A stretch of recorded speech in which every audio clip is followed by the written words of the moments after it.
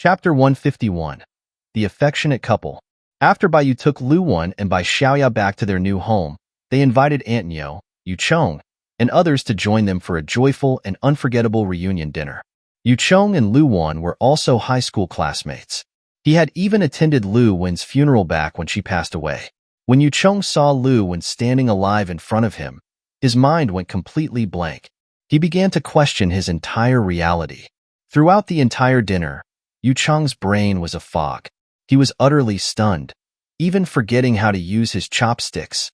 However, it was precisely Yu Chong's dumbfounded state that added so much joy to the evening. As the dinner came to an end and everyone departed, Qing Shu and Bai Xiaoya began studying together in the living room. Bai Xiaoya was teaching Qing Shu how to use a smartphone, while Qing Shu was teaching Bai Xiaoya how to use magic. The moment Qing Shu met Bai Xiaoya, she was completely smitten with her adorable little niece. When she learned that Bai Yu hadn't taught Bai Xiaoya any magic, she was even more furious. If it hadn't been for the fact that there were friends and family at the table, and Qing Shu wanted to give Bai Yu face, she would have already scolded him for his irresponsibility. So, as soon as the dinner ended, Qing Shu dragged Bai Xiaoya off to practice magic. Bai Xiaoya had originally wanted to study, thinking that high school was about preparing for the Gaokao, the intense college entrance exam. She still wanted to get into Tsinghua or Peking University. However, after Qing Shu's relentless persuasion, Bai Xiaoya agreed to learn magic alongside her. The reason Bai Xiaoya agreed was simply because Qing Shu said that practicing magic could improve memory and sharpen thinking. Bai Yu hadn't expected Qing Shu to be so eager to be Bai Xiaoya's teacher, but he was happy with it. After all, he had planned to teach Bai Xiaoya how to cultivate only after resurrecting Lu Wen and soothing Bai Xiaoya's wounded heart. Given Bai Xiaoya's previous state of mind, if she had started cultivating then, she would have easily gone down the wrong path and become a female demon. Now that Lu Wen was back and Bai Xiaoya was back to normal, Bai Yu felt at peace letting Bai Xiaoya practice cultivation, guiding her onto the right path. Qing Shu, as a deity born from the spring residence Spring, was inherently a primordial god. Regardless of her combat skills, her talent and cultivation were far beyond those of ordinary celestial beings. Therefore, having Qing Shu be Bai Xiaoya's mentor was more than sufficient. As for combat training, Bai Yu would have time to teach her later. With Qing Shu around, Bai Yu would also have more time to spend with Lu Wen and focus on his own affairs. In the kitchen, Bai Yu and Lu Wen washed dishes together. Although both Bai Yu and Lu Wen could use magic to clean the dishes instantly, they cherished this rare moment of alone time in the kitchen and both tacitly agreed not to use their powers. "Bai Yu, I noticed you were a little distracted during dinner. Is something on your mind?" Lu Wen asked Bai Yu as she washed the dishes. Bai Yu was surprised. Was it that obvious? Actually, it wasn't that obvious. Lu Wen smiled slightly. But I know you too well. I can see when something's bothering you. I can't hide anything from you. Bai Yu shook his head and chuckled, then said, "Actually, I have some things to take care of tonight. I can't stay home and might not be back until tomorrow, so I feel a little sorry." "Is that it?" Lu Wen looked surprised. "When you and Yu Chong were starting your business, you wouldn't come home for a whole week sometimes. What's one night away?" Bai Yu sighed. "The thing is, we just reunited, and I have to leave on the first day. I just feel bad." "Bai Yu, when did you become so sentimental?" Lu Wen rolled her eyes at Bai Yu. "Our daughter is almost going to college, and you're acting like a clingy puppy? If you have important things to do, then go do them. It doesn't bother me. I'll be angry if you delay important matters because of me, understand?" Lu Wen took off her dishwashing gloves, dipped her finger in a bit of foam, and poked Bai Yu's nose. "Xiao Wen." Bai Yu looked into Lu Wen's eyes, then shook his head and smiled. "Haha, you're still the same as before. It's me who's become a bit sensitive and fragile. After all, for me, it was just like having a dream. But for you?" As Lu Wen spoke, her eyes filled with heartache. She immediately hugged Bai Yu and whispered, "Bai Yu, you waited 10,000 years for us. If you don't count the 10 years I was dead, I've only truly experienced a little over 20 years of life. I've even forgotten most of my childhood. I only really remember about 10 years of my life. Bai Yu, I can't imagine how long 10,000 years must have felt. how much loneliness you endured in those years. If I had to spend 10,000 years in some dark prison, I would definitely go insane. So are you. You've endured more than anyone else. You don't need to feel guilty towards us, mother and daughter. Let's just be like we used to be. Xiao Wan, Yu looked at Lu Wan, who was hugging him tightly, and shook his head, smiling. Well, that's not exactly how it works, but I understand what you mean. Yu, as a primordial demon god, had existed before Pengu separated heaven and earth, having lived for countless ages. For him, 10,000 years was just a blink of an eye, nothing like what Lu Wan imagined. However, Yu didn't want to disappoint Lu Wan's intentions. He met her gaze, his eyes filled with affection. He loved her, and she loved him. Their lips slowly drew closer. Mom, Dad, look, I've already learned the fireball spell. At that moment, Xiaoya excitedly rushed into the kitchen, catching Yu and Lu Wan about to kiss. She froze on the spot. Lu Wan immediately pushed Yu away, coughed awkwardly, and asked Xiaoya, Xiaoya, what were you saying just now? Xiaoya snapped out of it and quickly shook her head. In nothing. I'm going to play with Annie Ching. You guys carry on. With that, Xiaoya, her face flushed, turned and ran out of the kitchen. Xiaoya. Lu Wan wanted to go after Xiaoya, but Yu wrapped his arm around her waist. What are you doing? Lu Wan looked at Yu, surprised. I'm going to check on our daughter. Don't you think Xiaoya is a little lonely? Yu smiled at Lu Wan. What do you mean? Lu Wan asked. Yu said, I think. She probably wants a little brother or sister. With that, Yu turned Lu Wan around, still wearing her apron, and lifted her skirt, revealing the black stockings beneath. Lu Wan's expression shifted slightly when Yu directly lifted her skirt in the kitchen. Her cheeks flushed a deep red, and she whispered, Are you crazy? Qing Shu and Xiaoya are still outside. It's okay. They can't hear us or see us. Yu chuckled and snapped his fingers. A barrier rose around the kitchen, sealing it off from the outside. Xiao Wan, you said I've been lonely for 10,000 years. We still have some time tonight. Why don't you offer some comfort? Yu whispered. Lu Wan's face was as red as an apple, unable to speak. Without waiting for her answer, Yu ripped off Lu Wan's skirt. MMMPH. The kitchen was filled with passion. Chapter 152. Old Mouse 3's Request. After spending some blissful alone time with Lu Wan, it was gradually approaching midnight. Xiaoya had school the next day. Lu Wan went to bed with her after they'd both finished washing up. After waiting for both Lu Wan and Xiaoya to fall asleep, Yu quietly closed the bedroom door, preparing to head to Antique Street. Big brother Bai, are you going out? Wearing pajamas and curled up on the living room sofa playing on her phone, Qing Shu noticed Yu changing into outdoor clothes. She popped her head up from the sofa and asked Yu. Yu nodded slightly, not hiding anything from Qing Shu. Old Mouse 3 has information about my nameless limitless sword. I need to go and retrieve it. Nameless limitless sword? Hearing Yu's words, Qing Shu's eyes lit up immediately.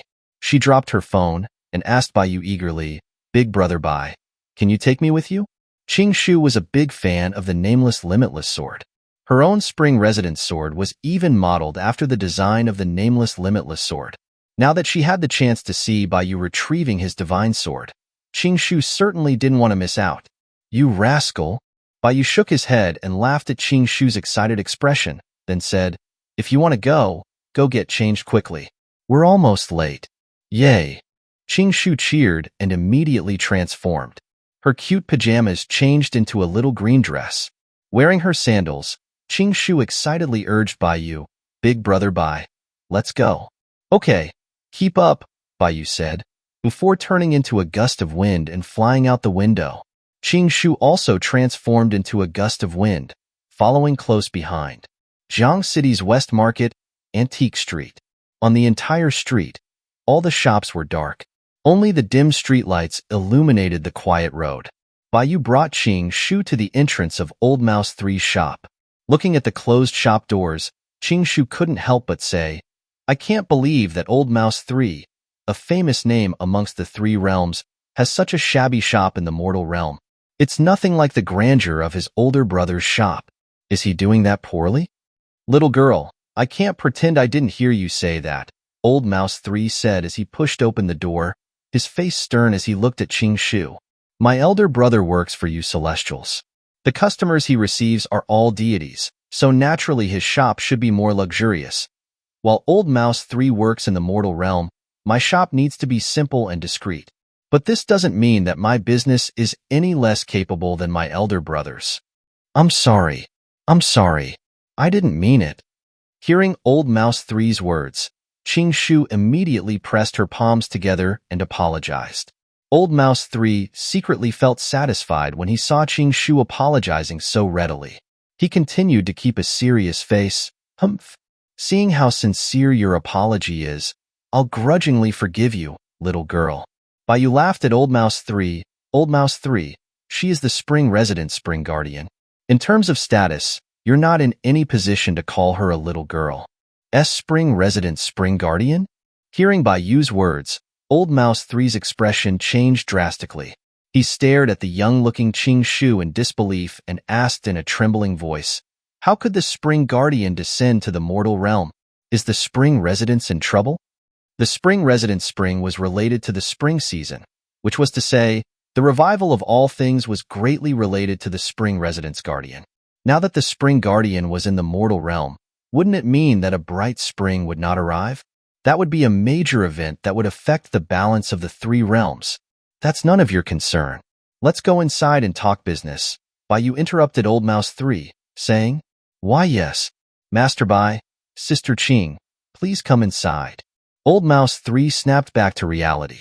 His attitude toward Qing Shu completely changed, and he quickly ushered Baiyu and Qing Shu into the shop. As a famous information broker in the three realms, Old Mouse 3 naturally knew Qing Shu's extraordinary status in the immortal realm. More importantly, Qing Shu was known as Baiyu's adopted sister, and Baiyu was incredibly protective of her. Baiyu was currently Old Mouse 3's most important customer, so Old Mouse 3 naturally didn't dare to offend Qing Shu. After carefully leading Baiyu and Qing Shu into the shop, Old Mouse 3 smiled and greeted them. Please make yourselves comfortable. I'll go and make you some tea. I've got some top-grade Tiguanyan that just came in. Baiyu casually sat down on the sofa, glanced at the empty shop, and asked Old Mouse 3, where are your employees? Why are you the only one in the shop? Master Bai, aren't all my employees over in Europe helping you keep an eye on the nameless limitless sword? Old Mouse 3 said to Baiyu as he made tea. You sent them all out? A hint of surprise flashed in Baiyu's eyes. Old Mouse 3's employees, other than the outer-level mice who were responsible for odd jobs and acting as informants, had over 100 core employees, each of whom was a capable elite in their own right. Each of those elites was someone who would cause Old Mouse 3 to wince for years if he lost them. Normally, Old Mouse 3 would dispatch 5 or more employees at once to investigate a matter. That would indicate that he was taking it very seriously. But now, Old Mouse 3 had sent all of his employees to Europe, which made Baiyu sense something unusual. Cross-border operations were already very risky. For Old Mouse 3 to send all of his forces this time was more like he was staking everything he had. From Baiyu's understanding of Old Mouse 3, while Old Mouse 3 was a bit slippery, he was very sharp and cautious in his actions. For Old Mouse 3 to willingly bet it all meant that there was a huge benefit hidden behind this operation. Old Mouse 3 also knew that he couldn't hide it from Baiyu and said bitterly, Master Bai, actually, I didn't have a choice. The land over in Europe is Asgard's territory. Our brothers can barely move an inch. If I didn't send everyone over, we wouldn't be able to keep tabs on your nameless limitless sword. Baiyu raised an eyebrow slightly. Old Mouse 3, you've really gone all out this time, huh? You wouldn't be wanting me to just give you the nameless limitless sword, would you? Old Mouse 3 was a businessman. Baiyu wouldn't believe that Old Mouse 3 would do all this work for free. How would I dare covet Master Bai's nameless limitless divine sword? Old Mouse 3 placed the brewed tea on the coffee table. But I do indeed want Master Bai's help with getting something. What thing? Baiyu asked. Old Mouse 3 said solemnly, the heart of the world tree. The heart of the world tree? Hearing Old Mouse 3's words, Qing Shu almost spat out the Tiguanyan she had just drunk. She stared at Old Mouse 3 in disbelief. Isn't that Asgard's national treasure? Asking us to retrieve the heart of the world tree is almost the same as asking us to destroy Asgard. Asgard was a divine kingdom located on the branches of the world tree, and the heart of the world tree was the core of the world tree. In a way, the value of the heart of the world tree was not less than the nameless, limitless divine sword. If by you were to take the heart of the world tree, it would be tantamount to causing the world tree to wither. Thump.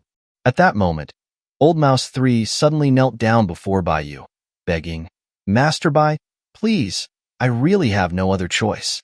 My second brother needs the heart of the world tree to save his life."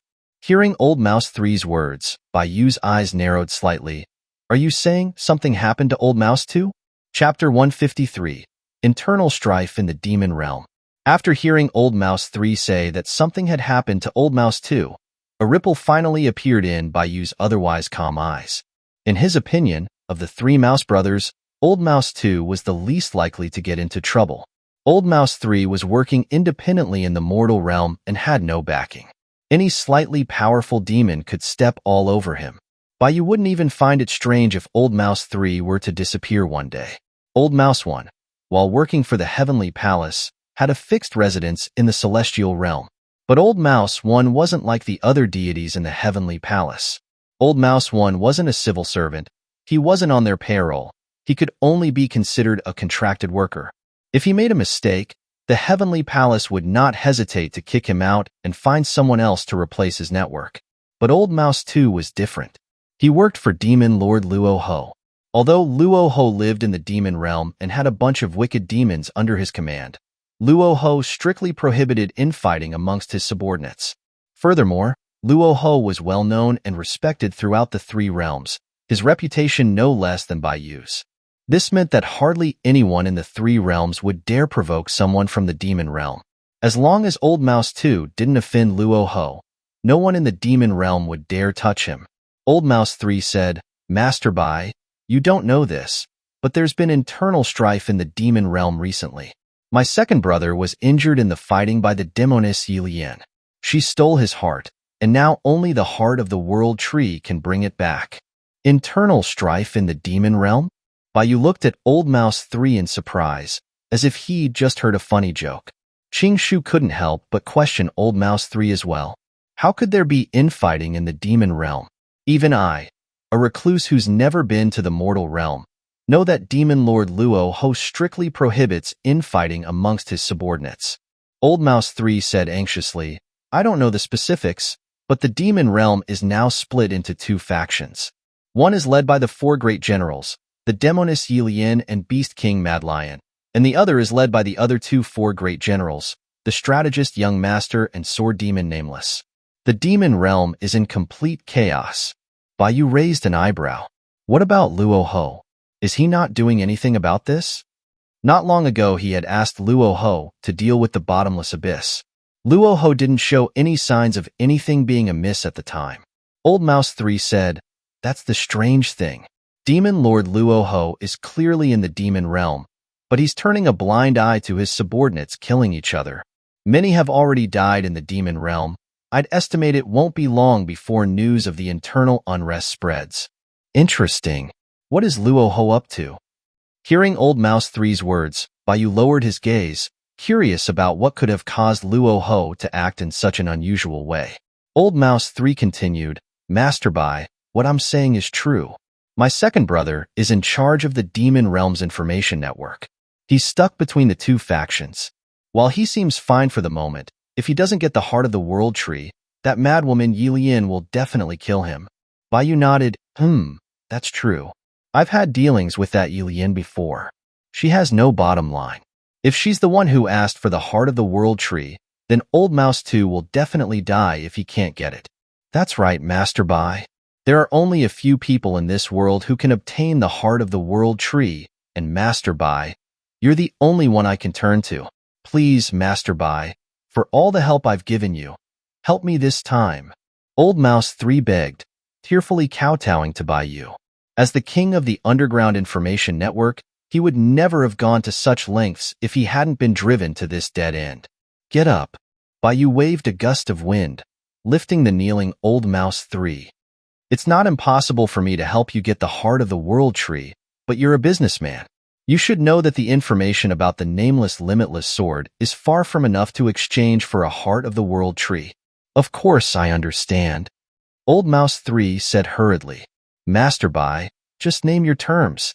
As long as Old Mouse 3 can do it, I'll climb mountains of knives and jump into seas of fire to get it done for you. It's not a big deal for you. Bai smiled slightly. As you know, after the war 10 years ago, I lost all 10 of my divine weapons. I've only recovered the measuring ruler, karma fire lotus, demon refining pot, and chaos cultivation furnace. Other than the nameless limitless sword, I don't know where the other 5 weapons are. I need you to help me find them for free. Of course, you don't need to bring the weapons back to me. Just provide me with their location. I don't think that's too difficult for you, is it? Hearing Bai's words, Old Mouse 3's nose tingled with emotion. He quickly said to Bai, not difficult. Not difficult at all. Thank you, Master Bai. Old Mouse 3 had already mentally prepared himself to sell himself to Bai to save his second brother, to be a lifelong unpaid worker for Bai. But he didn't expect Bai to make such a simple request. For anyone else, finding Bai's divine weapons would be almost impossible. But Old Mouse 3 was different. His information network spread throughout the mortal realm. Plus, with his older and second brother's networks, he could easily grasp every little thing happening throughout the 3 realms. As long as Bai's divine weapons showed even the slightest trace, he could get their location. After all, each of Bai's divine weapons was a famous top-tier weapon, each possessing immense power. Unless the person who picked up Bai's divine weapon hid it away and never used it, there was no way Old Mouse 3 wouldn't be able to find it. Bai shook his head and smiled at Old Mouse 3's touched expression. All right, go and get ready. We should leave. Yes, Master Bai. I need to prepare some tools. Please wait a moment. Old Mouse 3 replied excitedly, then scurried behind the shop to prepare the tools he'd need for his trip to Europe. Seeing Old Mouse 3 busy at the back of the shop, Qingshu lowered her voice and asked Bai, Big Brother Bai, are you really going to get the heart of the world tree? Taking the heart of the world tree was essentially declaring war with Asgard. Even for the Heavenly Palace, this would be an extremely serious diplomatic incident. Bai nodded. Old Mouse 3 has helped me a lot. He was a great help finding my old enemies, finding Xiaowan and Xiaoya. Giving him a heart of the world tree is nothing. What about Asgard? Qingshu asked worriedly. After all, Asgard was a divine kingdom. Although it wasn't as powerful as the Heavenly Palace, it had a considerable number of followers in the mortal realm and had great strength. Moreover, the king of Asgard, Odin, and the thunder god Thor were among the top powerhouses in the celestial realm. Bai didn't seem worried at all, and said with a laugh, Anyway, their prophecy says that the gods will face Ragnarok and die at the fangs of the giant wolf Fenrir. Rather than letting the heart of the world tree be devoured by a wolf, it would be better to let us have it. At least we can use it to save someone. At that, Bai smiled and ruffled Qingshu's hair, saying, Don't worry, kid. I know what I'm doing. This trip to Europe won't cause too much of a fuss. Hearing Bai's words, Qingshu felt reassured and nodded to Bai. Okay. Chapter 154. The Viss Family. Norway, Northern Europe, Finnmark County. West Coast, a nameless harbor. The sun hadn't risen yet. The biting cold wind whipped the waves, crashing them against the shore. Only the dim light of the lighthouse on the shore illuminated the quiet coast. Bai and Qingshu arrived at the harbor, led by Old Mouse 3. A short man wearing a coat and hat was already waiting for them. When the short man saw Old Mouse 3, he hurried forward and said respectfully to him, Boss, you're finally here. All the brothers are ready. Old Mouse 3 nodded slightly to the short man, then said to Bai, Master Bai, there are still 2 hours until dawn.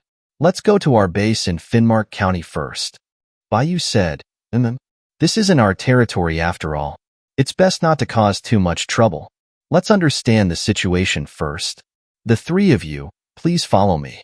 The short man bowed slightly to Bai and Qingshu before turning to lead the way. The group left the harbor and didn't walk for long before they arrived at an old tavern. This was a small town next to Finnmark County, and this tavern was the only building in the town with lights still on. When Bai and the others pushed open the tavern door and entered, they felt a rush of warm air. Phew, it's so warm in here. As soon as Qing Shu entered the tavern, she couldn't help but exclaim as she breathed warm air into her hands. As the spring resident's guardian, the goddess of spring, she hated winter the most. The season was almost winter, and with Norway being so far north, the climate was cold. Qing Shu felt a little out of sorts after arriving in this country. But for Bai Yu, the Norwegian winter was like a greenhouse compared to the cold of the dark prison. Bai Yu sat down at a random table and said to Old Mouse 3, "Old Mouse 3, tell me about the situation here." "No problem." Old Mouse 3 nodded, then said to the short man who had led them here, "Little 6, bring out the map you've been working on." "Okay." Upon hearing this, Little 6 immediately retrieved a map made of sheepskin from behind the bar and respectfully handed it to Bai Yu. Bai Yu took the map and found that it was a map of Finnmark County. However, unlike ordinary maps, this map marked the territories occupied by various monsters and the spheres of influence of various families in Finnmark County. The entire map was divided into 5 parts, controlled by 5 families in the county. However, only the territory of the family in the northeast was marked in red. Bai Yu scanned the map and asked Little 6, "Is the Vis family marked on this map the giant family that got my nameless limitless sword?" "Yes, Master Bai." Little 6 said respectfully, "The Vis family's power is mostly concentrated in the northeast, and they also have people in both the government and military. They can mobilize the navy stationed at the harbor at any time." Old Mouse 3 explained, "That means if we attack the Vis family, the Norwegian army will arrive immediately to assist them." Bai Yu said, "The human army is not a threat. I'm more curious about what these tree branches are on the map." On the map, besides marking the locations of various monsters, Bai Yu also saw a colorful tree branch next to the Vis family's base. Little 6 said, "That's the Rainbow Bridge of the World Tree. The Vis family can travel directly to Asgard through the Rainbow Bridge, and the deities of Asgard can also travel directly from the celestial realm to the mortal realm through that bridge." "So, this Vis family has been in contact with the celestial realm?" Bai Yu raised an eyebrow. "That's right." Little 6 nodded. "According to our investigations, the core members of the Vis family are frost giants." Bai Yu said, "I thought I heard that the giants and the Aesir gods of Asgard were enemies. How did these giants of the Vis family get mixed up with Asgard?" "Master Bai, let me explain this to you." Old Mouse 3 explained to Bai Yu, "The head of the Vis family, Vis, was once a duke of the Land of Mist, one of the 9 realms of the World Tree. Later, he failed in the power struggle between the giants and was expelled from the Land of Mist, and finally established the Vis family in Finnmark County of the Mortal Realm. The new king of the Land of Mist had been sending assassins to kill Vis to solidify his power. In order to establish himself, Vis relied on Asgard and served the Aesir gods to seek protection. That's why the Vis family gave your nameless, limitless divine sword to Asgard after they obtained it. It was then that the divine craftsman Svadilfari took an interest in it." "Sigh. The relationships are too complex. I really don't have any interest in these small national disputes." Bai Yu shook his head after hearing what Old Mouse 3 said, and then said, "In summary, my nameless limitless sword is in the hands of the Vis family, right?" "Yes." Old Mouse 3 nodded. "However, the Vis family has hidden your sword. We haven't been able to find out exactly who has it. If we act rashly now, we'll only be alerting them. So, I suggest, Master Bai, that we strike when they hold the ritual at dawn. They will surely bring out the divine sword when they sacrifice it." Bai Yu didn't care, and said with a smile, "It doesn't matter.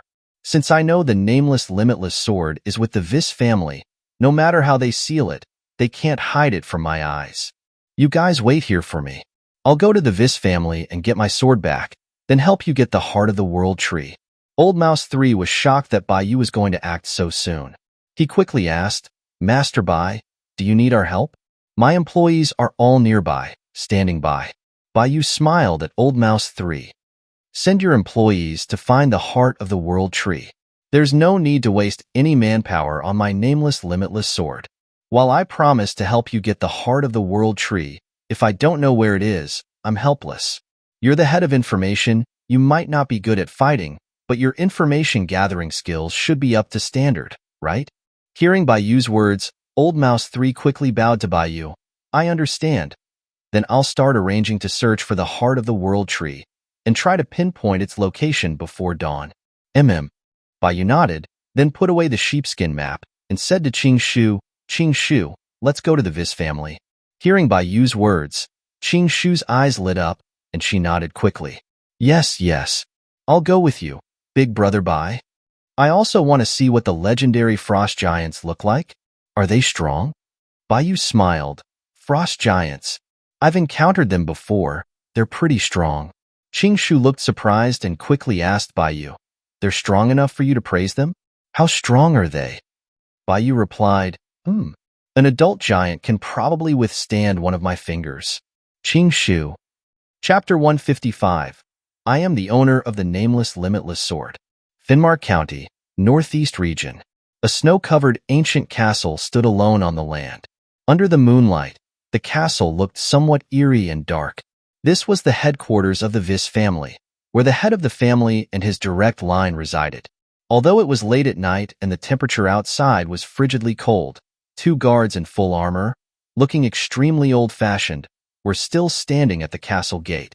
A casual passerby might look at the guards at the entrance of the Vis family castle and marvel at their wealth.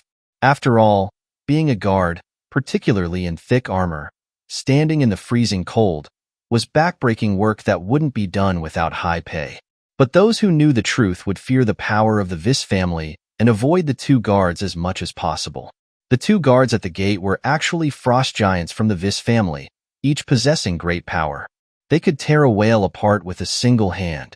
Moreover, frost giants were known for their love of fighting. Half the missing persons in Finnmark County each year were killed by frost giants. Therefore, approaching the Vis family castle at night was like courting death. Sigh. This night watch is so boring. I can only stand here at the gate. I can't go anywhere. I really want to crush a human skull. The frost giant on the left side of the gate yawned and complained to the other frost giant. The frost giant on the right said, Don't complain. There are only 2 hours left until our shift ends. Today, the family head will meet with the divine craftsman from Asgard. Nothing can go wrong before the ceremony is completed. The left frost giant scoffed. This whole of Finnmark County is controlled by our Vis family. Who would dare to come here and cause trouble? The right frost giant said, Even so, we still need to be careful, just in case. Hold on, someone's coming. Just as the 2 guards were chatting idly, they suddenly noticed 2 figures approaching in the distance. They immediately stopped talking. Seeing someone approach, the 2 guards tensed up. The ceremony was about to start at dawn. If anything went wrong before the ceremony, they would surely lose their heads. The guards might complain, but they didn't dare to slack off. At this point, Bayu, with Qingshu, approached. He smiled and asked the 2 guards, Excuse me, is this the Vis family? Get lost. We don't accept beggars here. The 2 guards mistook Bayu and Qingshu for beggars seeking shelter and snapped impatiently. Bayu was unconcerned with the guards' attitude towards him and continued politely, Please go inside and inform your Vis family head to return what he owes me. What could the family head owe you? The frost giant on the right furrowed his brow. Why aren't you moving on? With that, the right frost giant swung his spear, intending to scare away Bayu and Qingshu. Wait. The frost giant on the left suddenly stopped his companion. His eyes, as big as copper bells, scrutinized Bayu and Qingshu. Licking his lips, he grinned maliciously. No one would care if these 2 yellow-skinned beggars disappeared. Let me kill them. I really want to hear the sound of skulls cracking. Sigh. I can't do anything with you. The frost giant on the right sighed slightly and then stepped back, saying to the frost giant on the left, Be quick about it. Don't make too much noise, or you'll disturb the people inside. No worries. How much noise can crushing an ant make? The frost giant on the left laughed. Before his size grew from normal human height to over 3 meters, the frost giant looked down at Bayu and Qingshu, revealing sharp fangs, and grinned maliciously. You came here to die on your own. You can't blame us. With that, the frost giant reached out a massive hand to grab Bayu's head. Seeing the giant palm coming for him, Bai sighed slightly. These barbarians really are impolite. As he finished speaking, Bai raised a hand and grabbed the frost giant's enormous finger, stopping the frost giant's arm from moving any further. The frost giant on the right, seeing his companion suddenly freeze, asked in confusion, "What are you doing?" At that point, fear appeared on the left frost giant's face. He cried out in terror, "Brother! I can't move. Help me." "What?" Hearing his companion's words, the frost giant on the right's expression changed dramatically. He immediately charged at Bai with his weapon. Boom! But before the right frost giant could even reach Bai, the frost giant whose finger Bai had grabbed exploded. The loud explosion instantly alerted the entire castle. The right frost giant watched, stunned, as his companion exploded into a cloud of blood, splattering him with gore. He stood completely dumbfounded. Bai removed the wind barrier he'd created to block the blood and asked the stunned frost giant, "Brother, can you go inside and make an announcement?" Bai's voice snapped the stunned frost giant back to reality. The frost giant fell to the ground in fright, looking at Bai in terror and asking, "Who the hell are you?" "The owner of the nameless limitless sword," Bai replied. What?" Hearing Bai's words, the stunned frost giant's pupils shrank, and boundless fear rose in his eyes. The owner of the nameless limitless sword. Wasn't that the legendary first battle god of the Eastern Heavenly Palace? This was a major problem. He had to inform the family head immediately. Realizing that an uninvited guest had arrived at the Vis family, the frost giant quickly got up from the ground and ran into the castle in a panic.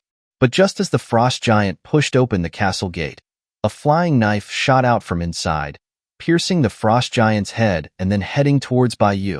Bai easily caught the flying knife with 2 fingers, ignoring the frost giant who had fallen in front of him, and said into the castle, "The way the Vis family treats their own people is truly peculiar. That mere doorman dared to cause such a disturbance in the middle of the night, disrupting the rest of the Vis family. He deserves to die." A cold voice came from inside the castle, followed by a blonde beauty wearing a maid uniform, high heels, and twirling a flying knife, who walked out of the castle and stared coldly at Bai and Xianxia. The blonde beauty scanned Bai and Xianxia and asked coldly, "Why did you come to the Vis family so late at night?" Bai said, "I already told your guards. He's dead." The blonde beauty said indifferently, "I'm the head maid of the Vis family. Say it again, so that I can decide if you live or die based on your answer." Bai laughed, "Yes, you know your doorman is dead. Why don't you go ask your doorman? I don't want to say it a second time. You're courting death."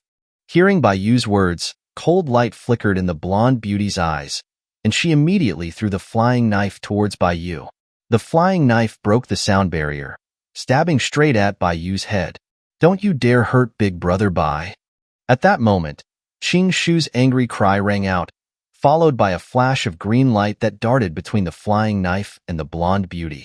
In the next instant, Xianxia, holding the spring residence sword, appeared behind the blonde beauty, while the flying knife that was headed for Bai and the blonde beauty behind Xianxia were both sliced in 2. Crimson blood dripped onto the snow from the blade of the spring residence sword. The blonde beauty didn't even realize she was dead. Her body, split in 2, fell to the snow and was stained with blood. Chapter 156. The Fate of a Bandit. Xianxia. Bai was surprised to see Xianxia suddenly become so emotional. He looked at her in shock. She had instantly killed the head maid of the Vis family. Xianxia also returned to her senses at that moment and quickly explained to Bai, "Big Brother Bai. I didn't mean to, but I don't know why. I suddenly had an uncontrollable anger. All I wanted was to kill her." "Your emotions were influenced?" Hearing Xianxia's words, Bai frowned slightly. Not dismissing it as a coincidence, he immediately went to the body of the head maid, squatted down, and examined it. Xianxia, as the spring residence guardian, was not normally fond of killing. But Xianxia's actions just now were extremely decisive and ruthless, clearly aimed at taking the other person's life. Although Bai would have killed the head maid even if Xianxia hadn't, the situation had become very strange now that Xianxia had taken action. There's nothing unusual inside her body. Could it be that the environment is influencing Xianxia? Not finding anything unusual in the headmaid's body, Baiyu then asked Xianxia, when you were facing those two frost giants earlier, did you have an urge to kill them? Hearing Baiyu's words, Xianxia was stunned for a moment, then replied, now that you mention it, I was indeed a little upset at the time, and wanted to kill them, but I was able to suppress the urge. After they pushed open the castle gate, I felt even less able to suppress the urge, and just wanted to destroy the entire castle. It seems like there's something wrong with this castle, Baiyu said, standing up, then retrieved the Hichu Luoshu and handed it to Xianxia. Kid, from now on, carry the Hichu Luoshu. It can help you resist the influence of the environment on your emotions. The reason Xianxia was influenced by this castle while Baiyu didn't feel anything was, on one hand, because Baiyu's cultivation was far higher than Xianxia's, so the power in this castle couldn't twist Baiyu's soul. On the other hand, Xianxia was the goddess of spring, and this place was the depths of winter, greatly weakening Xianxia's power. Furthermore, frost giants were a race that brought cold and darkness, and they were practically Xianxia's natural enemy. With all these factors combined, it was understandable that Xianxia's emotions would be affected. After being enveloped by the power of the Hichu Luoshu, the irritability and murderous intent in Xianxia's heart immediately disappeared, and she said happily, Big brother Bai, it really works. My mood seems much more peaceful. Baiyu nodded. You should keep the Hichu Luoshu with you during this time. These people aren't worth staining your hands with blood. Hee. Big brother Bai is the best. Xianxia immediately put away the spring residence sword, held the Hichu Luoshu with both hands, and quickly stood behind Baiyu. With the Hichu Luoshu's divine power, Xianxia couldn't even feel the cold around her, as if she had returned to the spring residence spring. Having made a big commotion at the castle gate, everyone in the castle had been awakened. Before long, a large number of guards gathered in the square, surrounding Baiyu and Xianxia. However, the two halves of the headmaid's body were still lying in front of Baiyu. Although the guards outnumbered them, they did not dare to rush at Baiyu. Who are you? How dare you trespass on the Vis family's grounds in the middle of the night? You have some guts. At that moment, a sharp shout came from behind the crowd. The crowd then parted to the sides, and a blond man wearing armor and a sword at his waist walked out from behind.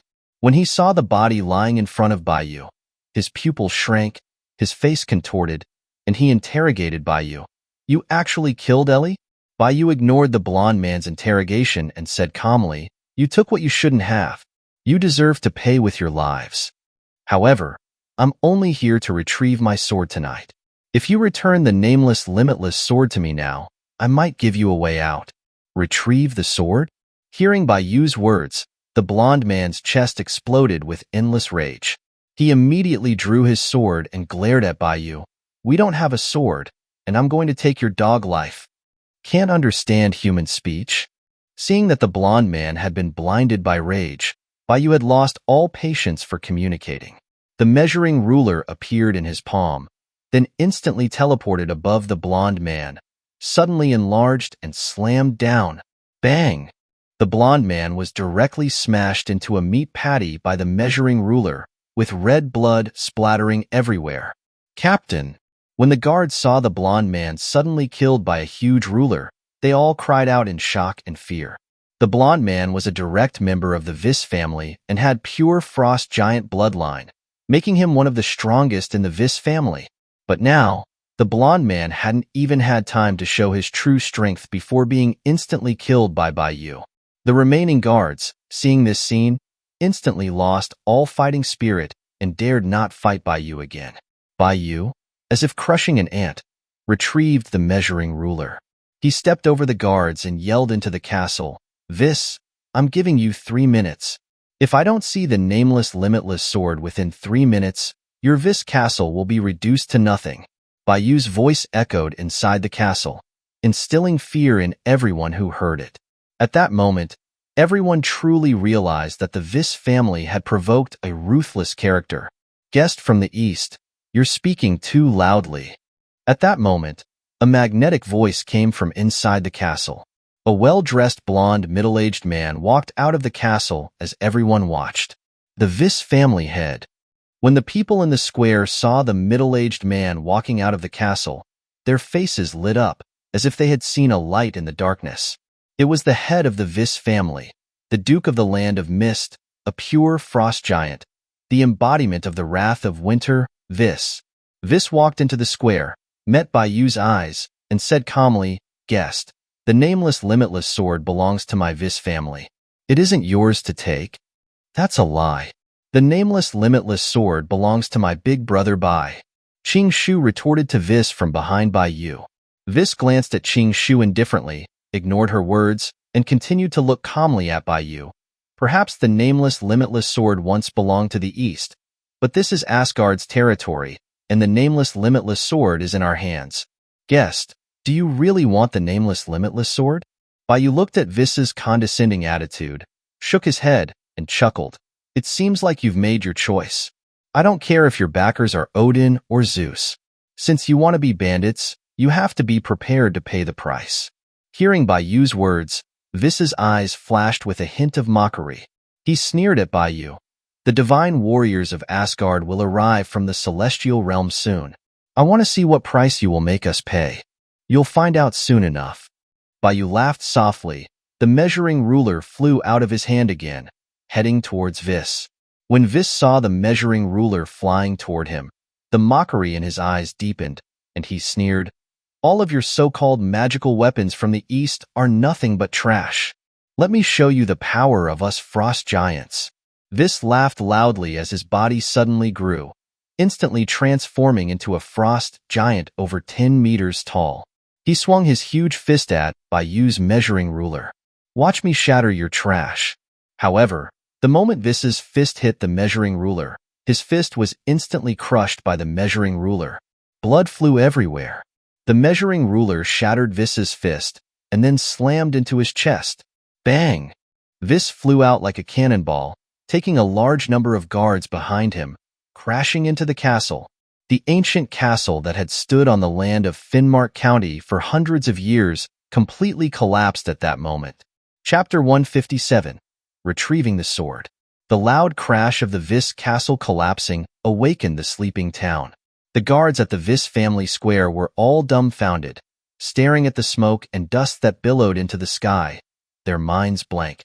Everyone had witnessed what had just happened, but not a single person present could understand what their eyes had seen. In their understanding, their family head, Vis, wasn't just the strongest person in Finnmark County. He could be ranked among the top 10 in all of Northern Europe. On top of that, with the protection of the gods of Asgard behind him, no power in the entire West dared to provoke the Vis family, not even the king of the Land of Mist. Yet now, their proud family head, Vis, was so easily sent flying by an unknown Easterner. As everyone stared blankly at the dust, they suddenly found themselves shrouded in shadow. "What's?" The crowd snapped back to reality and subconsciously looked up at the sky, only to see that the measuring ruler, which had sent Vis flying, had now flown out of the dust and was hovering above them, becoming enormous. To the crowd, it looked as if an iron mountain was floating above their heads. "Fall." At that moment, Bai Yu's cold voice echoed in their ears, and the pupils of the Vis family guards present shrank. "It's over." Those two words flashed through everyone's minds at that moment. All they could do was watch as the measuring ruler rapidly grew larger in their vision. Bang! The measuring ruler slammed down, and all of Northern Europe shook violently.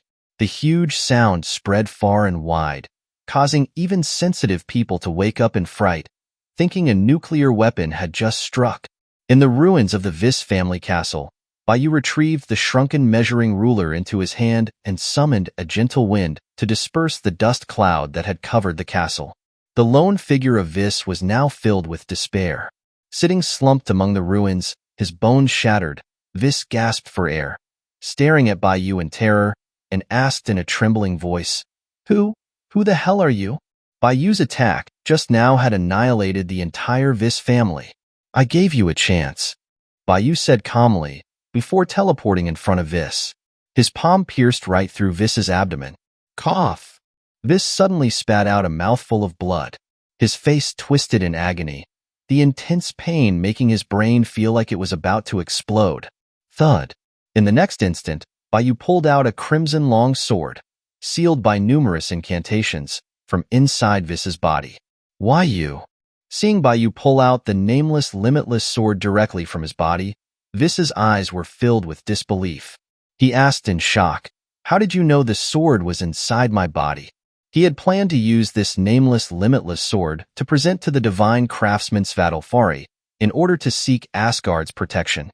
To be safe, he had specially hired the most powerful spellcaster in Northern Europe to seal all the energy of the nameless, limitless sword before hiding it inside his body. After that, he had killed the spellcaster to prevent any leaks of information. He should be the only person in the world who knew where the nameless, limitless sword was. But Baiyu had come right up and pulled the nameless, limitless sword out, which was completely beyond his comprehension. Baiyu ignored Vis's question and easily shattered the incantations surrounding the nameless, limitless sword. Boom! The moment Baiyu shattered the incantations sealing the nameless, limitless sword, overwhelming demonic energy erupted from the nameless, limitless sword, filling the entire castle ruins. Ayaha! Vis was entangled by the endless demonic energy of the nameless, limitless sword. The muscles on his body visibly atrophied, his huge body rapidly shrinking. He quickly turned into a hunched old man, his life like a candle in the wind, flickering and about to go out. After absorbing Vis's life force, the nameless, limitless sword seemed to come fully to life, its crimson blade glowing with a captivating light. The black energy around it surged and pulsed like it was breathing. "That sword is mine." The dying Vis stared intently at the nameless, limitless sword in Baiyu's hand. He didn't seem willing to have his treasure taken by Baiyu so easily, and with great effort, reached out a thin, withered hand, trembling, towards the nameless, limitless sword in Baiyu's hand. However, this action of Vis seemed to enrage the nameless, limitless sword, which had not yet calmed down. A large amount of demonic energy surged out from the blade, instantly engulfing Vis. In an instant, the frost giant, Vis, was reduced to dust. When Baiyu saw the nameless, limitless sword kill Vis, he couldn't help but say, "Your temper is still so volatile. If I didn't keep you in check, I don't know what kind of trouble you'd get into." Buzz. The nameless, limitless sword let out a sword hum, as if complaining that Baiyu was late, causing it to suffer great humiliation. Baiyu simply shook his head and smiled at the nameless, limitless sword's protest, then said, "Well, I'm here now, aren't I? Stop complaining.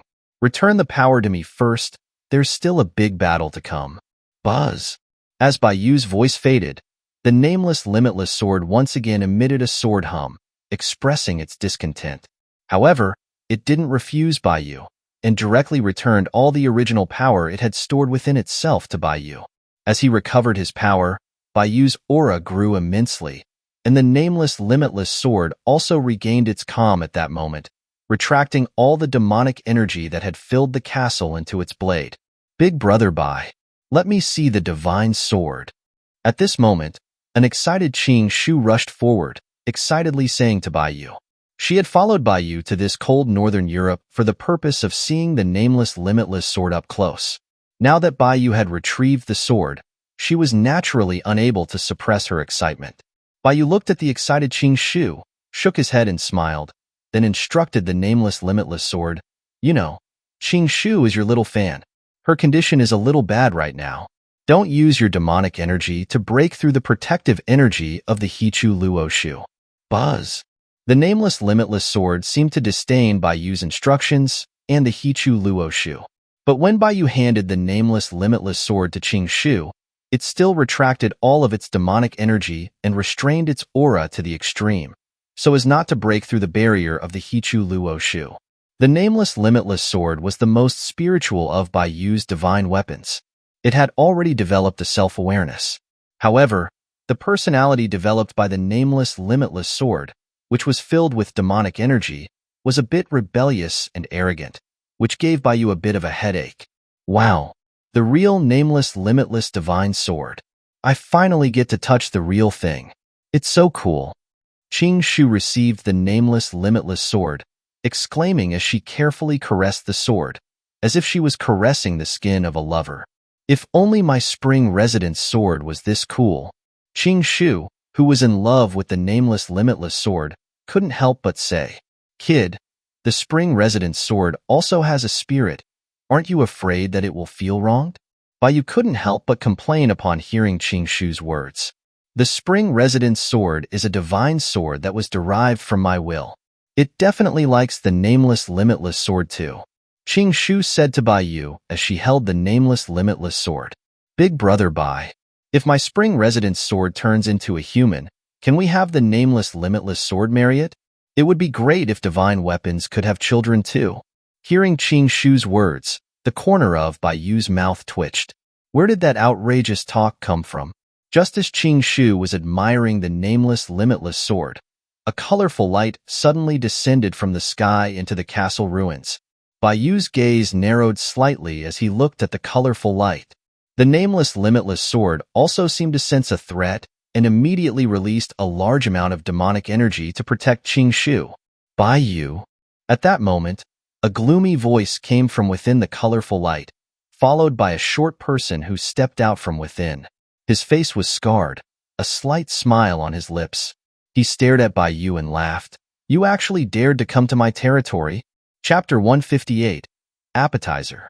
Baiyu looked at the scarred dwarf, a cold glint in his eyes, and said with a light laugh, "Svadilfari, you actually dared to come here.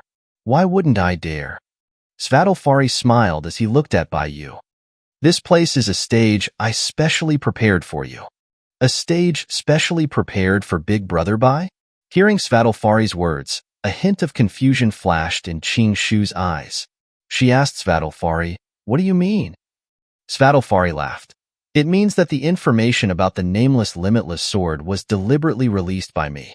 Otherwise, with only your eastern rats in the gutter, you wouldn't have been able to obtain information from me." Baiyu raised an eyebrow. "So, you went to all the trouble to lure me here, and even kindly returned the nameless limitless sword to me. Just what kind of performance did you prepare for me? I have to say, if the performance you prepared for me doesn't satisfy me, then you're going to die very miserably." "Hee, don't worry, Baiyu. Only you will die miserably." Svadilfari laughed eerily, before pulling out a jet-black staff.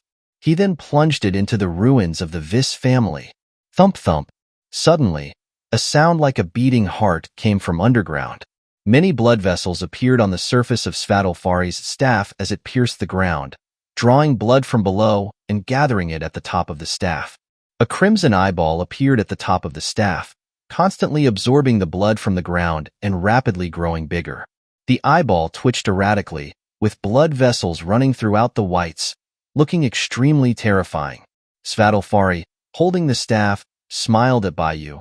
"Baiyu, I heard that you were suppressed by the heavenly palace for 10,000 years.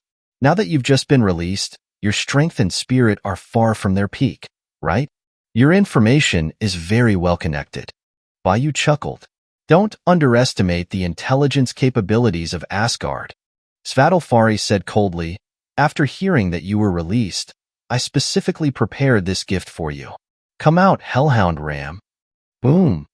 As Svadilfari finished speaking, a gate to the netherworld rose in front of Svadilfari, and a hellhound covered in blood, with 3 heads, walked out from the gate. The hellhound's 6 eyes stared greedily at Baiyu and Qing Shu, drooling constantly. Baiyu, Ram is an ancient beast that I borrowed from the goddess of death Hela. Its fangs are enough to shatter the hardest blade in the world. Baiyu looked at the 3-headed dog and yawned, asking Svadilfari, "Is that it?" Not to mention this 3-headed hellhound, even if its master Hela came, Baiyu would win if he didn't even blink. However, Svadilfari didn't think that way. He sneered at Baiyu. "Baiyu, you should figure out how to survive Ram's fangs first. Then we can talk about other things." "Ram, tear him apart." Woof, woof, woof. Ram's 3 heads roared at the same time before it turned into a bloody light and charged towards Baiyu. The stench of blood swept towards Baiyu. Baiyu calmly looked at the 3-headed hellhound that was opening its bloody maw toward him, and said disappointedly, "Svadilfari, you have never failed to disappoint me. I thought you could have brought something impressive. A beast with 3 heads, you're actually treating it like a treasure. Clang! As Bayu's voice faded, a sword hum rang out, and countless sword lights flashed through the ruins of the castle. In the next instant, the hellhound that charged towards Bayu was instantly sliced into countless pieces, scattering all over the ground. The nameless, limitless sword returned in front of Qing Shu to protect her. Svadilfari's smile froze as he saw the pile of meat on the ground. He was stunned on the spot. He knew that the hellhound might not be Bayu's opponent. This ancient beast was just an appetizer he'd prepared for Bayu. But he never expected that the guardian of the Netherworld Gate, the hellhound, would be instantly killed by Bayu. The instant death of the hellhound completely messed up all his plans. After all, the big move he was brewing for Bayu required time to prepare. This Bayu has clearly been sealed in the dark prison for 10,000 years. How does he still have so much strength? Is it because of that nameless, limitless sword? Svadilfari stared at Bayu, his forehead covered with sweat. The hand holding his staff was starting to tremble slightly, and even the eyeball on top of the staff stopped expanding due to Svadilfari's fear. Seeing the terrified look on Svadilfari's face, Bayu couldn't help but mock. What's the matter? You've already run out of moves? With your pathetic skills, you think you can cause me any trouble? Provoked by Bayu, Svadilfari became agitated and roared at Bayu. Don't be so smug. Ram is a netherworld hellhound. It's immortal. You just wait. I'll summon it from hell again. There's no need for me to see a genetically mutated beast again. Bayu chuckled, before sending out a blade of spiritual energy, directly slicing the gate to the netherworld into 2 halves. Pooh! Svadilfari's connection with the underworld was forcefully severed by Bayu. He spat out a mouthful of blood. His aura instantly dropped, and his face turned extremely pale. All right, I'm also bored with this childish game of yours. Go die. Seeing Svadilfari looking so ill, Bayu lost his patience. He raised his hand and sucked Svadilfari directly into his hand. Svadilfari, if you don't have the strength, don't try to play these kinds of tricks. What you've done is just letting the wolf into your home. Bayu said calmly, before slightly increasing the pressure with his 5 fingers, about to twist Svadilfari's neck. Be-bye. Svadilfari gripped Bayu's hand tightly with both of his own, his small legs kicking and struggling in the air, his whole face turning as red as a pig's liver. The lack of oxygen in his brain was causing his consciousness to start blurring. Although Svadilfari was a god, unlike the Eastern immortals who didn't eat grains, he was still a flesh and blood creature who needed food and air to survive. Bayu grabbing Svadilfari's neck was akin to cutting off Svadilfari's path to survival. As he choked, Svadilfari's eyes began to turn bloodshot, the struggling motions growing weaker and weaker, his consciousness more and more blurred. Bayu seemed to want Svadilfari to slowly experience death by suffocation. He didn't kill him right away. He even provided Svadilfari's lungs a bit of air. However, Bayu's kindness instead caused Svadilfari to endure even more pain. Bayu, I'll never let you go, even as a ghost. Svadilfari stared at Bayu in agony, spitting out words with great difficulty, cursing Bayu. Don't worry, you won't go to hell after dying at my hands. Bayu smiled slightly at Svadilfari. You will simply disappear. Thump thump. Just at this moment, the sound of a strong heartbeat came from the ground once more. Huh. A hint of curiosity flashed in Bayu's eyes. He looked in the direction of the sound, and saw that half of Svadilfari's staff had embedded itself in the ground. A large number of blood vessels connected with the ground again. The eyeball at the top of the staff had now expanded to the size of a fist. Svadilfari saw the giant eyeball in the corner of his eyes, and finally smiled, showing his teeth. Bayu. Now, it's finally my turn. Chapter 159. Ancient Demon God. As Swarthild spoke, the enormous eyeball on his staff flew directly into the night sky, radiating an ominous aura. Rumbling. At that moment, the earth began to tremble violently. The giant eyeball in the sky writhed incessantly, as if it were pregnant with infinite hatred. Ha, Bayu. Let me show you the ultimate gift I've prepared for you. Swarthild, his neck still grasped by Bayu, suddenly burst into laughter. Then, a massive hand, covered in rotting flesh, erupted from the earth, sending rocks and soil flying into the air. The next instant, endless icy winds began to howl, and snow and ice descended from the heavens. Thud! The massive hand slammed onto the ground, causing the entire region of Finnmark to shake violently. Even the North Sea was convulsed by a tsunami. All living beings seemed to tremble at the resurrection of some giant. Thick fog enveloped the ruins of the ancient castle, frost forming everywhere. Even the Hichu Luo Shu, protecting Qing Shu, were half frozen. Big brother bye. I feel it again, that disturbing, unsettling aura. Qing Shu, upon seeing the giant hand, felt her mood become agitated once more. Her eyes were filled with horror. So, you managed to see this spectacle? Bai Yu, looking at the gigantic hand, muttered under his breath. He then threw Swarthild to the ground and smiled at him. I never imagined that you could actually resurrect the primordial giant Ymir. I take back what I said earlier. What you've prepared has indeed caught my eye. Like Bai Yu, Ymir was also born from chaos, one of the most ancient of the primordial demon gods.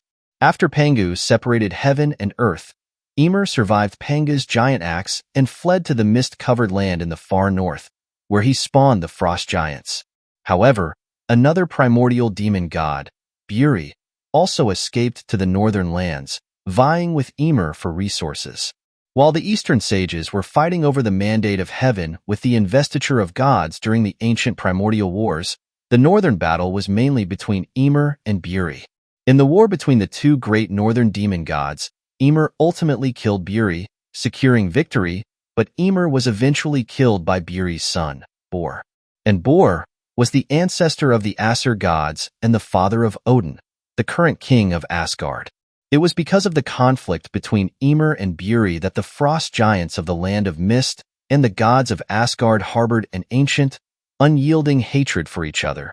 Although Bai Yu and Ymir were both primordial demon gods, Bai Yu, one of the 10 great demon gods, didn't have much contact with Ymir, who was ranked in the middle among the demon gods. Moreover, Bai Yu had been active in the east since ancient times and had not paid much attention to the northern war. He had only heard of Ymir's death and the birth of the Aesir gods during casual conversations with the sages. At the time, he had just chuckled and hadn't cared much about Ymir's death. Now, feeling Ymir's aura once again, Bai Yu felt like he was experiencing the battles he had fought in the north during the ancient times. However, what surprised Bai Yu the most was that Swarthild, a mere dwarf craftsman, was actually able to resurrect an ancient primordial demon god. Even if Ymir was weak, he was still a primordial demon god born from chaos.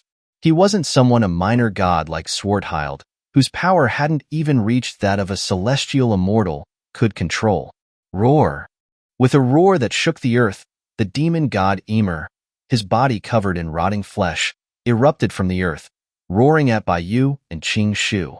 The biting cold wind swept through the sky, freezing the entire region of Finnmark, and even the ocean to the north was turned to ice. Swarthild scrambled to his feet and laughed at Bai Yu. Ha ha ha! Bai Yu, are you scared? I went through countless hardships to find Ymir's corpse in the deepest part of the netherworld, and I used the roots of the world tree and its nectar to barely resurrect him. Although Ymir's strength is now just a fraction of what it once was, he is still an ancient demon god, the progenitor of the frost giants.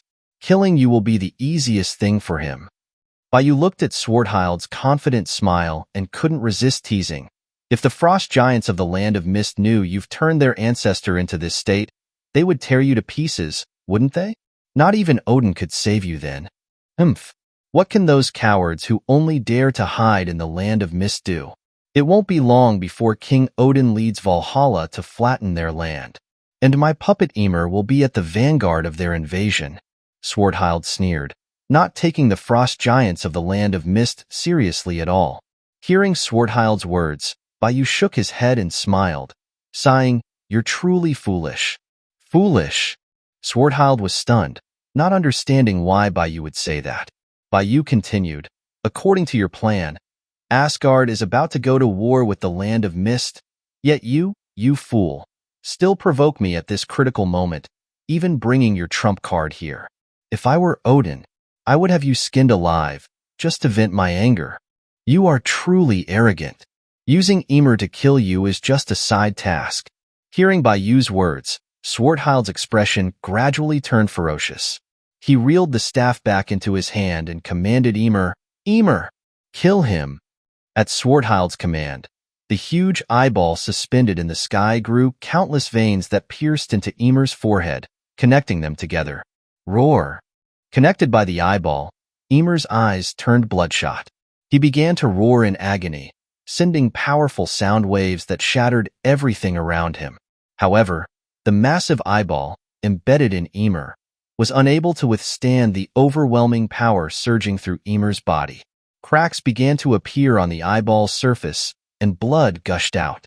Soon after, Swarthild's staff broke, and Ymir, out of control, seized Swarthild, hoisting him into the air. "Ymir, what are you doing? I told you to kill Bayu." Swarthild, seeing Ymir suddenly attack him, was filled with panic and cried out in alarm. But Ymir, as if he couldn't understand Swarthild's words, opened his massive maw and began to stuff Swarthild into his mouth. Seeing Ymir's mouth full of fangs, Swarthild's eyes filled with increasing terror. He quickly pleaded, "No, someone help me. I don't want to die." This sudden turn of events completely terrified Swarthild. He struggled desperately, even begging Bayu for help. "Bayu, please save me. I was wrong. I still have things left to do." However, Swarthild's struggles were utterly pointless. Ymir casually threw Swarthild into his mouth, like a candy, and began to chew. Crunch, crunch. Crimson blood flowed from the corners of Swarthild's mouth. Xianxia could even hear the sound of Swarthild's bones being crushed. Seeing Ymir, his body rotting, chewing on a human, Xianxia felt nauseous and chilled, on the verge of throwing up. But Ymir wasn't satisfied after eating Swarthild. He reached out his giant hand towards Bayu, trying to devour him as well. Bayu, seeing Ymir reach for him, showed no change in expression, but a glint of mockery flickered in his eyes. Bayu looked at Ymir and sneered softly, "Swarthild, you would have been better off dying by my hands. The taste of being devoured by a walking corpse must be awful, isn't it? In the end, I'm always the one left to clean up the mess." With that, Bayu slightly raised his hand and flicked his finger at Ymir's approaching hand. Bang! Bayu's finger struck Ymir's giant hand. Ymir's massive body was propelled into the air like a cannonball, forming a perfect arc before crashing through the frozen North Sea, sending ice shards flying everywhere. The sound of the massive impact echoed through the heavens and earth. Bayu gazed into the distance at the swirling ice fragments, then turned to Xianxia, saying, "Little girl, if you're not feeling well, go back to Rat Third's base and wait for me. I have some minor matters to take care of." Chapter 160. The Elegance of That Sword. As Ymir crashed into the frozen North Sea, the ice layers stretching for thousands of miles shattered instantly. Ymir's enormous body created gigantic tidal waves. Roar! Ymir thrashed in the frigid seawater. Pus and blood flowed from his rotting flesh, polluting the once pristine North Sea. Massive numbers of marine creatures floated to the surface, the stench of their corpses filling the air. The already bone-chilling north was now filled with a nauseating stench, turning the North Sea into a living hell. Ymir was already dead. Only his flesh retained a trace of consciousness, hidden by the goddess of death, Hela, in the deepest part of the netherworld, nourished with the sap of the world tree to prevent decay. It should have been impossible for Ymir to resurrect, but Swarthild had dug him up from the deepest part of the netherworld. He exhausted his efforts to create an evil staff that could resurrect Ymir. Through years of sacrifices, Swarthild finally managed to revive Ymir's flesh, turning him into the walking corpse he was now. Bayu, who had sent Xianxia back to Rat Third's base, arrived in the sky above the North Sea. He calmly looked at the struggling Ymir below, as the nameless sword began to slowly coalesce around him. Ymir, as a primordial demon god, you have fallen into this pathetic, half-alive state. Let me send you on your final journey. Bayu spoke calmly, infusing his spiritual power into the nameless sword. A torrent of murderous aura erupted from the nameless sword, engulfing the sky. Ymir, who was still thrashing about in the water, seemed to sense the impending danger from above.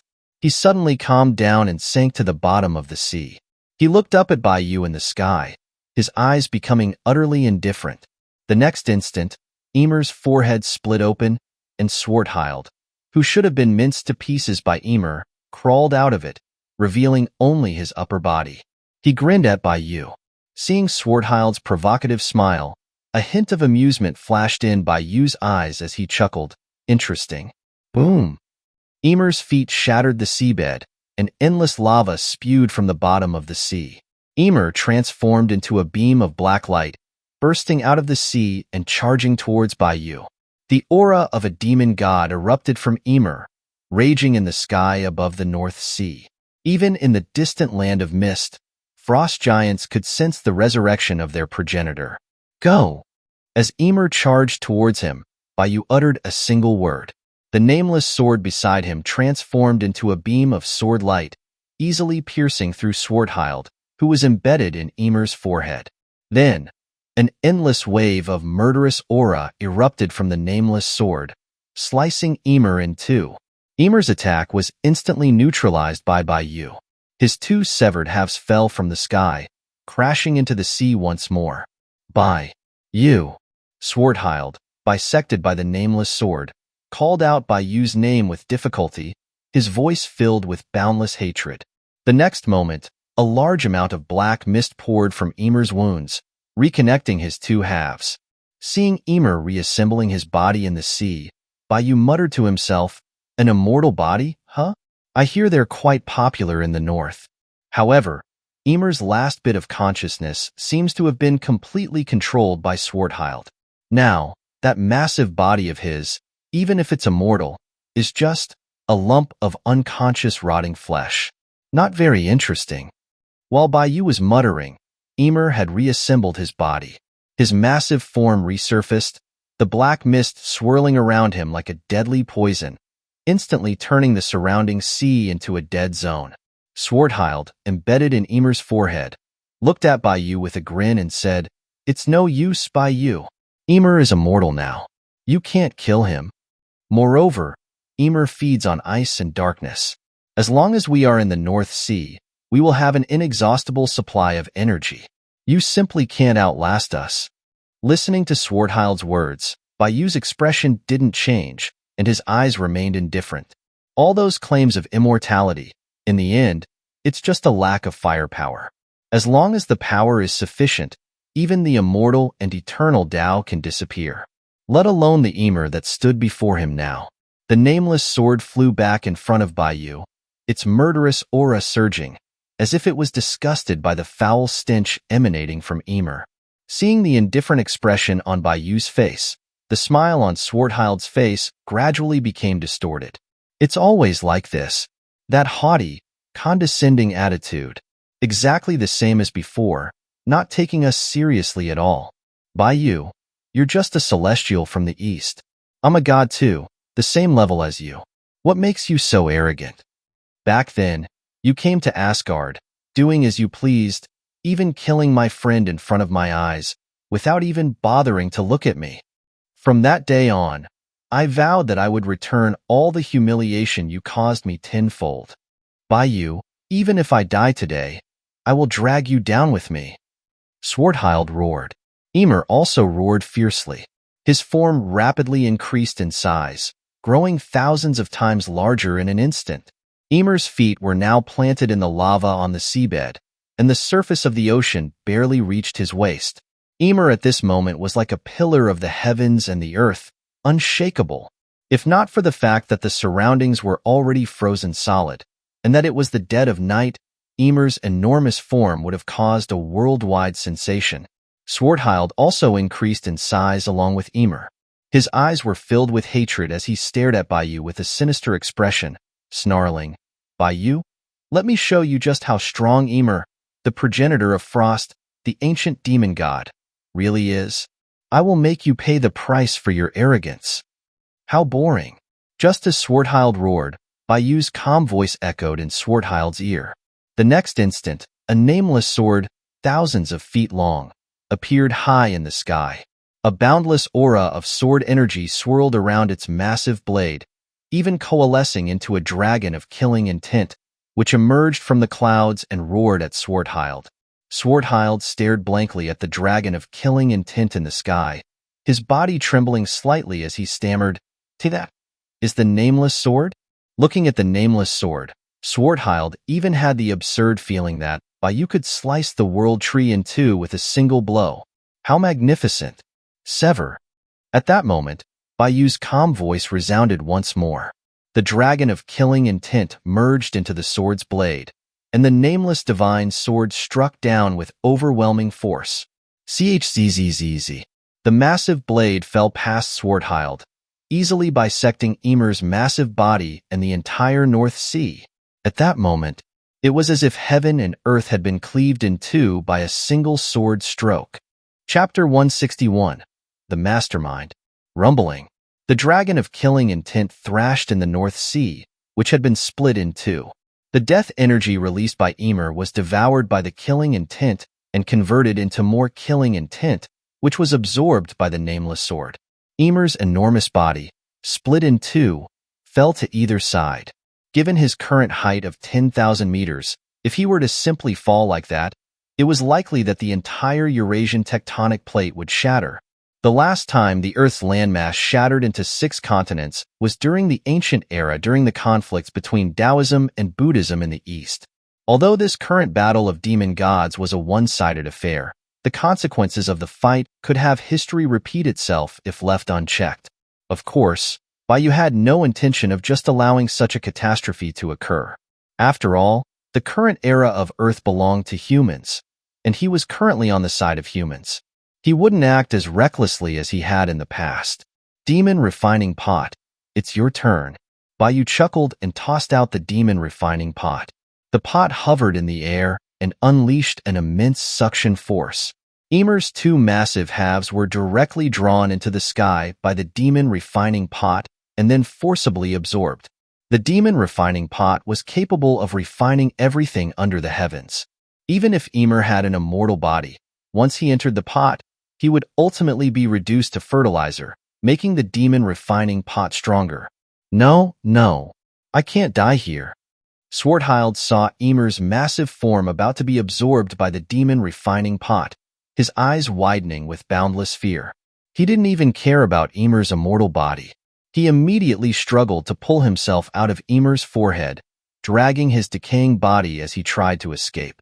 Unfortunately, Swarthild failed to realize that the reason he hadn't been bisected by the nameless sword was because Bayu had intentionally made the sword veer slightly. In Bayu's eyes, Ymir was just a tool to be dealt with using the demon refining pot. But Swarthild was different. From the beginning, all these troubles had been caused by Swarthild. Although Ymir's resurrection had provided Bayu with a decent warm-up, it didn't mean Bayu would let Swarthild go so easily. Just as Swarthild was preparing to take advantage of the chaos to dive into the icy seawater, a beam of sword light sliced through the air, piercing through Swarthild's chest and suspending him in midair. The nameless sword accurately pierced Swarthild's heart, and the unbearable pain continuously tormented Swarthild's nerves. Each beat of Swarthild's heart was cut by the blade of the nameless sword, making his suffering unbearable.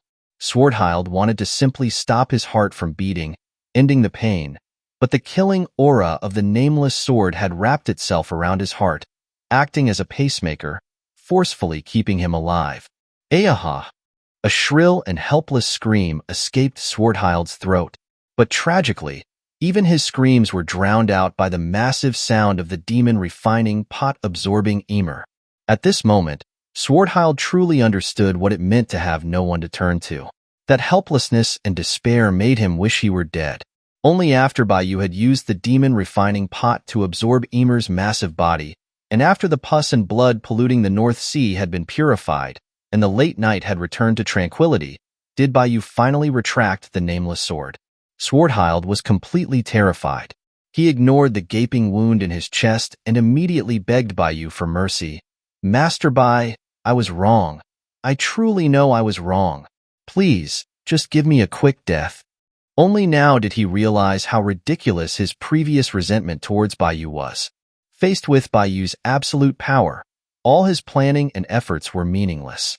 His jealousy and revenge were more laughable than a clown circus, and Baiyu's power was the source of his arrogance. It was likely that throughout the whole of Asgard, there were very few people who could even catch Baiyu's eye. Swordhild understood everything at this moment. Unfortunately, he had understood too late. Baiyu looked at Swordhild, who was full of fear, and said with a smile, "It's not impossible for me to give you a quick death.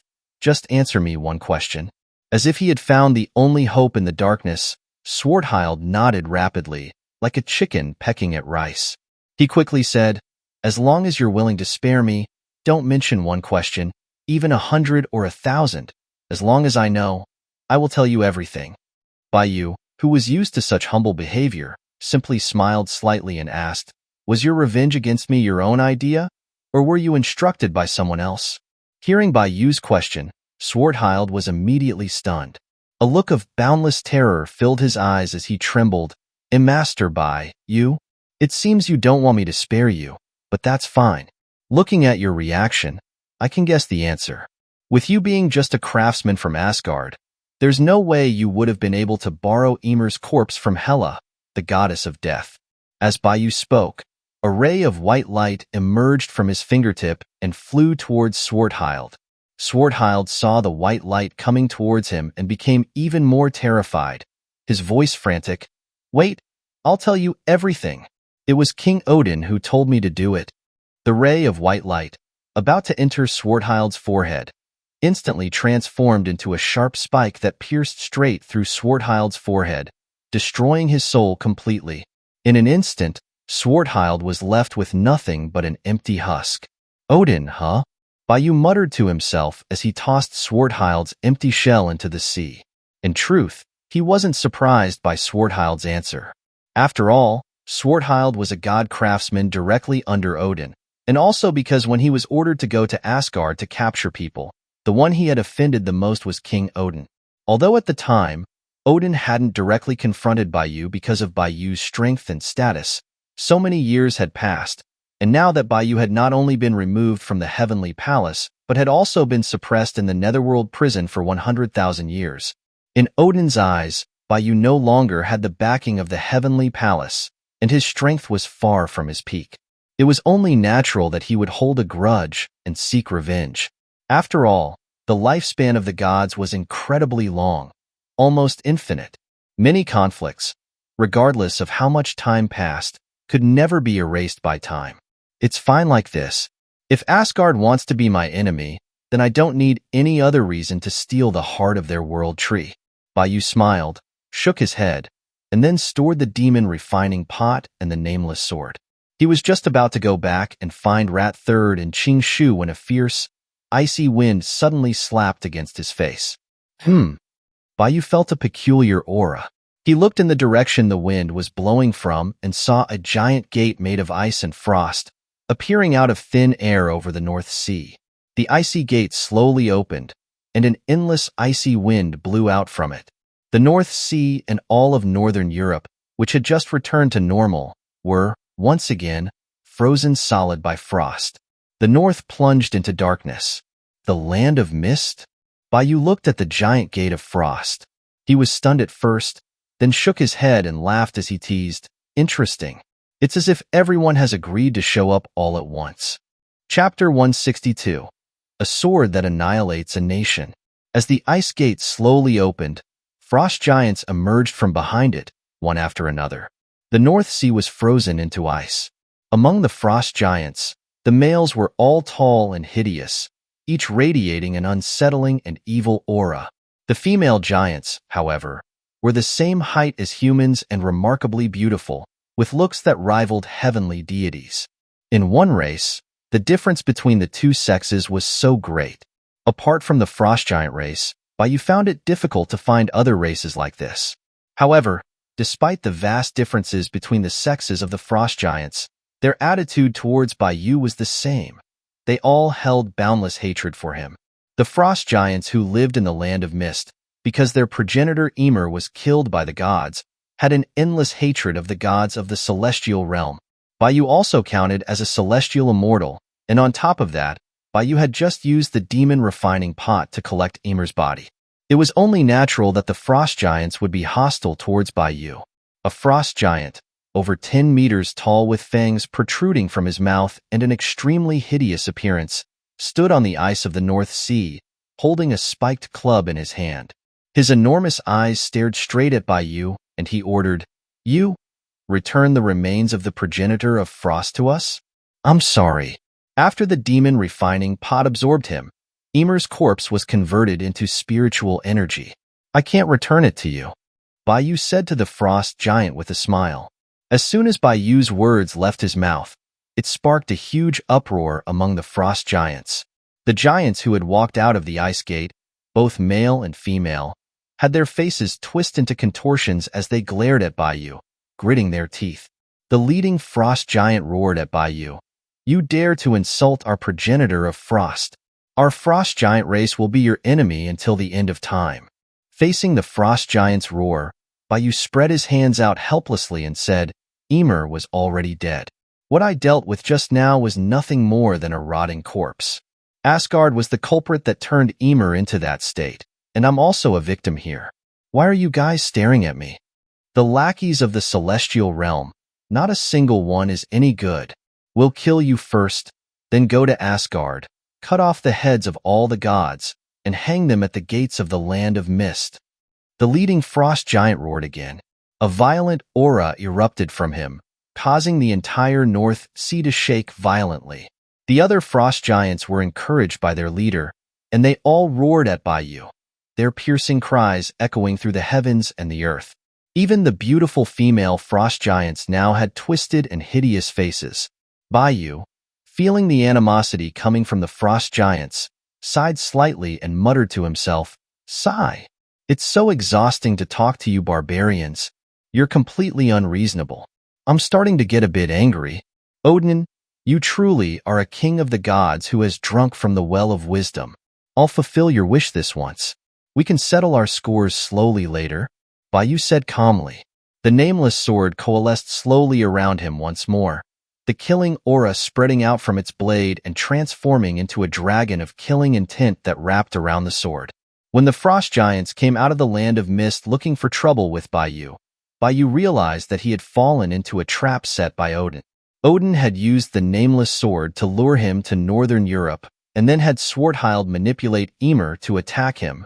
If his power wasn't sufficient and he was killed by Ymir, then Odin would have completed his revenge, and Ymir could continue to be used to fight against the land of mist.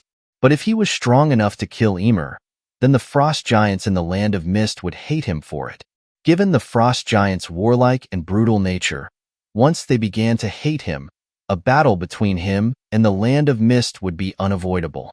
And no matter which side won in a fight between him and the frost giants, it would be a win for Odin. Baiyu sighed inwardly at the cleverness of Odin's plan. However, Baiyu wasn't the type of person who would be happy to be used by others. Since Odin had set a trap for him, he would naturally return the favor. If it had been before, when Baiyu was still working for the Heavenly Palace, he might have considered how his actions would affect the image of the Heavenly Palace and would have been more restrained in his actions. He wouldn't have been so ruthless towards Asgard. But it wasn't the same now. Baiyu was no longer a member of the Heavenly Palace. He could do whatever he wanted. Now that Odin had set the trap first, he would naturally return the favor 100-fold. Asgard always had a prophecy. The long-accumulated hatred between the gods and the giants will surely bring about the twilight of the gods.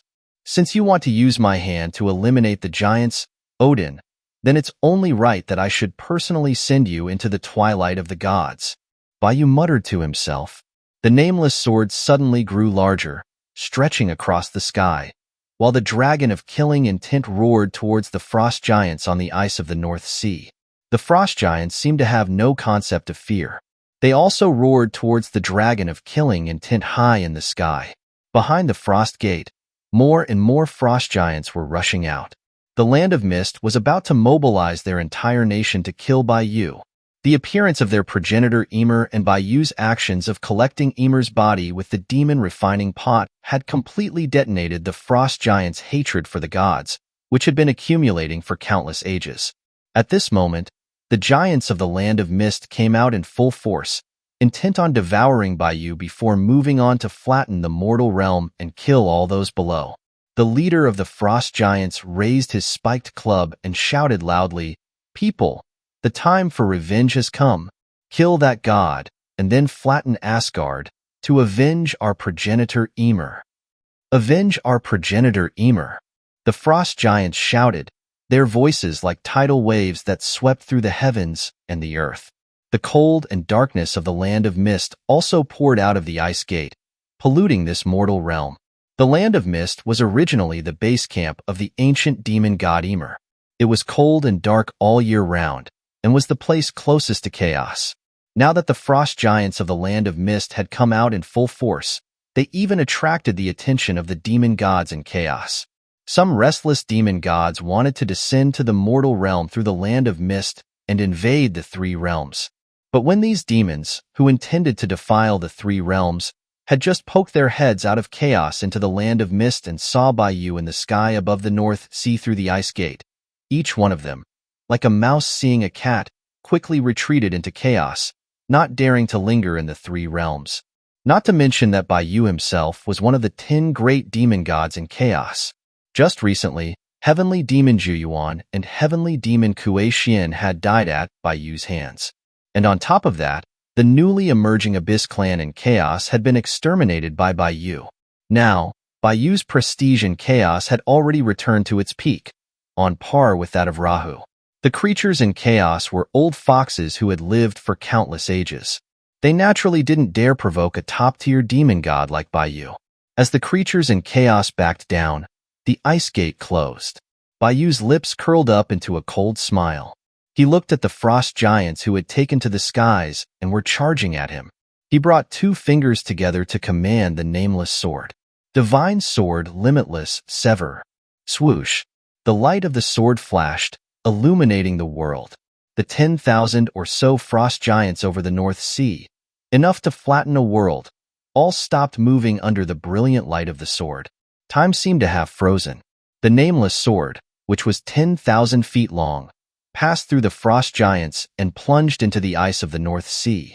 The next instant, all the frost giants turned to ash and vanished. Chapter 163, The Prophecy of the Gods. Over the North Sea, the cold wind blew. 10,000 frost giants were reduced to dust under the howling wind. The battlefield, which had been echoing with battle cries, became deathly silent in that moment. The space between the heavens and earth became utterly empty, with only a divine sword that seemed to pierce through both standing in the middle of the North Sea. The ice and frost gate gradually dissipated. At this time, a hint of light appeared in the east, and the glow of dawn shone on the nameless sword, making the divine sword appear incredibly dazzling. The frozen North Sea, and even all of northern Europe, slowly awakened under the soft sunlight. The nameless divine sword scattered into points of light, returning to Bayu's body. And Bayu, after annihilating a nation with a single sword strike, acted as if he had just done something insignificant. He slowly landed on the North Sea and said calmly, "So, I ask again, why did you have to provoke me?" "Oh, right."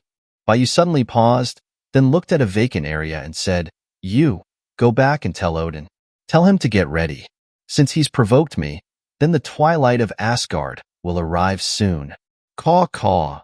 As soon as Bayu finished speaking, a transparent raven manifested. It flapped its wings with a terrified expression, flew into the sky, and then disappeared into the heights.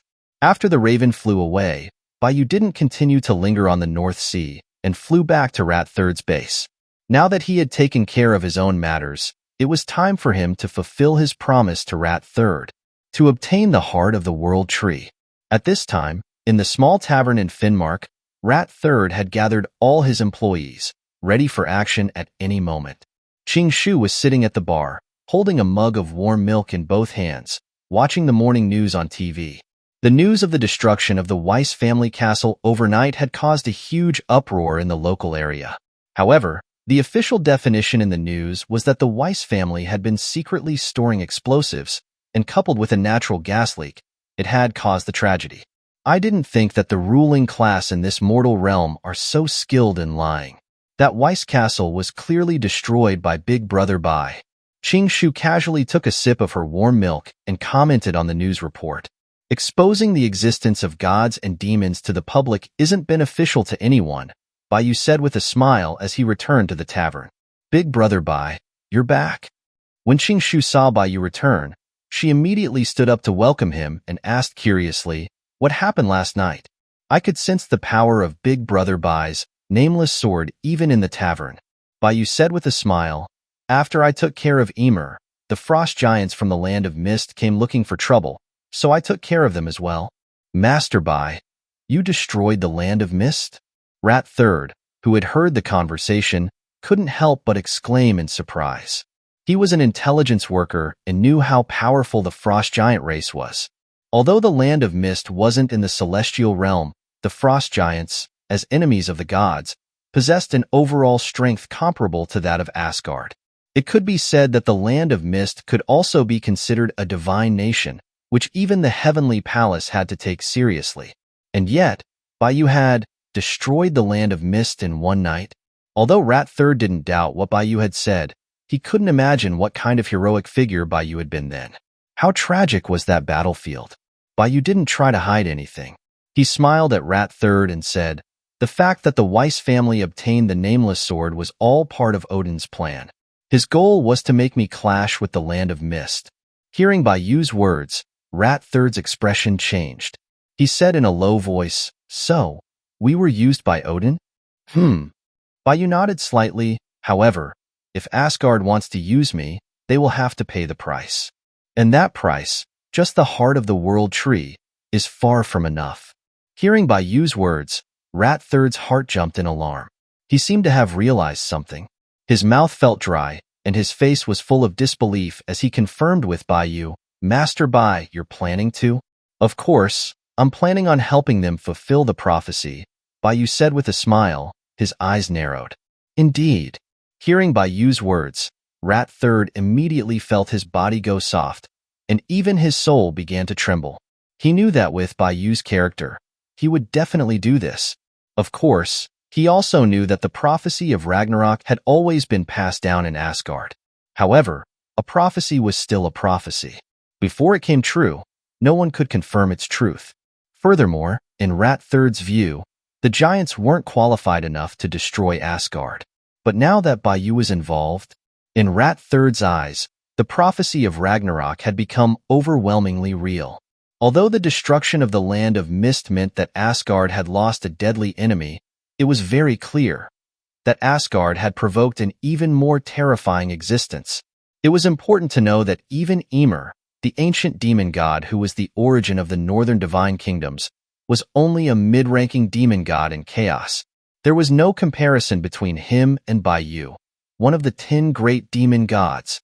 The frost giants of the land of mist were merely Ymir's descendants. For a moment, Rat Third didn't know if Odin's plan to make Bai destroy the land of mist was smart or foolish. If Odin hadn't made preparations to appease Bai's anger, then Rat Third was ready to witness history. Asgard was considered a significant divine kingdom in the celestial realm. If Asgard were destroyed, the balance of the celestial realm would also be broken. Whether it was the heavenly palace, the western heavens, Olympus, or Angel City, the various divine kingdoms would definitely not let the juicy piece of meat that was the world tree fall into anyone else's hands. While Rat Third was thinking about the future chaos and how many benefits he could gain from it, Bai urged him, Rat Third, don't get distracted. It's time for us to start working. You want the heart of the world tree, you surely know where it is, right? Hearing Bai's words, Rat Third came back to his senses. He quickly replied to Bai, don't worry, Master Bai.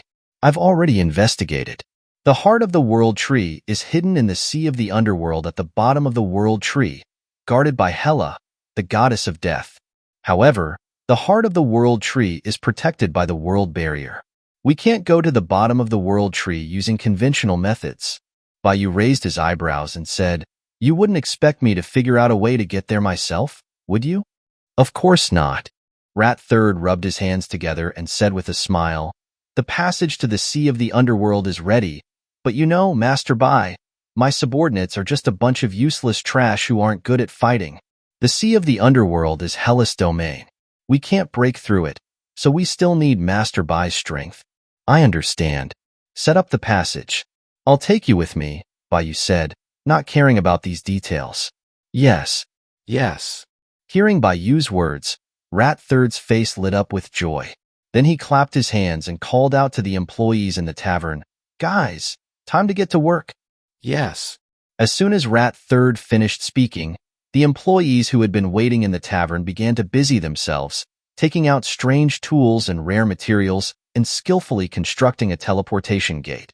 Soon, a gate leading to the netherworld appeared in the tavern. Chapter 164. The Sea of the Underworld.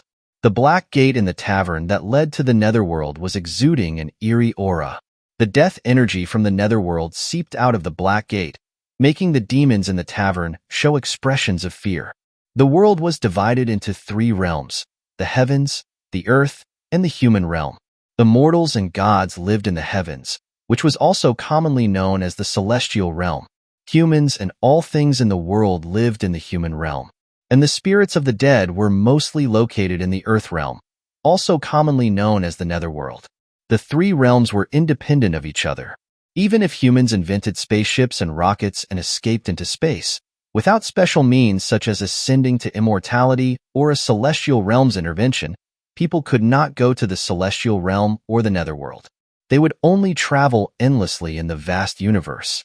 Whether it was the heavens, the earth, or the human realm, they each had their own complete universe. The 3 realms were independent of each other, but also influenced one another. For example, the sun in the heavens was a golden crow, while the sun in the human realm was the star in the middle of the solar system. However, the power of the golden crow was also closely related to the star in the middle of the solar system. Overall, however, the 3 realms each operated according to their own rules. As long as the balance was not broken, the 3 realms would live in peace. And in addition to the 3 realms, in the layer between the 3 realms and chaos, there also existed countless independent worlds, large and small. For example, the demon realm controlled by Rahu, the celestial mountains in the East Sea's Guisu, the land of mist where the frost giants lived, and the peach blossom spring that the ancient poet Tao Yuaming had stumbled into, all belonged to those independent worlds. Generally speaking, humans and demons could not go to the netherworld unless they died. For the demons in the tavern, the netherworld was a strange and frightening world. Rat Third looked at the black gate in the tavern, pursed his lips, and said to Baiyu, Master Bai, this gate can take you directly to the sea of the underworld. But with our low cultivation level, if we were to enter on our own, we would be discovered by Hela immediately, so we can only have Master Bai open the way. Okay, Baiyu nodded slightly, then said to Rat Third, This time, only you and I will go. The others will stay here. There's no need for them to go. Qing Shu immediately raised her hand and said, Big brother Bai, I want to go with you too. What are you going to do? Baiyu asked Qing Shu in surprise. You are a primordial god born in the spring of Chuanju. Your spiritual power is pure. The aura of the netherworld will pollute your spiritual power.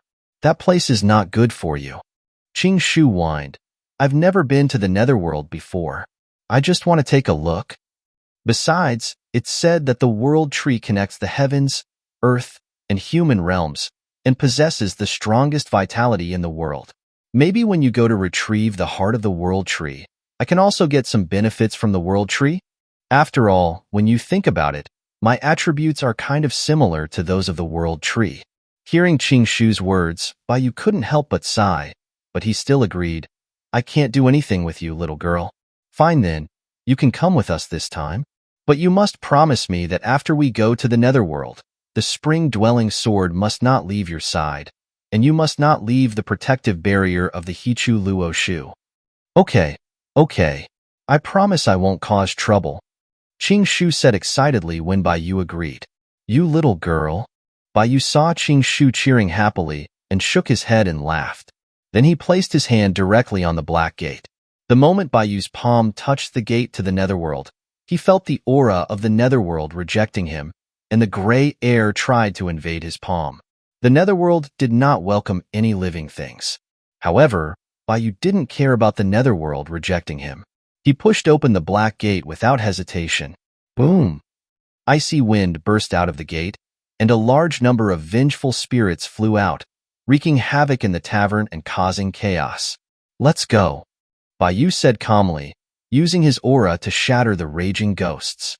He then used the power of the Hichu Luo Shu to protect Qing Shu and Rat Third, and was the first to step into the black gate. Qing Shu and Rat Third quickly followed. The black gate closed, and the tavern returned to calm. Behind the gate was a gray, silent ocean. Endless numbers of wandering spirits floated on the surface of the ocean. They were all the collectibles of the goddess of death, Hela, and could only wallow in the sea of the underworld, unable to escape for all eternity. When Bayu and the others arrived at the sea of the underworld, the surrounding spirits, as if they had smelled the scent of meat, rushed towards Bayu and the others. In the netherworld, any living thing was extremely delicious food for the wandering spirits. Bayu wasn't surprised by the actions of these spirits. He simply released a bit of his aura, and the spirits immediately scattered as if they had seen their natural enemy. The sea of the underworld became quiet again. So, this is the netherworld. The sky is all gray. It's so oppressive. Qing Shu stood on the calm, mirror-like surface of the water, looking at the gray sky and sighing. Bayu said, "There is no sun in the netherworld, and it's full of death energy. It's completely unsuitable for living beings. It can only be a transition for spirits, so it's normal for this place to feel oppressive." Qing Shu also asked, "I remember that in the underworld under the jurisdiction of our heavenly palace, the souls of the dead all go through reincarnation, right? There are only a very small number of wandering ghosts in the whole underworld, and they would all be captured by the Yin soldiers. Why are there so many wandering ghosts here in Northern Europe?" Bayu explained, "Every divine kingdom has its own rules. These spirits are just poor people imprisoned by Hela, similar to the rules in the Western Heaven, where after death, people don't go to the netherworld, but are directly taken by angels to live in heaven." Qing Shu said again, "Speaking of heaven, I really want to go there and have a look. I heard that the gods there all have wings. The stronger the god, the more wings they have. I'll take you to have a look when I have the chance." Bayu smiled at Qing Shu, then said to Rat Third, who was standing nearby, "Rat Third, where is the heart of the world tree?" "Master Bai, please wait a moment." Rat Third immediately took a sheepskin map out of his backpack and then looked around the sea of the underworld as if he was looking for a landmark. The sea of the underworld was not an endless ocean. There were many reefs and islands around, but most of the islands were shrouded in thick fog. If you were to walk around without direction, you would only get lost in the sea of the underworld. Got it.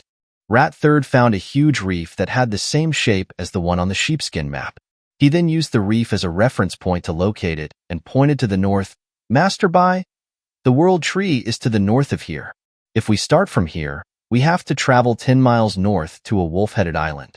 Then, from that wolf-headed island, we have to go east." Rat Third looked at the map, and he recited a series of complex routes.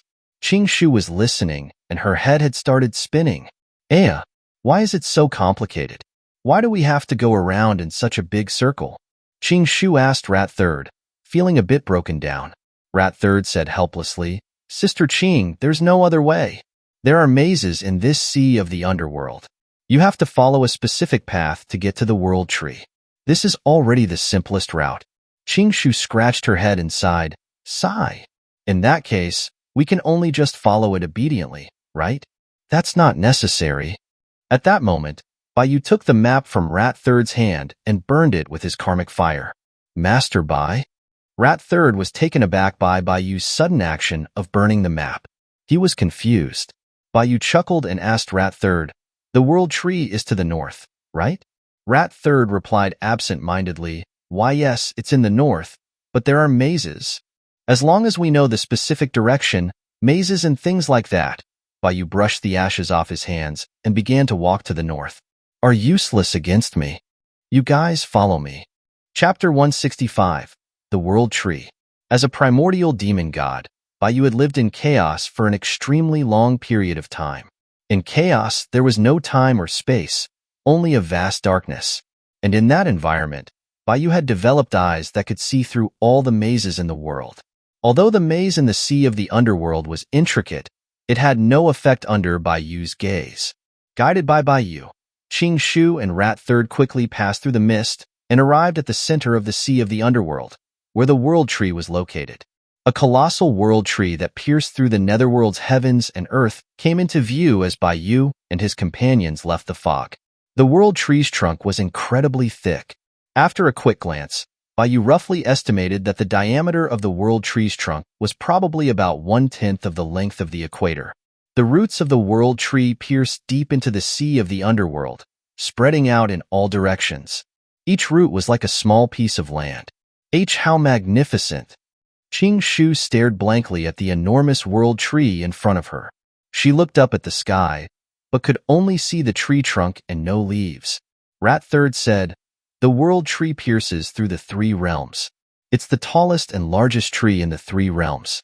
The part that's in the netherworld is only 1/3 of its total height." "This is only 1/3? Qing Shu pursed her lips in shock.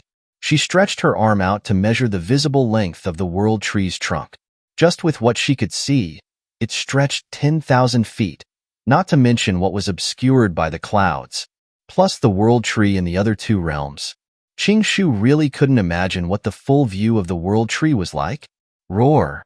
At that moment, a dragon's roar echoed from afar. Qing Shu looked towards the source of the sound and saw a huge black dragon lying on the roots of the world tree, using its sharp fangs to constantly gnaw at the roots of the world tree. Massive amounts of life energy overflowed from the broken roots and poured into the black dragon, being absorbed by it. That black dragon! Qing Shu's expression changed slightly when she saw the black dragon. She exclaimed, "What a terrifying aura!" She could feel the immense power contained within the black dragon. If she were to fight with the black dragon, even if she used her spring-dwelling sword, she wouldn't necessarily be the black dragon's opponent. Rat Third's face turned pale when he saw the black dragon, but he still managed to introduce it to Baiyu and Qing Shu. That black dragon? It should be the legendary ancient beast, Nidhogg. Nidhogg, Baiyu pondered for a moment. I think I've heard that name before. Rat Third continued, Nidhogg is called Despair by the gods of Asgard. In the prophecy of Ragnarok, Nidhogg will continue to gnaw at the roots of the world tree until it has eaten them all. Once the roots of the world tree are all eaten by Nidhogg, the world will decay and Ragnarok will arrive. Qing Shu glanced at the vast roots of the world tree and couldn't help but sigh. To actually gnaw all of the world tree's roots, how long will it take to chew them all? Although Nidhogg was also a huge, no smaller than the dragons of the east, it was still tiny compared to the vast world tree. In Qing Shu's view, the speed at which Nidhogg was gnawing at the roots of the world tree was probably not even as fast as the speed at which the roots themselves were growing. Baiyu teased, "That's why Ragnarok hasn't arrived yet. The gods of Asgard are still alive, aren't they?" "Yeah, that's true." Qing Shu nodded seriously. Baiyu glanced at the black dragon, then said to Rat Third, "Rat Third, our goal this time is the heart of the world tree. Where is it?" Rat Third, seeing that Baiyu was now talking about the main task, quickly replied, "The heart of the world tree is in the center of the trunk. If we want to get it, we need to forcefully break through the world tree. But Master Bai, if we do that, it will cause a lot of commotion. It will probably..." Rat Third had only spoken halfway when he noticed that Baiyu had disappeared. Rat Third's heart tightened. He quickly looked toward the world tree and saw that Baiyu had already flown to the front of the world tree's trunk and had thrown a punch towards the world tree. "Break for me!" Bang! Baiyu punched the world tree. The entire sea of the underworld started to shake, and even the black dragon that was gnawing at the roots of the world tree was blasted away. The surface of the world tree shattered. Under Baiyu's fist, a large hole was blasted through it. Master Bai! Rat Third's jaw almost dropped to the ground in shock when he saw Baiyu had actually punched the world tree. Although he had said that obtaining the heart of the world tree required forcefully breaking through the world tree's trunk, he didn't expect Baiyu to actually punch it like that. In fact, he had planned to secretly create a formation on the outside of the world tree to steal the heart of the world tree. This is bad. Rat Third felt his scalp go numb, but he couldn't care about anything else. He quickly called out to Qing Shu, who was also stunned, "Sister Qing, I reckon the goddess of death, Hela, and the gods of Asgard are going to arrive soon. Let's quickly follow Master Bai." "Oh, okay." Qing Shu also came back to her senses. She quickly flew towards Baiyu with Rat Third. Roar! At that moment, Nidhogg, who had been blasted away by Baiyu's punch, was also completely enraged. It flapped its wings, flew high into the sky, and roared at Baiyu. Its clear dragon roar caused the sea of the underworld to explode. Countless spirits were obliterated by Nidhogg's roar. Crap! Nidhogg is enraged. Rat Third's face was filled with immense terror as he cried out in alarm when he saw the black dragon fly into the sky. Although he had never seen Nidhogg, the black dragon that was called Despair by the gods was certainly no weakling. In Rat Third's mind, Nidhogg was at least on par with the Torch Dragon. The anger of the Torch Dragon was not something that an ordinary immortal god could withstand. However, Baiyu didn't seem to take Nidhogg seriously. He looked at the hole he had made in the world tree and frowned. "I didn't expect that. Not even 1/3 of my power could blast through this world tree." Back then, Gong Gong crashed into Buzhou Mountain with just his head. "It seems I still need to recover my peak strength. I'm still too weak right now. And Master Bai, save us." While Baiyu was sighing, Rat Third, pulling Qing Shu, quickly hid behind Baiyu and shouted in a panic. "What's all the fuss about?" Baiyu rolled his eyes at Rat Third, sounding annoyed. Rat Third pointed trembling toward the approaching Nidhogg and shouted, "D-Dragon, it's flying over here." "So what if it's flying over here?" Baiyu laughed softly. He looked at Rat Third, not even glancing at Nidhogg. Roar! Nidhogg seemed to be further angered by Baiyu's attitude of ignoring it. It roared, and its huge body turned into a beam of black light that crashed into Baiyu.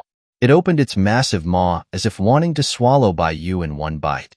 But then, the Eastern Emperor Bell rose from within Baiyu, enveloping them in its protection. Clang! Nidhogg's head slammed into the Eastern Emperor Bell with tremendous force. The deafening impact echoed through the netherworld. Chapter 166. The Heart of the World Tree. The golden Eastern Emperor Bell appeared, making Nidhogg dizzy, while the Eastern Emperor Bell didn't even budge. In truth, during the endless years that Nidhogg had been gnawing at the roots of the world tree, absorbing endless life energy, its fangs had been sharpened by the roots of the world tree to a point where it could bite through all divine weapons, including the Eastern Emperor Bell. Of course, this would only happen if the Eastern Emperor Bell didn't have any spiritual power imbued in it. But now that the Eastern Emperor Bell had the divine power of Baiyu infused into it, its full potential was being unleashed.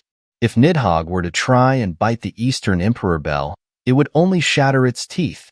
Rat Third, who was protected by the Eastern Emperor Bell, saw that Nidhogg had been blown away by the Eastern Emperor Bell, and his legs continued to tremble.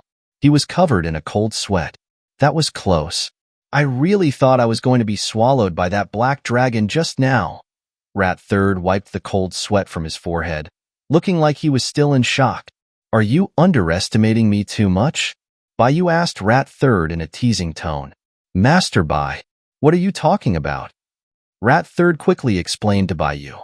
"How would I dare underestimate you? It's just that the black dragon is so famous, I'm a bit scared. But Master Bai, your image in my heart will always be in O1. I never thought that that black dragon would be your match." As Rat Third explained, he didn't forget to flatter Baiyu, and he raised a thumbs up. "Don't flatter me. Hurry up and go get the heart of the world tree." "Okay." Baiyu just smiled at Rat Third's flattery. He ignored the roaring black dragon outside and walked into the world tree's interior. Rat Third and Qing Shu quickly followed. Roar! Nidhogg angrily shoved its head into the hole that Baiyu had blasted in the world tree and roared at Baiyu.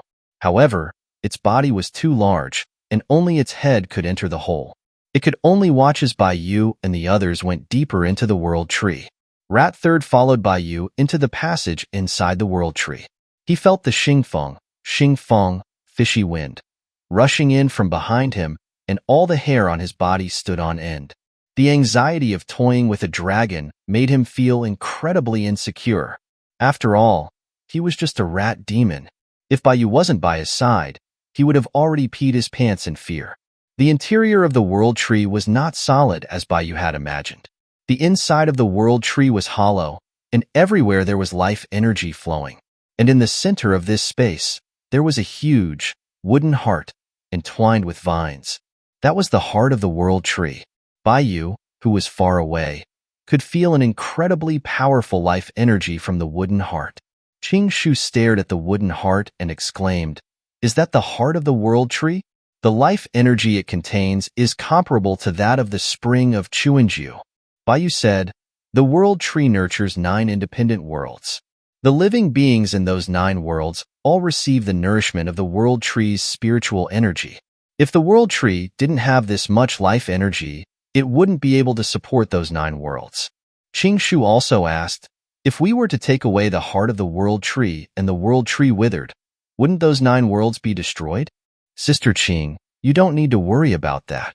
Rat Third quickly explained to Qingshu, "Even if we take away the heart of the world tree and the world tree is affected, the entire 3 realms are maintained in balance by the Tao of Heaven. Even if the world tree withered, the Tao of Heaven would shift its power to maintain the existence of the worlds on the world tree. Moreover, as long as the world tree doesn't fall, after some time, the heart of the world tree will regrow. The impact of our taking the heart of the world tree won't be too great. We only need to worry about the retribution from the gods of Asgard. After all, the world tree belongs to Asgard. What we are doing is essentially theft." "Okay," Qingshu nodded. She did not continue to ask questions. After all, she was the keeper of the spring of Chuanju, responsible for bringing spring and hope to the world, and she really didn't want her actions to cause any disasters. Baiyu looked at the heart of the world tree for a while, then said to Qingshu, "Qingshu, the heart of the world tree is a bit big. It will take me a while to collect it. You can take this opportunity to absorb some of the life energy around you." "Can I?" Qingshu asked in surprise when she heard Baiyu's words. Baiyu nodded. "This is the netherworld. The life energy around here all comes from the heart of the world tree. If we take the heart of the world tree, this life energy will only be devoured by the death energy of the netherworld. Even if you don't absorb it, it would just be wasted." Qingshu's eyes lit up. "So that's how it is. Then I won't hold back." The life energy of the world tree was of the same origin as her own. If she absorbed this life energy, her cultivation level would absolutely skyrocket. Baiyu chuckled, "Be careful and don't leave the protective range of the Hichu Luo Shu. Even if this is inside the world tree, the death energy can still affect you." Qingshu nodded repeatedly, then couldn't wait to fly into the air, sit down in a meditative position, and start absorbing the surrounding life energy.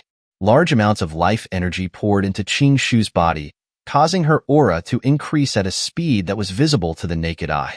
Rat Third, watching Qingshu continuously absorb the surrounding life energy, couldn't help but feel endless envy. However, he was just a low-level rat demon, and he could only cultivate by absorbing the spiritual energy of the world. He could not absorb the concentrated life energy of the world tree unless it was specifically diluted. Therefore, he could only watch as Qingshu absorbed the surrounding life energy. Baiyu also knew that Rat Third could not absorb this life energy, so he didn't say anything. He said to Rat Third, "Just find a place to rest for a while. I'll go get the heart of the world tree." "Okay, Master Bai. I'll go keep watch." Rat Third came back to his senses and hurriedly responded. Then, he ran off to a corner to wait, trying not to disturb Baiyu. Baiyu did not waste any time. He immediately pressed his palm on the heart of the world tree. Thump thump. The moment Baiyu's palm pressed on the heart of the world tree, he heard a series of strong heartbeats. Then, Baiyu felt an unusually strong life energy gushing out of the heart of the world tree and pouring into his meridians. Although this life energy is very strong, it would be such a waste to absorb it myself. Baiyu muttered to himself, and then he activated the spiritual power within his body to push all the life energy that was pouring into his meridians back into the heart of the world tree. It wasn't that Baiyu was unable to absorb this pure life energy. It was just that Baiyu had refined his physique to a very high degree, almost on par with his original heavenly demon body. The life energy of the heart of the world tree was like a drop in the bucket for Baiyu now. Even if Baiyu were to absorb all the energy of the heart of the world tree, it would not increase his cultivation much. He would simply be wasting a good treasure. After sealing off all the life energy of the heart of the world tree, Baiyu's eyes turned sharp as he used all his strength with his 5 fingers. Rise! Boom! With a sharp shout from Baiyu, all the tough vines entangling the heart of the world tree were broken, and the huge heart of the world tree was immediately pulled out by its roots. Chapter 167. The Goddess of Death. Boom!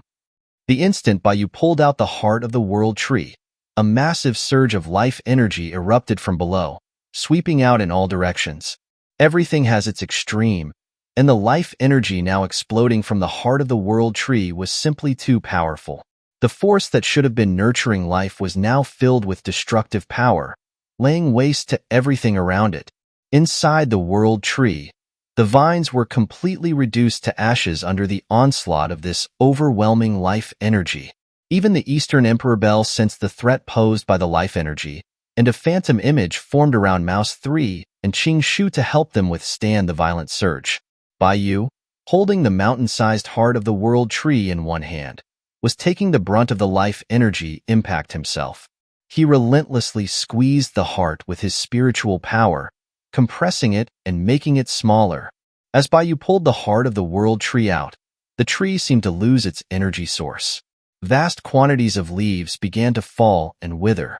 The roots of the world tree also began to shrink. The enormous tree now appeared on the verge of collapse. The 9 worlds hanging from the world tree also began to shake violently. The beings within those 9 realms seemed to sense that the world tree was rapidly losing energy, their faces all etched with fear, believing their worlds were about to be destroyed. However, as Mouse 3 described, when the world tree was on the verge of withering, the heavenly Tao began to release its power to support it, keeping it stable. The world tree slowly began to draw spiritual energy from the 3 realms once again, and the worlds on the tree regained their stability. Outside the world tree, Nidhogg, seeing the roots he was going to devour all withered, felt like his food was being stolen. He began to ram the tree hole in the trunk frantically, trying to get inside the tree and stop Baiyu. Someone is actually taking the heart of the world tree?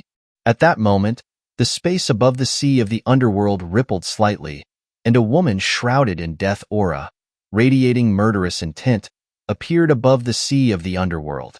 She glared grimly at Nidhogg, who was still ramming the world tree. This woman was none other than the master of the sea of the underworld, the goddess of death, Hela. Who the hell is doing this?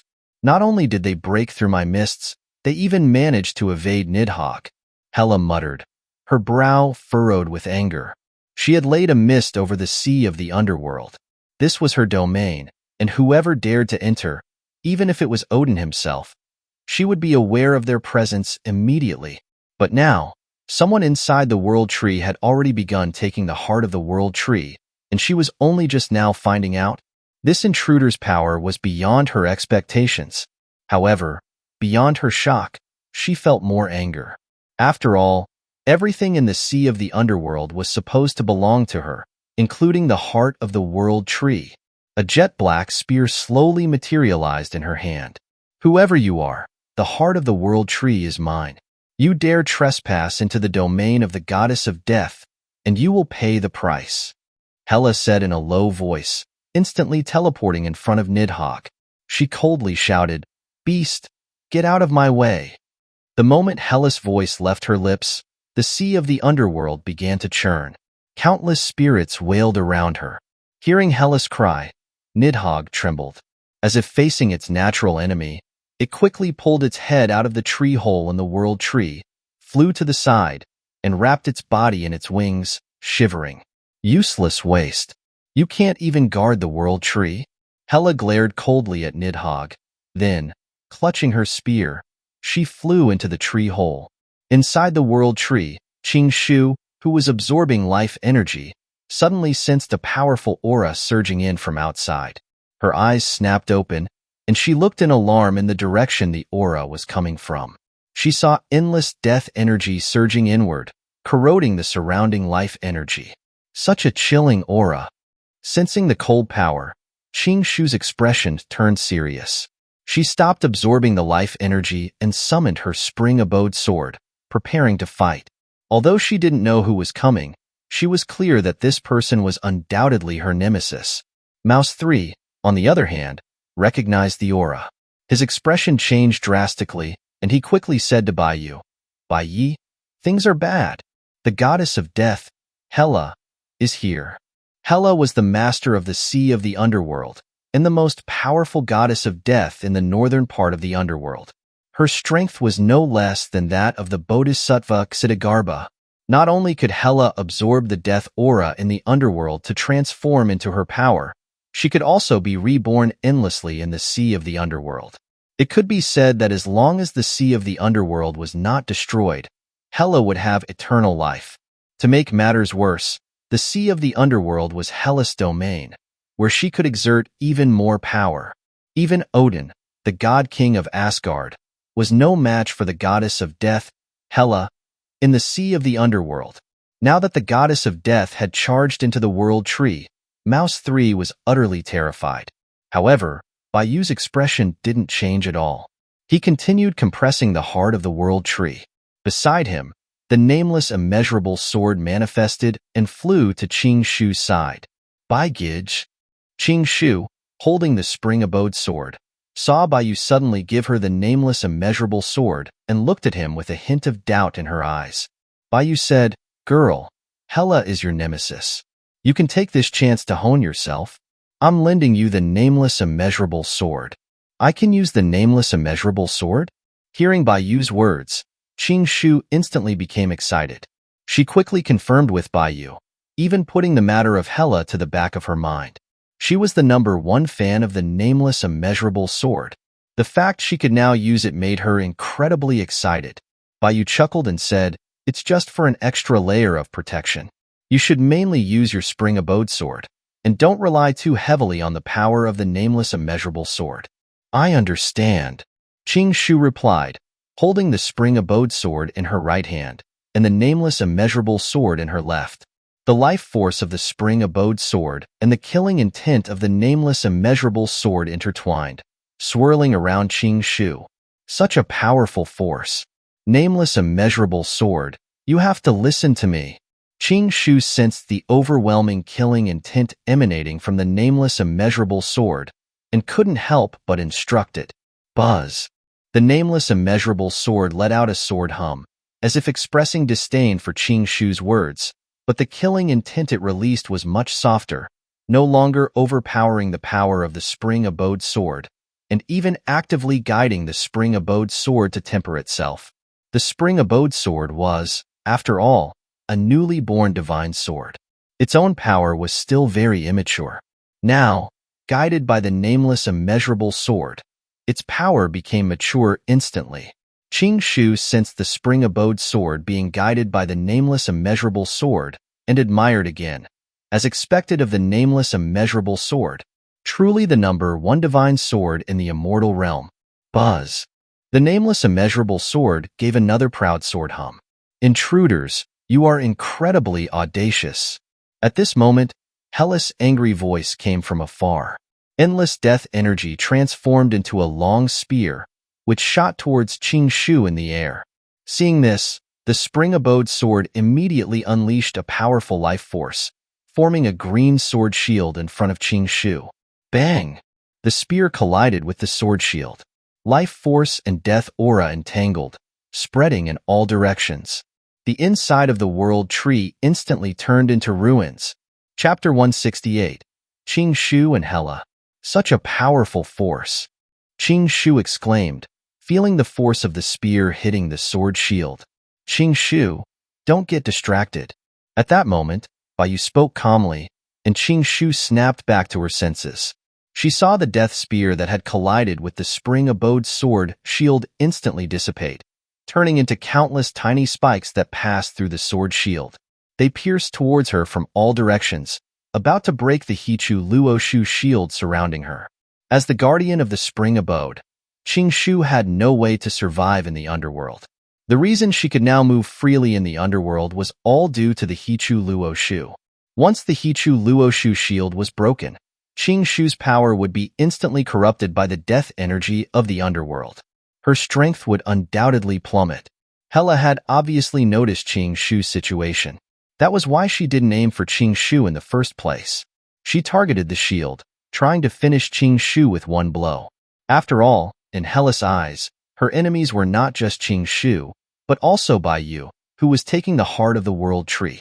Therefore, she couldn't waste too much energy on Xianxia. However, after Baiyu's reminder, Xianxia completely focused her attention.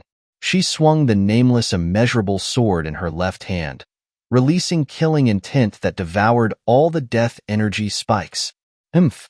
You won't pass me." Xianxia retracted the spring-abode sword that had turned into a shield and shouted at Hela, who was not far away. The nameless immeasurable sword. Hela frowned slightly upon seeing the nameless immeasurable sword in Xianxia's left hand. To Hela, seeing the nameless immeasurable sword was enough for her to analyze a lot of information. She knew that Odin had taken Ymir's corpse from her to use Ymir against the eastern immortal venerable Luo Yun and the frost giants of the land of mists. And what Odin had used to lure immortal venerable Luo Yun over was the nameless immeasurable sword. Now that the nameless immeasurable sword was here, it meant that the person who was taking the heart of the world tree was Baiyu, and the progenitor giant Ymir, as well as the land of mists, were likely destroyed by Baiyu. Thinking of this, Hela, with her spear in hand, looked at Baiyu, who was taking the heart of the world tree, and said, "This is troublesome. A tricky character has come." Reason told her that she shouldn't meddle in this mess, and that she should leave immediately. But this was the sea of the underworld, and in her eyes, the heart of the world tree was hers. Now that Baiyu had brazenly come in and started taking it, she felt somewhat insulted. "No, even if it's Baiyu, he won't get away with this in my domain." Hela's anger ultimately overcame her reason. Water from the sea of the underworld poured into the world tree's hole. Endless death energy filled the inside of the world tree, and Hela's aura began to surge. "Hela, I'm your opponent." While Hela's attention was focused on Baiyu, Xianxia instantly appeared in front of Hela and swung her spring-abode sword at her. Hela, who was going to ignore Xianxia, felt the powerful life energy surging from the spring-abode sword. Her expression changed slightly, and she dared not be careless. She immediately manipulated the underworld water to form a shield in front of herself. However, the shield formed by the underworld water was as fragile as paper before the spring-abode sword, easily being cut through. What? Seeing the spring-abode sword break through her chaos and pierce toward her, Hela's pupils contracted. She hurriedly retreated. The tip of the spring-abode sword grazed past Hela's neck, easily creating a cut, and fresh blood flowed out. Powerful life energy clung to the wound on Hela's neck, preventing it from healing and even beginning to corrode Hela's skin.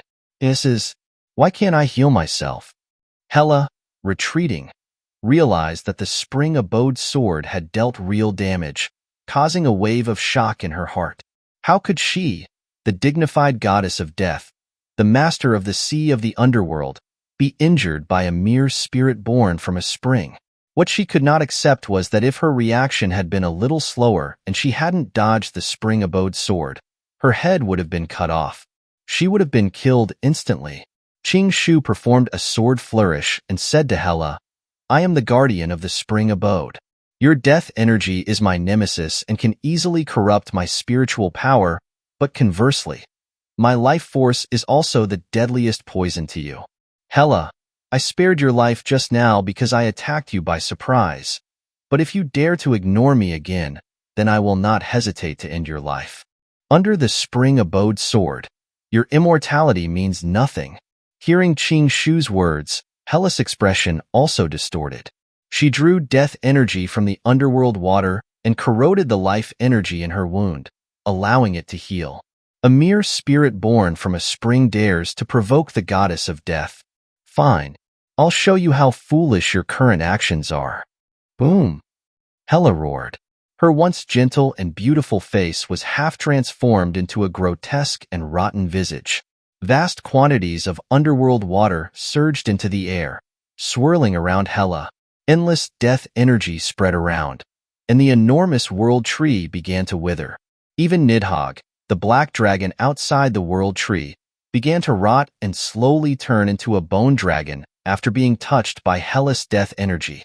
Such terrifying power. Mouse 3, sensing Hela's current power from below, was trembling uncontrollably. He was beginning to regret coming here. Even with the protection of the Eastern Emperor Bell, he still felt no sense of security. Hela's death spear right now seemed capable of piercing directly through the Eastern Emperor Bell. Hela, wielding her spear in one hand, stepped on the underworld water and glared at Xianxia, saying, "Little girl, I'll kill you first, then deal with by you. Today, none of you Eastern thieves will leave the sea of the underworld alive."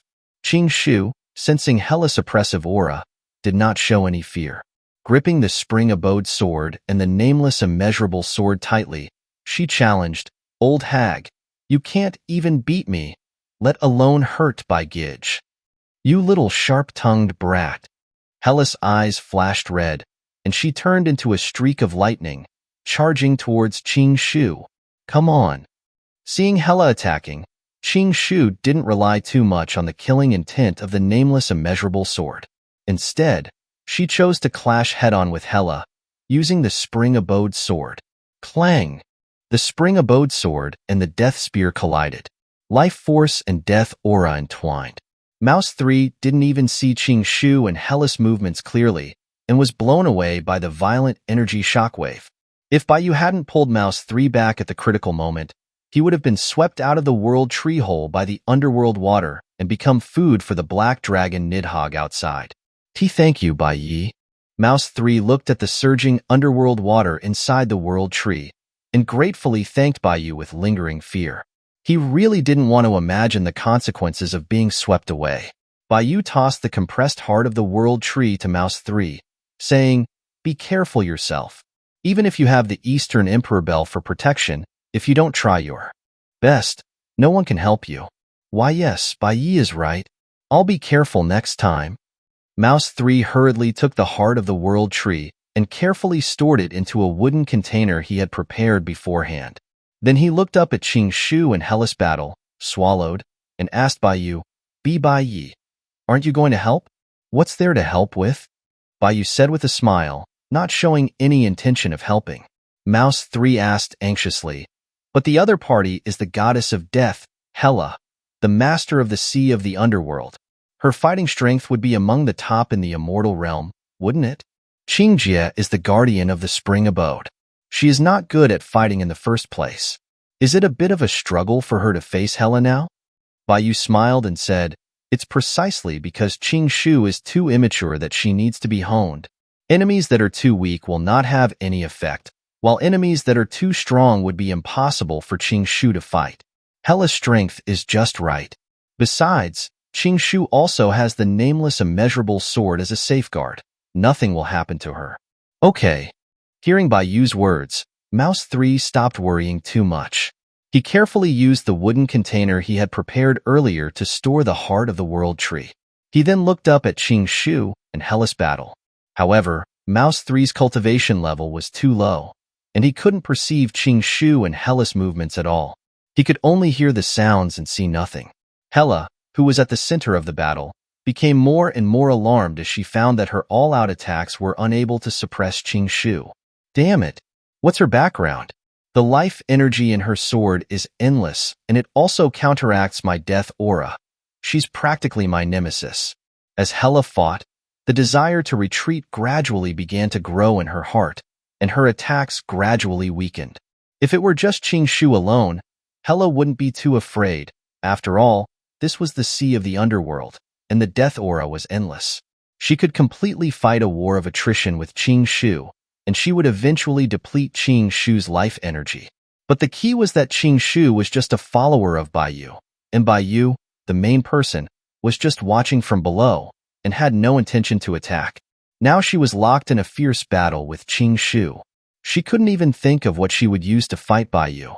If she continued to fight here, she would only be courting death. However, after Hela had the desire to retreat, Qing Shu became more and more fierce in her attacks. She even put away the nameless immeasurable sword and focused on using the spring abode sword to fight Hela. When two forces met, the brave would win. Qing Shu and Hela's powers countered each other, but now that Hela had faltered, Qing Shu's power instantly gained the upper hand and began to suppress Hela. Qing Shu's endless attacks pushed Hela into full retreat. Goddess of death, you're not much, are you? Qing Shu pierced Hela's cheek with her sword and mocked her. Damn girl, don't get too cocky. Hela, seeing Qing Shu's relentless attacks, her face turned more and more ugly. She then hardened her heart and started to manipulate the sea of the underworld to crash into the world tree. Boom! The world tree began to shake violently. Vast quantities of the underworld water poured into the world tree, about to submerge it. Hela retreated back into the underworld water, urging endless death energy, and roared at Qing Shu, I will make you die. Chapter 169. The Descent of the Gods. Under Hela's control, the endless death energy was transformed into spears, which shot towards Qing Shu like a torrential rain.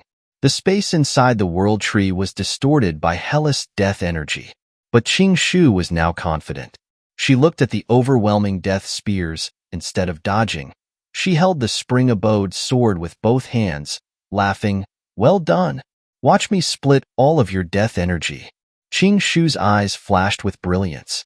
She slashed out with her sword, and boundless life energy surged from the spring abode sword, turning into countless blades, which shattered all of Hela's death spears. Boom! Life force and death aura intertwined, forming a massive vortex of energy inside the world tree. The violent power left the surroundings in a chaotic state. However, seeing that Qing Shu had neutralized all of her attacks, Hela was not annoyed, and a hint of mockery even flashed in her eyes. Foolish girl, you are too naive. I'm done playing with you. Hela's seemingly imposing attacks looked like a last-ditch effort to fight to the death with Qing Shu, but in fact, it was only a feint. Her ultimate goal was only to create chaos, and then take advantage of the chaos to escape, nothing more.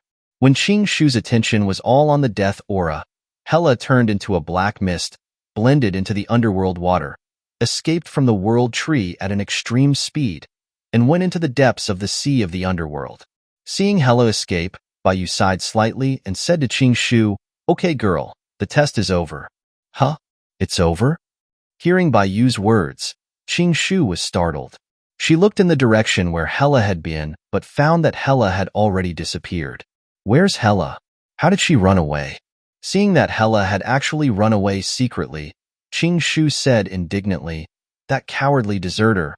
Why didn't she fight me to the death?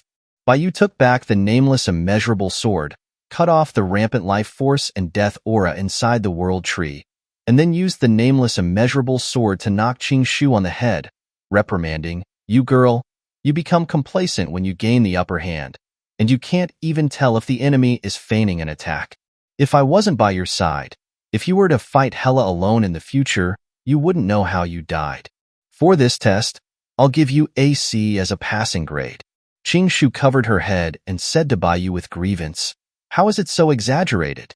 Didn't I win this fight? Why is the grade AC? I think I could have gotten an A. You still dare to argue. Bai Yu knocked Qing Shu on the head again with the nameless immeasurable sword. They were afraid of me, not you. Okay, Bai Gij. Stop hitting me. I know I was wrong. Qing Shu covered her head, tears welling up in her eyes, pouting. I'm not good at fighting anyway. Why are you so strict with me? Besides, it's because I'm with Bai Gij that I feel so relaxed. Qing Shu's pitiful appearance was enough to make Mouse 3 feel sorry for her, even as he was watching. Seeing Qing Shu beg him, Bai Yu also sighed, helpless. You girl, I really don't know what to do with you. Come back? Bai Gij is not mad at Qing Shu anymore? Qing Shu asked Bai Yu, covering her head. I'm not, Bai Yu said impatiently. Hee. Bai Gij is the best. Hearing Bai Yu's answer, Qing Shu was immediately delighted. She flew happily back to Bai Yu's side and hugged his arm. Seeing Qing Shu return, and that the inside of the world tree had calmed down, Mouse 3 immediately bowed to Bai Yu and Qing Shu, respectfully. Bai Yi, Qing Jie, I've already obtained the heart of the world tree. I must hurry back to report. So? Bai Yu asked Mouse 3, do you have a way back? Or do you need me to send you back? Mouse 3 quickly said with a smile, there is no need for Bai Yi to worry. I've prepared a teleportation tool to get back. Okay, then you go back yourself. Bai Yu nodded, and then he thought of something. He pulled Qing Shu to Mouse 3 and said, by the way, help me take this girl back. Qing Shu quickly said, no, I want to be with Bai Gij. Girl, don't make trouble. This isn't something you can participate in. Bai Yu rejected without hesitation. You are the guardian of the spring abode. You have a position in the heavenly palace. If you participate in the battle outside later, it will complicate things. Hearing Bai Yu's words, Qing Shu had a clear understanding of the stakes involved and sighed slightly. But she didn't dwell on it and nodded to Bai Yu. Okay, Mouse 3 and I will go back to Jiang City first, but Bai Gij, you need to be careful when you're alone.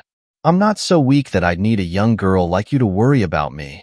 Bai Yu waved his hand at Qing Shu, then asked Mouse 3, Mouse 3, can you take Qing Shu back? No problem. I've prepared enough for 3 people to teleport. Mouse 3 patted his chest and said. Then, he took out 2 transparent tree branches from his Chinkoan bag and handed one to Qing Shu. Qing Jie, take this. Returning soul branches? Bai Yu raised his eyebrows slightly when he saw the transparent tree branches that Mouse 3 had taken out. Impressive, Mouse 3. You really went all out this time. Returning soul branches were an extremely rare one-time treasure in the 3 realms that could ignore barriers and travel anywhere in the 3 realms. Moreover, they could only be broken off from the returning soul tree. The returning soul tree only grew at the intersection of the underworld and the human realm, and because the intersection of the underworld and the human realm was extremely unstable, only a few intersections had returning soul trees. Looking at the 3 realms, there were less than 10 returning soul trees still alive, and each returning soul tree was extremely valuable and protected by top-level spiritual beasts.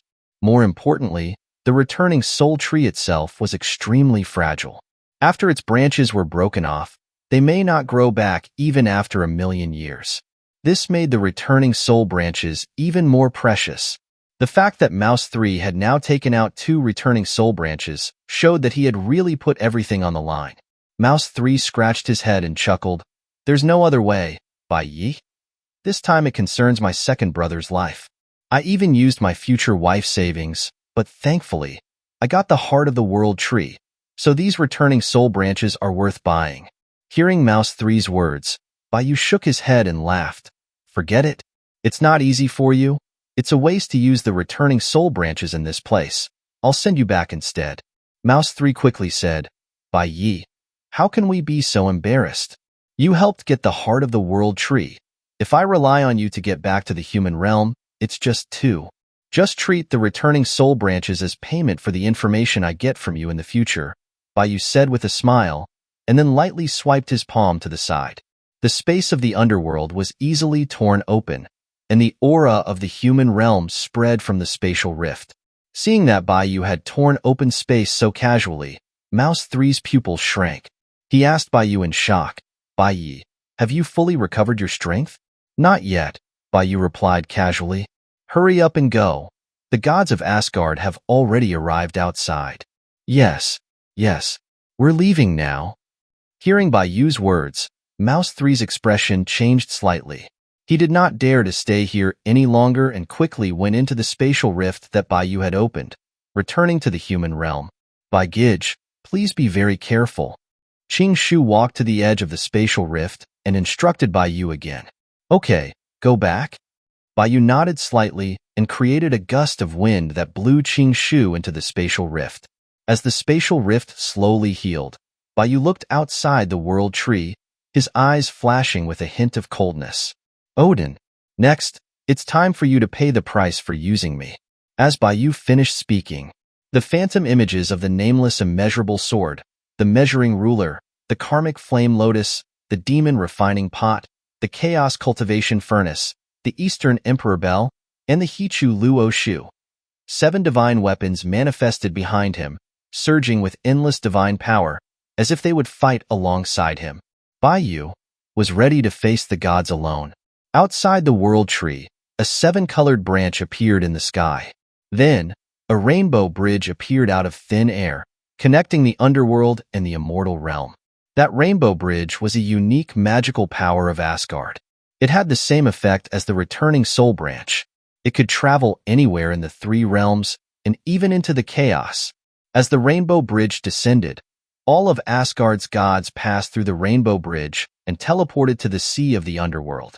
The god King Odin, the thunder god Thor, the god of war Tyr, the god of light Baldur. All the gods who controlled the world in Norse mythology descended to the sea of the underworld at this moment. Seeing the gods descend, the black dragon Nidhogg's eyes were filled with boundless hatred. It was constantly exhaling evil chi, as if it would bite at the gods at any moment. Nidhogg was the son of the fire god Loki. It was clearly the son of a god, but it was suppressed by the gods at the bottom of the world tree, losing its freedom forever. The reason why it gnawed on the roots of the world tree was to devour the world and seek revenge on the gods. Now that the gods had descended to the underworld, the hatred in its heart was about to overflow. Nidhogg, your enemy now is not the gods. At this time, Hela's voice sounded in Nidhogg's ears, instantly calming Nidhogg down. Then, Hela reformed in the sea of the underworld. She looked at the one in the front of the gods, riding an 8-legged divine horse, wearing golden armor, holding the eternal spear, and the white-bearded, one-eyed man, and said, "Odin, you are too late." Odin looked at Hela and said faintly, "It took me some time to gather the gods of Valhalla, and it's not easy to use the rainbow bridge to build a passage between the immortal realm and the underworld. Hela, it's already the limit for us to arrive here so quickly. You should not be so demanding of us." "Humph," Hela snorted, not accepting Odin's goodwill. Odin didn't care about Hela's attitude and continued to ask, "Where is the thief who stole the heart of the world tree?" Hela pointed to the huge hole in the trunk of the world tree and said, "He's in there. I fought them before, and I was no match for them alone." Immortal Venerable Luo Yun Baiyu. He killed Ymir with his own power and destroyed the land of mists. "It's normal that you are no match for him," Odin said lightly, then held the eternal spear tightly, pointed it at the world tree's hole, and shouted loudly, "Baiyu, didn't you want revenge? I have arrived. Come out and fight." Chapter 170. The Isolated Hela. Odin's voice was like thunder, creating huge waves in the sea of the underworld. The entire sea of the underworld was shaking violently because of Odin's imposing manner. Sensing the energy contained in Odin's voice, Hela's expression changed slightly. She could not help but exclaim, "Odin's strength has become stronger again?" Although Hela was the goddess of death, she did not get along with Asgard and did not have any goodwill towards Odin and the gods. The reason why she was willing to hand over Ymir's corpse was only because Odin had given her enough benefits. And she joined forces with Odin because of the pressure given by Baiyu. But now, Odin had shown strength beyond her expectations, which made her feel both happy and worried. Hela didn't even have to think. After the gods solved Baiyu, Odin's next target would definitely be her, who owned the Sea of the Underworld. After all, she occupied the Sea of the Underworld, and the world tree grew in the Sea of the Underworld. This meant that she alone occupied 1/3 of the world tree. Although Odin didn't say it openly, he must have felt displeased in his heart. In the past, Hela thought she could compete with Odin by relying on the Sea of the Underworld and the black dragon Nidhogg. But from the looks of it now, Hela realized she was somewhat naive. Perhaps Odin's purpose in bringing the gods to the Sea of the Underworld was not Baiyu at all. Letting Odin and the gods in was a mistake. Odin glanced at Hela's gloomy face. The corners of his mouth slightly curved into a subtle arc, and then winked at the gods behind him. Receiving Odin's instructions, the gods scattered around the world tree. Together, they created a barrier that dispersed the mist of the Sea of the Underworld and suppressed Hela's barrier. Seeing that the gods had joined forces to disperse the mist of the sea of the underworld, Hela secretly cried out that things were bad. Her face was gloomy as she questioned Odin.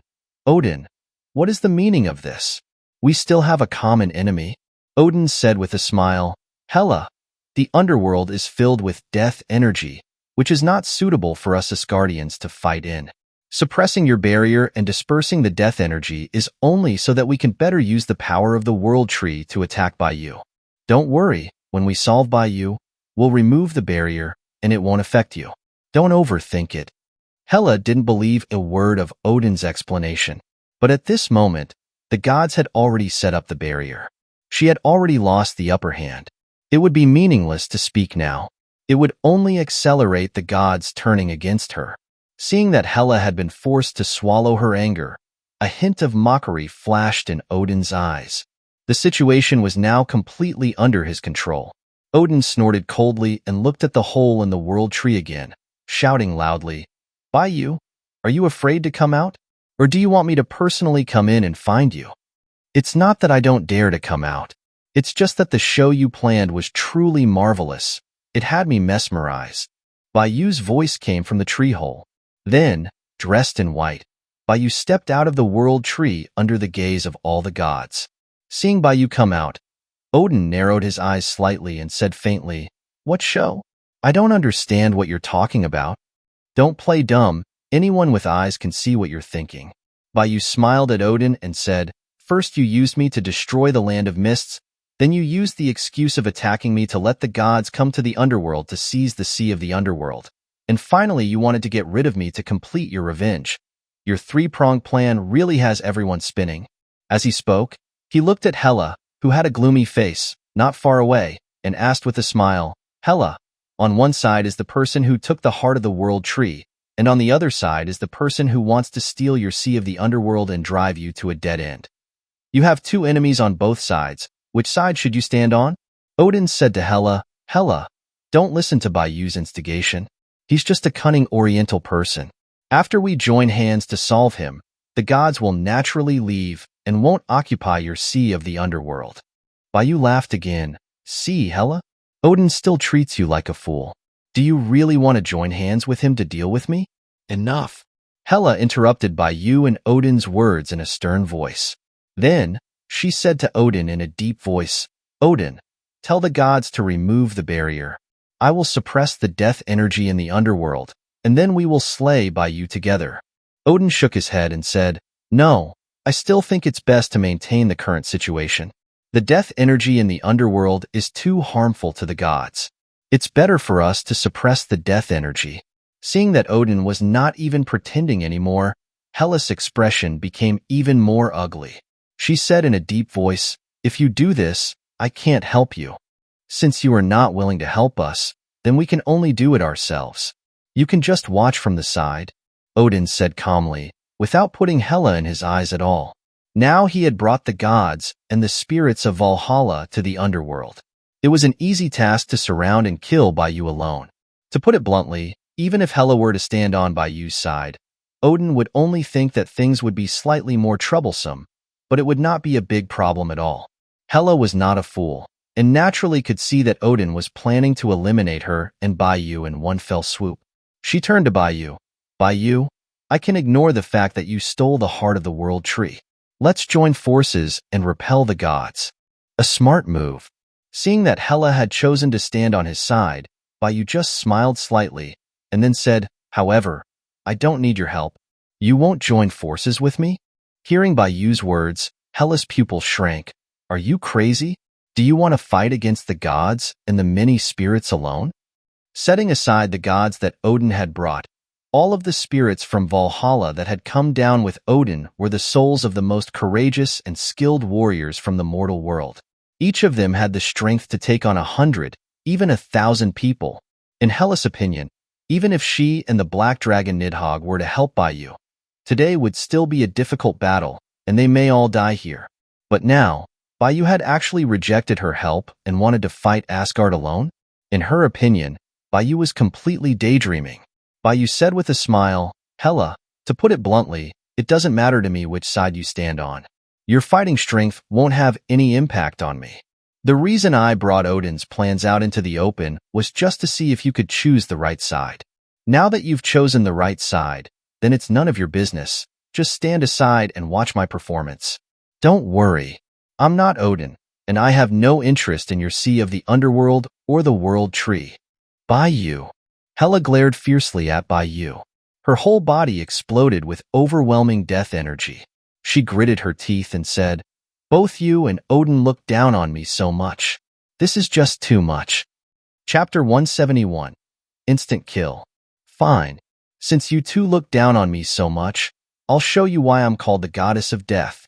Hela, pushed to her limits by Baiyu and Odin, had her aura explode. The sea of the underworld, previously sealed by the gods, began to churn once more. Vast amounts of white mist broke through the gods' barrier, spreading around the world tree. Countless vengeful spirits surged from the mist, tearing towards the gods. Odin, seeing the raw power Hela was unleashing, frowned slightly. "That madwoman," he muttered. "Just to save face, she's actually burning her life force. Does she not value her own existence? This is no good. We have the upper hand now. We can't let this madwoman derail us." A glint flashed in Odin's eye. He grasped the Gungnir, the spear of eternity, and hurled it at Hela. The Gungnir transformed into a beam of white light, tearing through the spatial fabric of the underworld, instantly piercing Hela's chest and pinning her to the world tree. Chains of white light erupted from the Gungnir, binding Hela's entire body and sealing her power. Soon, Hela's surging aura was suppressed by the Gungnir. The white mist that had spread around dissipated, and the warriors of Valhalla charged into the sea of the underworld, reaping the vengeful spirits like they were mowing grass. Hela's explosive power was completely extinguished. D-damn. Cough, cough. Hela, held down by the Gungnir, looked incredibly unwell. She wanted to break free, but the agonizing pain in her chest made it impossible to focus. Thor. Odin snorted coldly, and with a wave of his hand, retrieved the Gungnir. Just then, Thor, the god of thunder, teleported in front of Hela and brought his mighty hammer crashing down on her abdomen. Boom! The force of the blow shattered Hela's spine, the trunk of the world tree behind her, along with her internal organs and meridians. That blow from the god of thunder had effectively crippled her. Even if Hela could slowly recover with the help of the sea of the underworld, the gods were now suppressing the sea, drastically reducing her rate of healing. At least until Baiyu and the gods had settled their conflict, Hela would be utterly powerless. Baiyu glanced at Hela, imprisoned by the gods, then smiled at Odin. Truly, the Gungnir, renowned as Asgard's greatest divine weapon, easily suppressed the goddess of death, Hela. Odin looked at Baiyu with indifference. Don't gloat. You'll be the next one the Gungnir pierces. And don't get ahead of yourself like Hela, Odin. Baiyu smiled slightly at Odin as the no-thought limitless sword slowly materialized in his hand. Your Gungnir may be impressive, but let's be honest, it's just a post-heavenly divine weapon crafted by dwarves using a branch of the world tree. Odin's expression remained calm.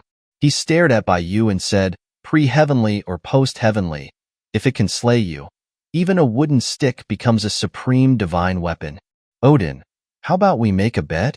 Baiyu twirled the no-thought limitless sword in a flourish, smiling at Odin. Still in the mood for games when you're facing death? Odin scoffed at Baiyu, then said, Fine. What do you want to bet? Baiyu pointed the sword at Odin and chuckled. I bet I can sever your Gungnir, along with your neck, in just one strike. Baiyu's words caused a massive uproar amongst the gods. Arrogance. Thor, the god of thunder, roared instantly, his hammer crackling with electricity as he charged towards Baiyu like a lightning bolt. My thunder will turn you to ash. Crack! Thor roared, unleashing a torrent of thunder from his hammer toward Baiyu. Facing the oncoming Thor, Baiyu simply smiled slightly. The immeasurable ruler appeared out of nowhere and collided violently with Thor's hammer. Boom! The moment the immeasurable ruler met Thor's hammer, the thunderous weapon shattered. The immeasurable ruler pushed through the lightning and slammed into Thor. Thor's pupils constricted as he saw the immeasurable ruler hurtling towards him. He had no time to react, and the immeasurable ruler hit him squarely. In an instant, Thor, the god of thunder, was reduced to dust by the supreme power of the immeasurable ruler. Thor's presence vanished from the underworld. The gods stared at the dark, immeasurable ruler floating in the air, a deathly silence descending upon them. Thor was, besides Odin, the strongest warrior of Asgard. His power even surpassed that of Tyr, the god of war. With the help of Mjolnir, Thor could even go toe-to-toe with Hela in her prime. Yet now, the mighty god of thunder had been instantly killed by a single blow from Baiyu. Baiyu hadn't even made any extra movements. He had simply used his divine weapon to kill Thor. Such formidable power left the gods breathless. Even Odin's expression shifted, realizing that Baiyu was even stronger than he had imagined. Thor was his most powerful warrior, yet before they had even truly begun to fight, Thor was already gone. It was a tremendous loss for the gods. No longer daring to face Baiyu alone, Odin raised the Gungnir and shouted in a deep voice, "Gods, hear my command. The final battle has arrived. Let us join forces and take down this evil man from the east. Avenge Thor. Avenge Thor." The gods and the warriors of Valhalla shouted together, grabbing their weapons and charging towards Baiyu, their war cries shaking the heavens. However, the moment the gods began their assault, they realized Baiyu was no longer there. He had vanished. Where did he go? Odin, holding the Gungnir, saw that Baiyu had suddenly disappeared and his expression changed. His eyes scanned around swiftly, searching for Baiyu. "Odin, you've lost." At that moment, Baiyu's voice sounded from above Odin, making him shudder. Odin quickly looked up, only to see Baiyu with a smile on his face, wielding the no-thought limitless sword as he swung down from above. A flash of sword light passed, and Baiyu appeared behind Odin. The heavily injured Hela, the black dragon Nidhogg, the gods, and the warriors of Valhalla all stared intently at Odin and Baiyu. The sea of the underworld had never been this silent. Odin, still in shock, regained his senses and realized he was unharmed. He let out a sigh of relief, then immediately turned his horse around and pointed the Gungnir at Baiyu, laughing loudly. "Haha, Baiyu, you think you can scare me by playing tricks? Now, it's my turn." Odin laughed, about to thrust the Gungnir at Baiyu, when he suddenly realized that the head of his Gungnir had slid off the shaft.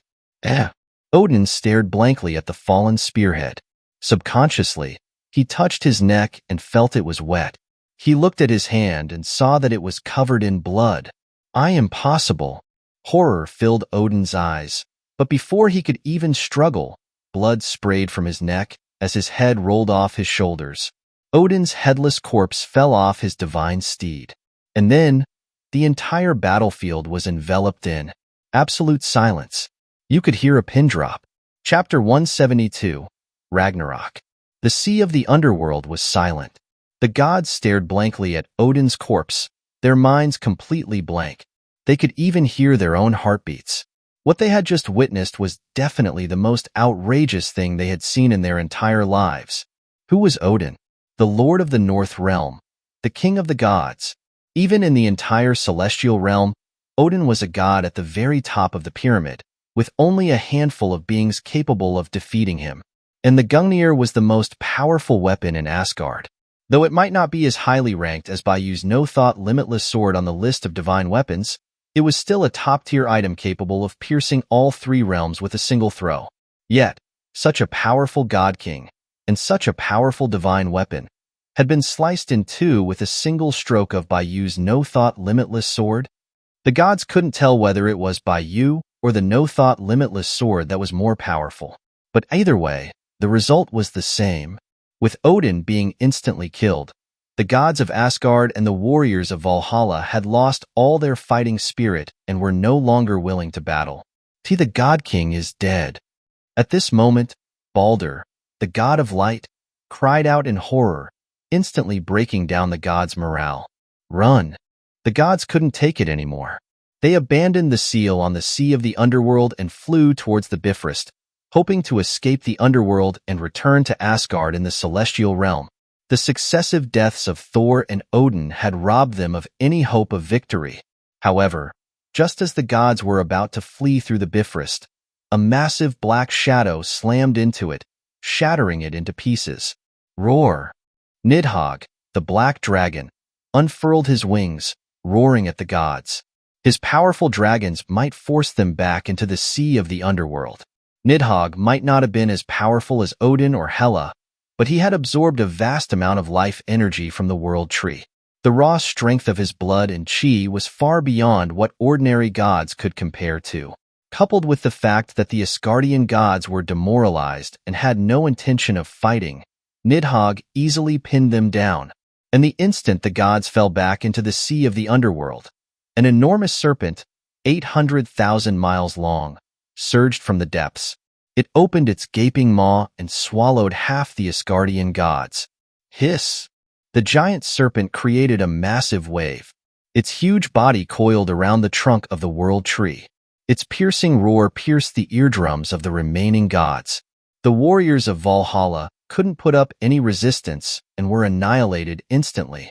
The gods looked at the giant serpent coiled around the world and cried out in horror, "The world serpent, Jormungandr? Why is it here in the sea of the underworld?"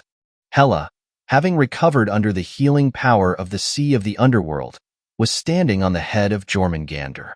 She looked at the gods below, who were now in chaos, and said calmly, "Brother, kill them." Jormungandr replied softly, and then opened his maw again, sucking the sea of the underworld around the world tree, along with the remaining half of the Asgardian gods, into his belly. After swallowing the sea and the gods, Jormungandr vomited the water back out, covering the roots of the world tree once more. However, those gods who had been swallowed by Jormungandr did not come out again. After devouring the gods, Jormungandr turned his attention to the uninjured Baiyu. His serpentine eyes narrowed slightly as he asked Hela, "Sister, what should we do with this god from the east? Should we kill him?" Hearing Jormungandr's words, Hela's pupils constricted slightly. She quickly stopped him. "Brother, don't be rash. He is not our enemy."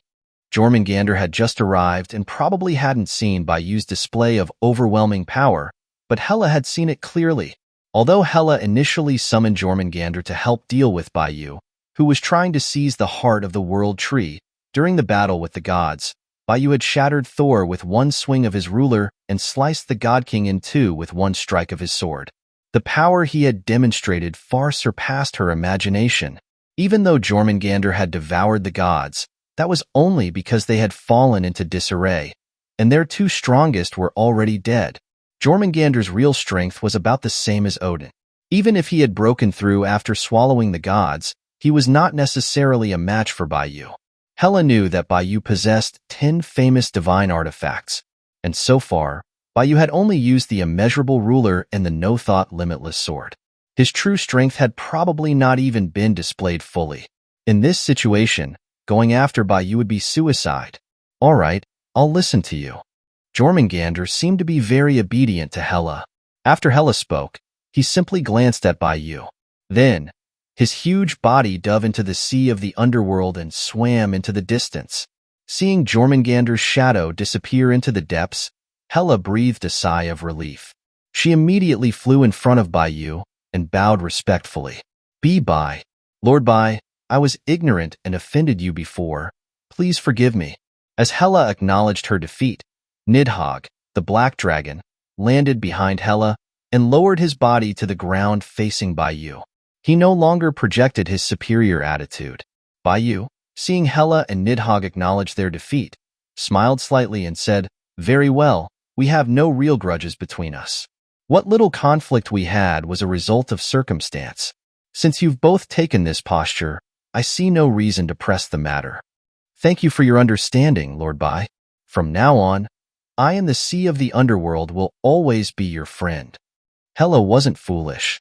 Now that the Asgardian gods were dead, the world tree was unowned. There were many powerful figures in the celestial realm eyeing the world tree. Whether it was the heavenly palace, the Buddhist realm, or even Paradise, or Olympus, which was adjacent to Asgard. They were all formidable forces.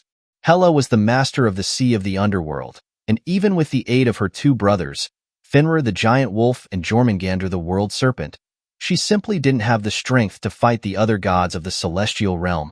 Moreover, the world tree was located in the sea of the underworld.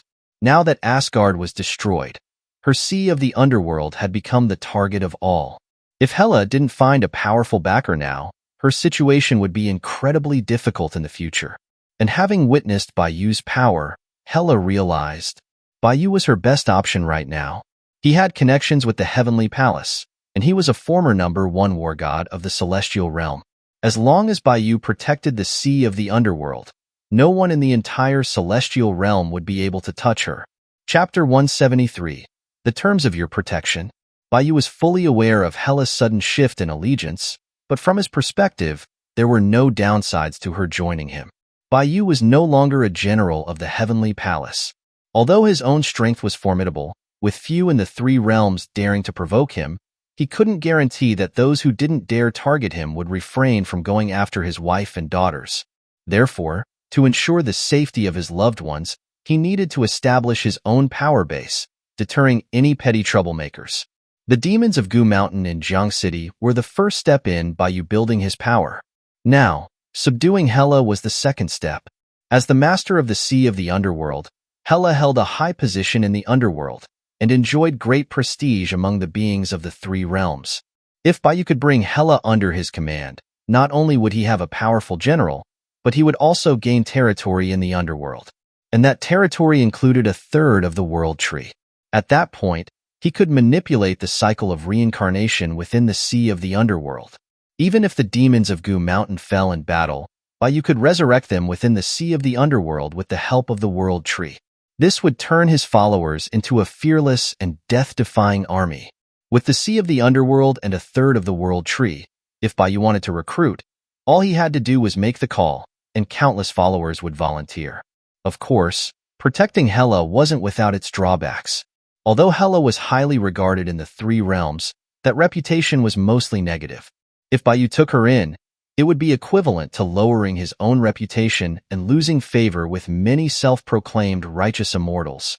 However, after Bayu's rampage across the three realms 10 years ago, his own reputation wasn't exactly spotless either.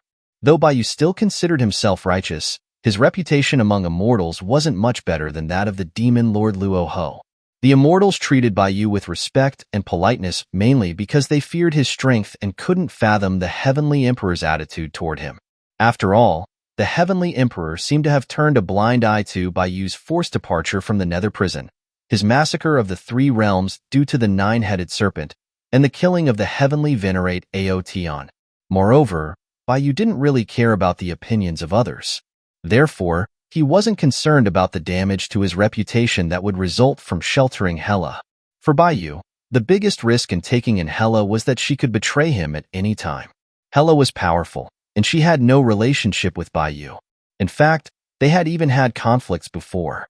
Her sudden surrender was simply a result of the current circumstances. Once Hela got her footing, if Bayu was to experience the slightest mishap, her betrayal would be almost inevitable. Thinking of this, Bayu said to Hela, "It's not impossible for me to shelter you, but you should understand that I don't trust you." Hela trembled slightly upon hearing Bayu's words and asked, "Lord Bai, how can you shelter us?" Bayu scanned Hela and the black dragon Nidhogg, then said, "Besides needing a portion of your souls, you and Nidhogg's, I also need a portion of your two brothers' souls." Hela's expression changed slightly. She quickly told Bayu, "Lord Bai, you can have our souls, but my two brothers don't belong to the sea of the underworld, and their strength is above mine. I can't give you their souls." Bayu said calmly, "The two of them are unstable factors for me. Therefore, if I am to shelter you, they must also accept my protection and obey my commands." Hela's face was extremely grim. "Lord Bai, you're asking the impossible. Neither of my brothers are the type of powerhouses who would bow to another. Even if I pleaded with them, they wouldn't agree." Bayu chuckled. "Of course, if you can't convince your brothers, I have another option." Hela quickly asked, "Lord Bai, What other option do I have? Baiyu said, you and Nidhogg give me your souls, and I'll take care of your two brothers. Hella's pupils constricted. Baiyu wanted to kill the giant wolf Finrer and the world serpent Jormungandr? Baiyu continued, you should understand that the only reason you're worthy of my protection is the sea of the underworld and the world tree growing within it, not the strength of you and your two brothers. Your two brothers could become a reason for you to betray me in the future, and since I'm going to protect you and ensure your loyalty, I have to remove any threats first. Otherwise, what makes you think? Baiyu paused, then smiled, narrowing his eyes at Hella. Just because you called me Lord Bai, I would be your free bodyguard? Gulp. Hella looked at Baiyu's harmless smile and involuntarily swallowed, her soul trembling uncontrollably. It was so terrifying. She felt as if Baiyu had completely seen through her, even piercing into her soul. Indeed, the reason she didn't want Finrer and Jormungandr under Baiyu's control was because their power was the key to her gaining freedom in the future. Baiyu wasn't a saint, and if she wanted to accept Baiyu's protection, she had to pay a price, protection money. If Baiyu remained powerful, she could just follow him. After all, Baiyu's main sphere of activity was in the mortal and celestial realms, and he rarely went to the underworld, so her freedom wouldn't be greatly affected. However, if Baiyu fell from power, given his many enemies, if she didn't want to be targeted, she would have to cut all ties with him and even stab him in the back. But now, Baiyu wasn't going to give her that opportunity. Once her two brothers' souls were in Baiyu's hands, she would truly have no means of resisting him.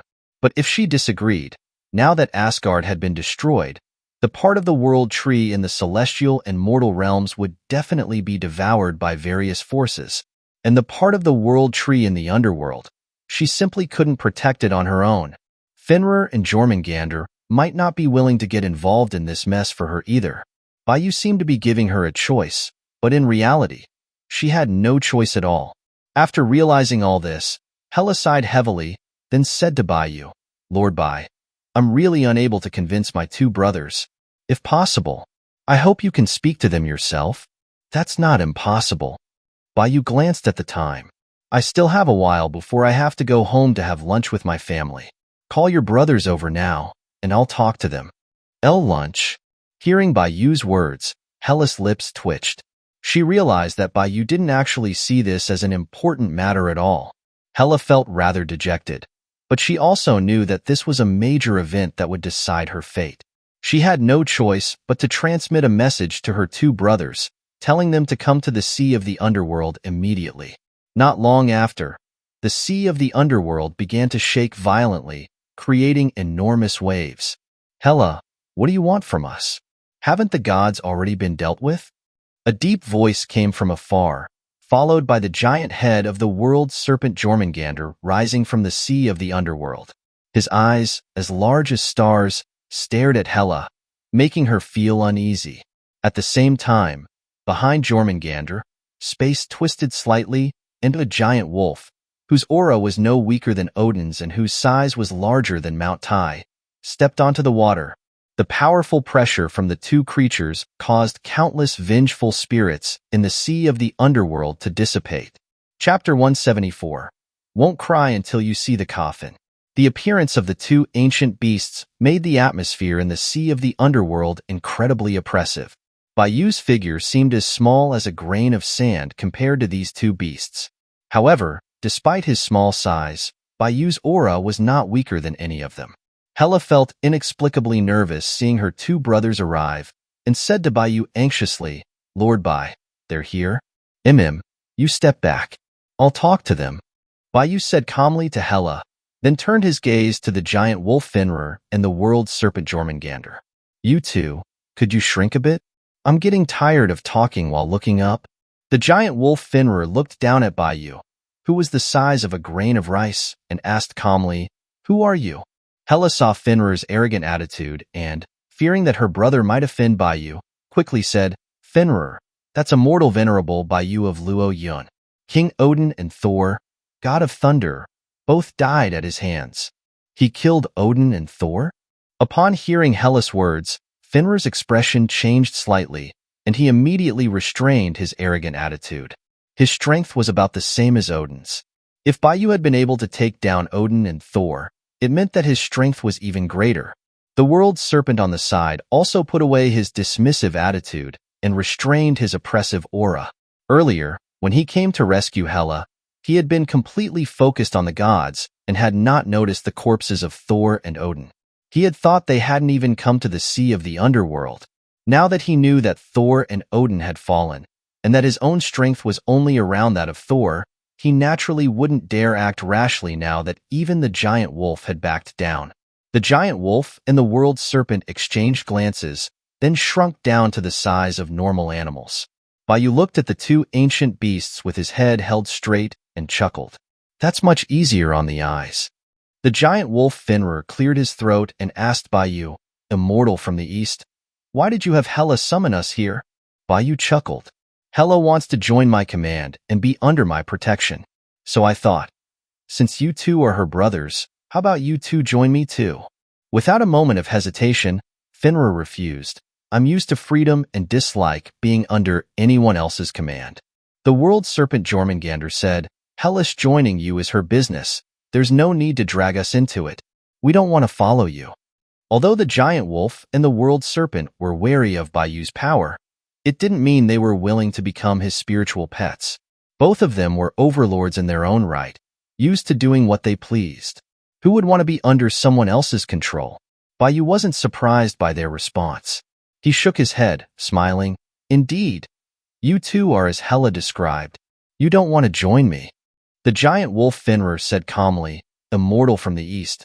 If you've called us here just for this, then there's nothing left to discuss. Goodbye. Jormungandr said immediately after, I'll be on my way as well. Wait. At this moment, Baiyu suddenly spoke, stopping the giant wolf Fenrir and the world serpent Jormungandr from leaving. Baiyu looked at the two ancient beasts and said lightly, Did I say you two could leave? Hearing Baiyu's words, Fenrir narrowed his eyes slightly and asked Baiyu in a deep voice, Baiyu, what do you mean? Baiyu chuckled. It doesn't mean anything. It's just that since you rejected my olive branch, I have no choice but to move on to Plan B. Plan B? The world serpent Jormungandr was taken aback and asked subconsciously. Baiyu smiled slightly as the no-thought limitless sword slowly materialized in his hand. The icy sword light flickered on the faces of the giant wolf Fenrir and the world serpent Jormungandr. Baiyu twirled the sword in a flourish and smiled at Fenrir and Jormungandr. Since you two are unwilling to join me, then you are both potential threats to me and must be eliminated. Baiyu, you're so arrogant. Fenrir instantly bristled upon hearing Baiyu's words. His form grew larger as he roared at Baiyu. Do you really think we were afraid of you just because we were polite? We've lived for countless years, and we've seen too many arrogant immortals like you. Jormungandr was also enraged. He twisted his massive serpent body, creating enormous waves, and glared at Baiyu. Baiyu, we're not as weak as those gods.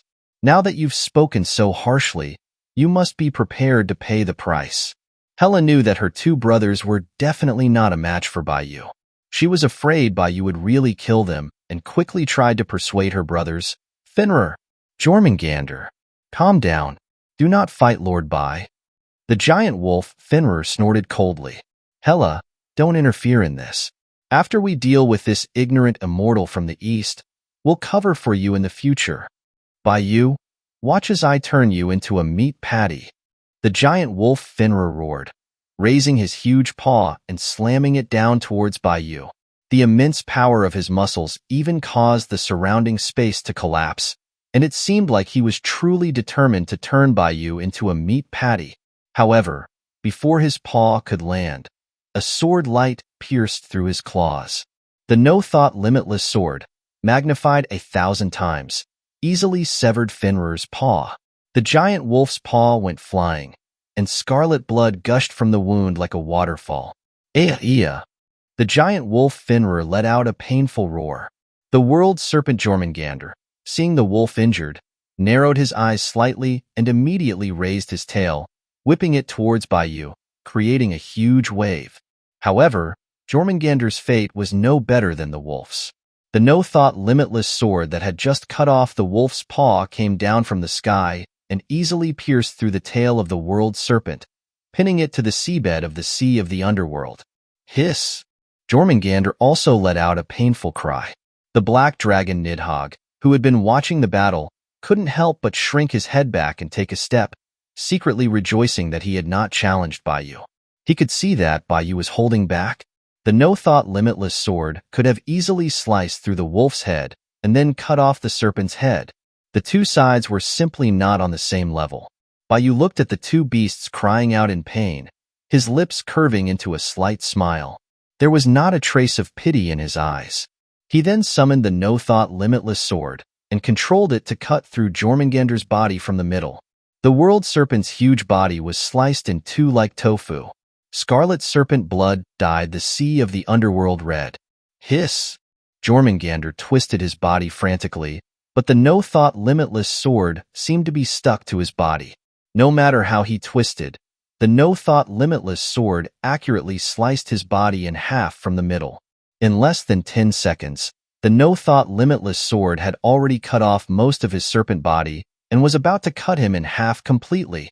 Lord Bai, I was wrong. I'll be your spiritual pet.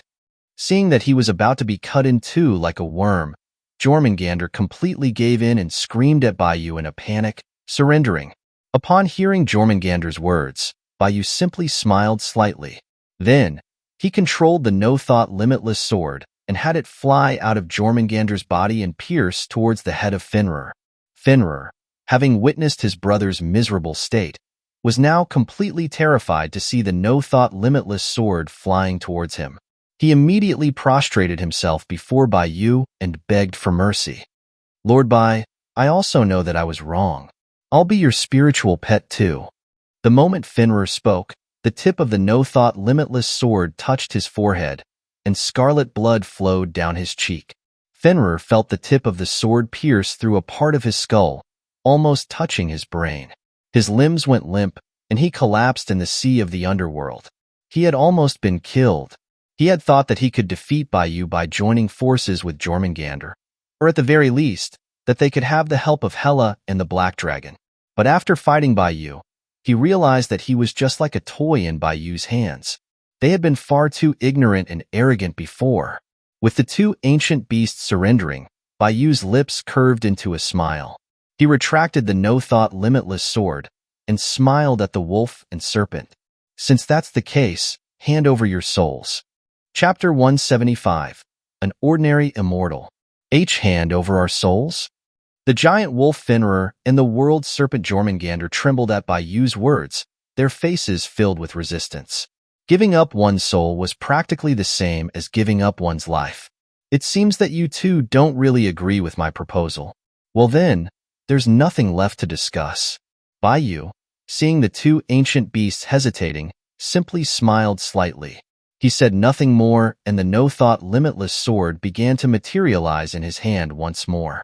Seeing the no-thought limitless sword, with its shimmering, icy light, about to appear, the expressions of the giant wolf and the world serpent changed drastically. They immediately said, Lord Bai, please don't be impulsive. W will hand over our souls right now. With that, the two ancient beasts dared not hesitate. They hurriedly separated their souls from their bodies, exposing them completely to Baiyu. For them, having their souls controlled by Baiyu was still better than having them completely obliterated. That's much smarter. Baiyu smiled again, seeing that the two ancient beasts had finally yielded. He retracted the no-thought limitless sword, which had not fully materialized.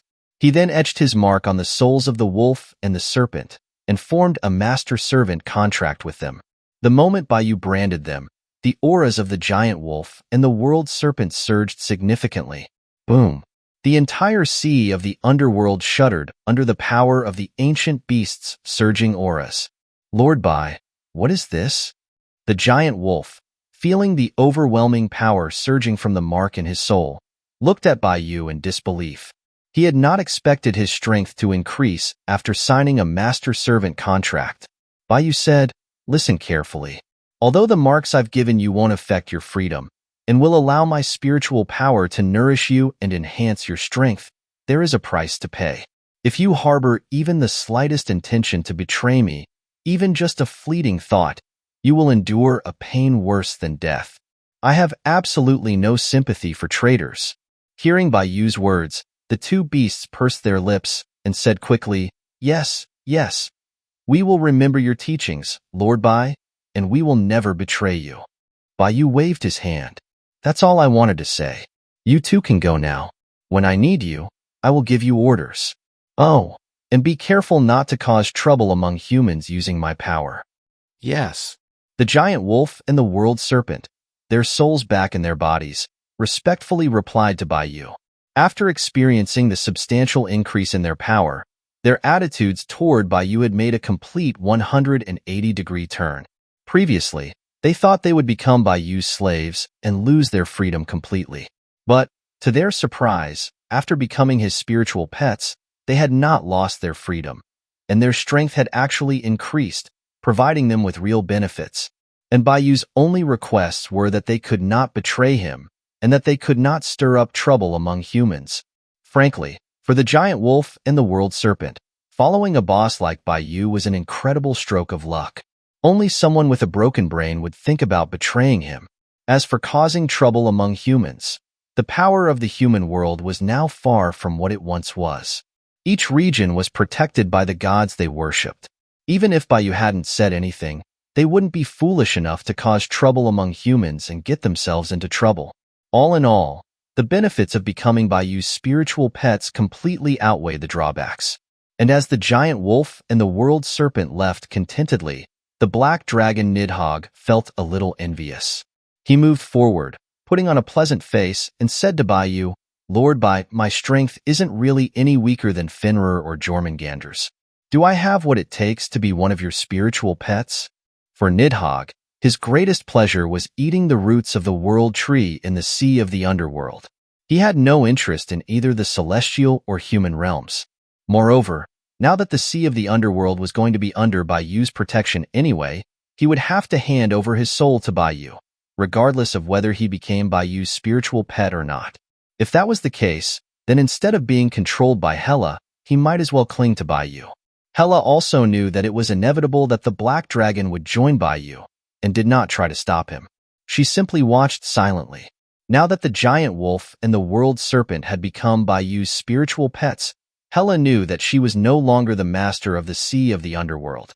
At most, she was just a worker, managing things for Bai Yu. However, Hela knew that, after the destruction of Asgard, this was the best possible outcome for her, and she had no trouble accepting it.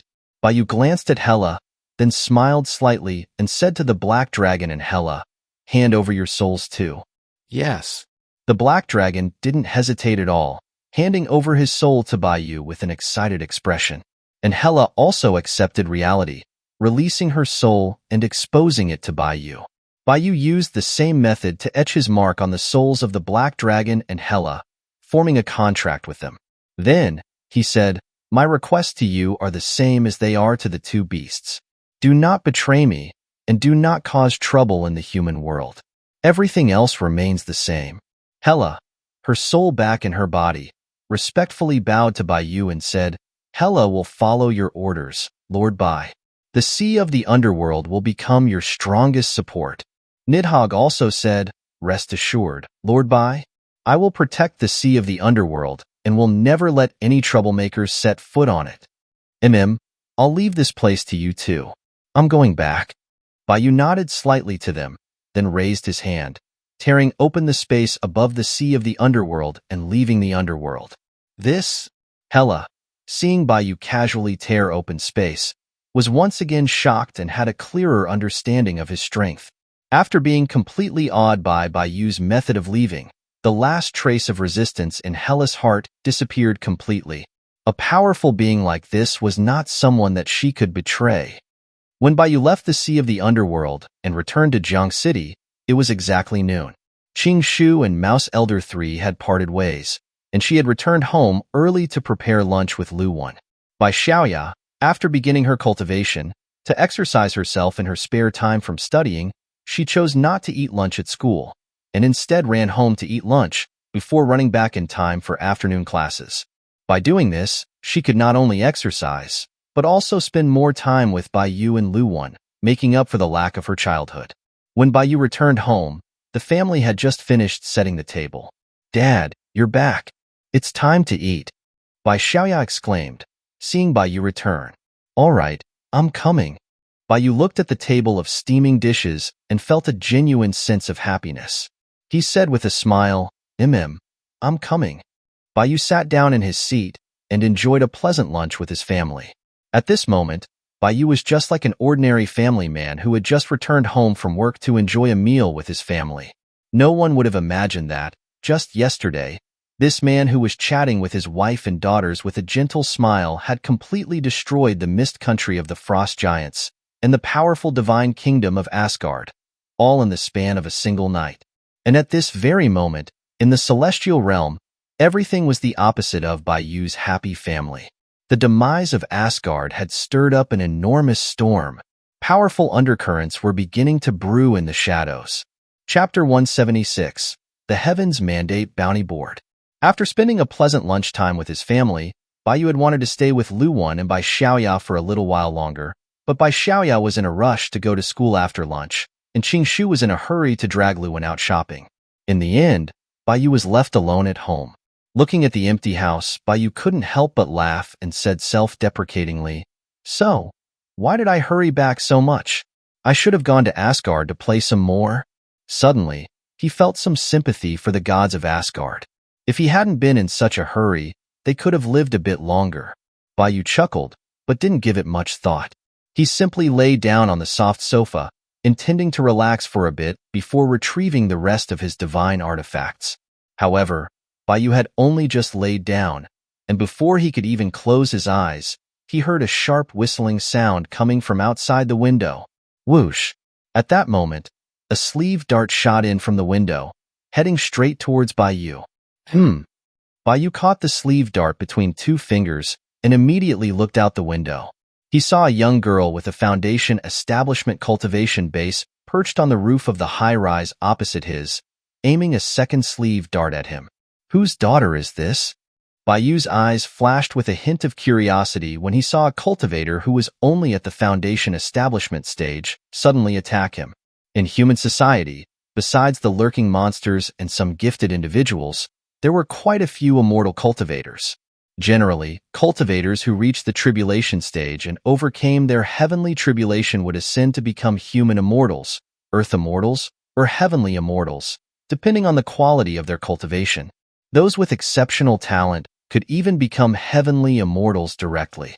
However, Bai Yu was usually dealing with gods and demons, or at least earth immortals and human immortals. So, it was very rare for him to encounter a cultivator like this, who had just reached the foundation establishment stage and had shallow cultivation. Bai Yu felt that even Mouse Elder 3 could take down 10 of those girls on the opposite rooftop. However, the girl on the opposite rooftop didn't seem to realize the kind of person she was dealing with.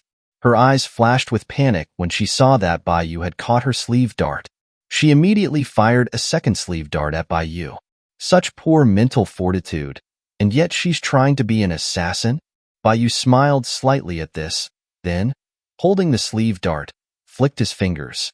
Whoosh! The sleeve dart in Bai Yu's hand flew through the air and accurately knocked away the girl's second sleeve dart. The girl on the opposite rooftop's expression changed slightly when she saw this. She realized that she had encountered a tough opponent and immediately packed up her things, preparing to escape. "Where do you think you're going?" Just as the girl was preparing to run, Bai Yu's voice suddenly sounded behind her, giving her a huge fright. "Ah!" The girl screamed. She lost her balance and slipped from the rooftop. Seeing this, Bai Yu only smiled slightly and waved his hand, creating a gentle breeze that lifted the girl into the air and then tossed her back onto the rooftop. Ouch! The girl landed on her butt, but she didn't have time to rub it. She quickly took out a dagger from behind her and pointed it at Bai Yu, saying nervously, Don't come any closer." Seeing that the girl was only 16 or 17 years old, Bai Yu did not intend to kill her. He asked, "Who are you? Why did you attack me?" Seeing Bai Yu ask, the girl held the dagger to her neck and said nervously, Don't force me. I am a professional. I won't say anything." Bai Yu saw that the girl's hand holding the knife was trembling, and there were even tears welling up in her eyes. He shook his head and smiled, sighing, "How dare you take on jobs as an assassin with your level of skills?" Snap! Bayou snapped his fingers, and the dagger the girl was holding instantly transformed into a slippery snake, writhing in her hand. The girl's pupils constricted when she saw that her dagger had suddenly become a snake. "Ah!" She screamed and threw the snake away without hesitation. However, the snake, the moment it hit the ground, transformed back into a dagger. Illusion magic? The girl looked at the dagger lying not far from her, her heart pounding. Bayou picked up the girl's dagger and said, "That was an illusion, but my patience is limited. If you don't answer me again, what will come next won't be an illusion." Gulp. Upon hearing Bayou's words, the girl gulped, a look of fear on her face. She was, after all, inexperienced and had no real practice. Bayou just scared her a little, and she immediately backed down. Without struggling further, the girl immediately knelt down before Bayou and said, "Report. My name is Gongsun Ning, a direct disciple of the Dragon and Tint sect." Dragon and Tint sect? Hearing Gongsun Ning's words, Bayou frowned. He carefully thought for a moment but couldn't recall what that sect was, so he asked Gongsun Ning again, "What kind of sect is the Dragon and Tint sect? Have I offended you before?" Gongsun Ning scratched her head, rather awkwardly, and said to Bayou, "The Dragon and Tint sect is a sect that our sect master just created. I'm the only disciple, so it's normal that you haven't heard of it." Bayou asked again, "Since you're from such a small sect, and we have no grudges between us, why are you trying to assassinate me?" Gongsun Ning replied, "Oh, our sect is short of funds, and I can't do anything else besides fighting, so my master sent me out to be an assassin. You're the first target I've accepted." "You accepted a hit job? Where did you take it from?" Hearing Gongsun Ning's reply, Bayou suddenly realized that something was wrong. He was of course not worried about the assassination attempt, but rather that someone had accurately located his position so soon after he moved here, and had even issued a hit job. Although Gongsun Ning, who accepted the task, was no threat to Bayou, the people behind this were definitely not that simple. And now that she had been caught by Bayou, Gongsun Ning completely accepted her fate and confessed to Bayou, "I took the task from the Heaven's Mandate Bounty Board." Heaven's Mandate Bounty Board? Bayou was taken aback. "What's that?" Gongsun Ning said honestly, "The Heaven's Mandate Bounty Board is a famous crowdfunding assassination reward board on the dark web.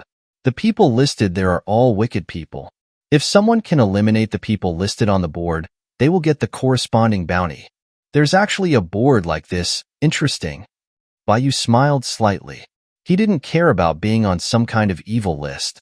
He teased Gongsun Ning, "You're such a greenhorn. Why did you pick the highest difficulty task first?" Hearing Bayou's words, Gongsun Ning hung her head and replied in a voice as quiet as a mosquito, "You were the lowest difficulty." "Huh." Bayou's smile froze. Chapter 177. The Cultivation Alliance. "You say that again?" Bayou's lips twitched as he asked Gongsun Ning. He had been in the circles of the three realms for so long. His enemies were either all-powerful god emperors or world-destroying demons. The battles he had participated in were usually cataclysmic. Yet now, on the dark web's assassination list, his difficulty level was the lowest, and the person sent to assassinate him was a newbie, a rookie who had just entered the business. This made him feel insulted.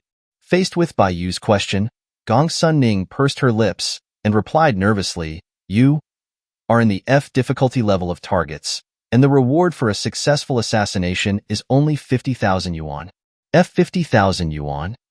Bayou couldn't believe what he was hearing. He had never imagined that there would be a day when someone would put a price on his head for only 50,000 yuan. The employer who issued the bounty could learn the location of his new home in such a short amount of time, which meant that the employer had some knowledge about him. And even then, the employer only offered 50,000 yuan as the bounty. This was clearly an attempt to mess with his head. Thinking of this, Bayou couldn't help but rub his forehead, gritting his teeth as he said, "That guy who issued the hit had better not let me catch him." Gongsun Ning, seeing Bayou's terrifying expression, had a slight look of fear in her eyes. She nervously said to Bayou, "Uncle, I've told you everything I know. Can you let me go this time since it's my first job?" and I wasn't a threat to you? No. Bai refused without hesitation. His tone carried a hint of sharpness, scaring Gong Sun-ning so much that she jumped back. Gong Sun-ning felt Bai's volatile aura. Tears welled up in her eyes, and she nervously knelt on the ground. She lowered her head, trying to hold back her tears, her body trembling slightly. This was the first time she had directly faced the fear of death. Seeing Gong Sun-ning's pitiful appearance, Bai sighed slightly and then said, "All right. It's not easy for a girl in her teens to be working like this. I'll let you off this time." "Really?" Hearing Bai's words, Gong Sun-ning immediately looked up at Bai. Her eyes filled with hope once again. "Really?" Bai nodded. "But there are conditions if you want me to let you go." Gong Sun-ning quickly said, "Uncle, as long as you're willing to let me go, I'll agree to any condition." Bai said, "First, you have to leave the Dragon and Tint sect." "Leave the Dragon and Tint sect?" Gong Sun-ning was taken aback. Bai said, "You're only in your teens, around the same age as my daughter. You should be studying at school at this age. But that sect master of yours actually had you working as an assassin, doing dirty work. This clearly shows he doesn't see you as a human." Gong Sun-ning was about the same age as Bai Xiaoya, and her nature wasn't bad. In addition, she had already reached the foundation establishment stage at 16 or 17 years old, so her foundation was good. If she continued to cultivate diligently, she would likely ascend in the future. It would be a shame if such a talented individual was ruined by the Dragon and Tint sect. Although Bai was still a little annoyed, he still wanted to help her out of this situation when he saw Gong Sun-ning caught in the mud. However, after hearing Bai's words, Gong Sun-ning's expression turned troubled, and she replied, "But I've signed a contract with the sect master. If I leave the sect on my own, the Cultivation Alliance will hunt me down." "Contract? Cultivation Alliance?" Bai was taken aback. What the hell is that? Although it was now the 21st century, and cultivators had adapted to modern life, the cultivation world still followed the law of the jungle. The fact that a contract had to be signed to join a sect, Bai knew right away that Gong Sun-ning had fallen into a den of swindlers. "Uncle, don't you know?" Gong Sun-ning looked at Bai with surprise, as if looking at an ignorant person. "Now you have to sign a contract to join a sect. It's a regulation issued by the Cultivation Alliance." Bai, his face full of black lines, said, "I've never heard of such a thing." Although he didn't pay much attention to the distribution of power in the human world, he had contact with both the Exorcist Association and the Security Bureau. He had never heard of this Cultivation Alliance. Upon hearing Bai's reply, Gong Sun-ning said with a serious expression, "The Cultivation Alliance is a specialized organization in China for managing cultivators. It is at the same level as the Exorcist Association and the Security Bureau. My master is a member of the Cultivation Alliance." "Uncle, you're so strong. How can you not know about the Cultivation Alliance?" Bai looked at Gong Sun-ning, who was earnestly introducing the alliance, and was speechless. He said, "Girl, you've probably been scammed by your master. Besides the Exorcist Association and the Security Bureau, the official organizations in China only have the Ability Research Institute. There's no such thing as a Cultivation Alliance." "That's impossible." Gong Sun-ning firmly shook her head. "I've been to the Cultivation Alliance's headquarters. They even have an official seal." Bai. Looking at Gong Sun-ning's earnest expression, Bai knew that he couldn't make her see the truth right away. He said, "Sigh, all right, let's not talk about this for now. Stand up first." "Thank you, uncle," Gong Sun-ning replied, and quickly stood up, rubbing her numb knees. Then, she obediently stood in front of Bai, awaiting his instructions. Bai then said, "Where did you see that Heaven's Mandate bounty board?" Gong Sun-ning replied, "It's a website that my master gave me. It needs a specific browser to enter the dark web." Bai pulled out his phone, "Add me on WeChat, and send me the website address and the needed app." "Oh, okay." Gong Sun-ning didn't dare hesitate. She quickly took out her phone, which was covered in a pink case and had a doll hanging from it. She carefully added Bai on WeChat. "Rabbit in a hurry," Bai said, reading Gong Sun-ning's nickname. He couldn't help but take a look at Gong Sun-ning. "Uncle, what's your name? I'll put it in my contacts." Gong Sun-ning looked at Bai's contact card and asked him, Bai Yu replied. Eh, your nickname is your real name? Gong Sunning looked at Bai Yu in surprise. I don't usually use social media. There are only a few friends on it. Bai Yu replied, and he couldn't help but think of Bai Feng. After he was imprisoned in the Nether prison, his phone and social media accounts had all been registered by Bai Feng. The only friend on his current account was Bai Feng. However, Bai Feng's profile picture would never light up again.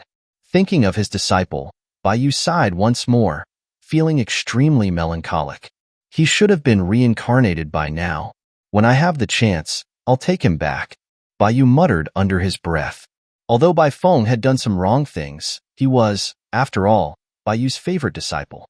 Plus, when he was in the Nether prison, Bai Feng was the only one who had stayed by his side. Bai Yu could not truly abandon Bai Feng. After the incident with the Nether poison, Bai Yu had not resurrected Bai Feng, but had allowed him to be reincarnated. It was because he wanted Bai Feng to have a body that could cultivate normally. Uncle Bai? Uncle Bai. At that moment, Gong Sunning's voice entered Bai Yu's ears, pulling him back to reality. Gong Sunning, seeing Bai Yu looking at her, immediately shook her cute phone at Bai Yu and said, I've sent it to you. Chapter 178.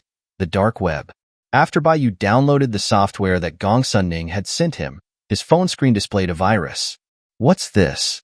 Bai Yu looked at the virus display on his phone and turned to Gong Sunning, waiting for an explanation. Gong Sunning scratched her head and said awkwardly, Uncle Bai, I forgot to tell you that, for the security and secrecy of the website, the dark web software will automatically upload all your phone information to its server in order to prevent any official authorities from entering. Bai Yu said speechlessly, Why didn't you say that earlier? Although there was nothing important in his phone, as it was as blank as a blank sheet of paper, he still felt somewhat uncomfortable that his privacy had been violated. Gong Sunning said nervously, because this is a necessary requirement to enter the dark web, and I wasn't paying too much attention when I registered my account before, so? Bai Yu sighed slightly, and then said to Gong Sunning, All right, what other requirements are there to enter this dark web? You better tell me everything now, to prevent any other problems. Gong Sunning replied, The dark web requires real name registration and a video. Bai Yu said, surprised, The people who use the dark web are basically in shady businesses.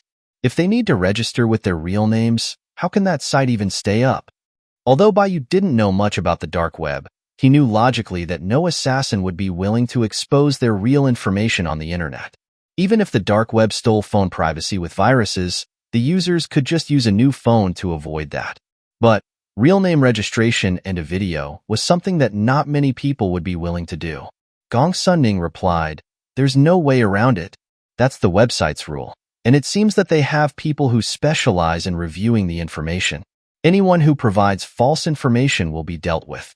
However, because the site is very secretive and has never revealed any user information, plus the payments are promptly wired to users' accounts after a successful mission, and it's all laundered money, many people are still willing to register on the site.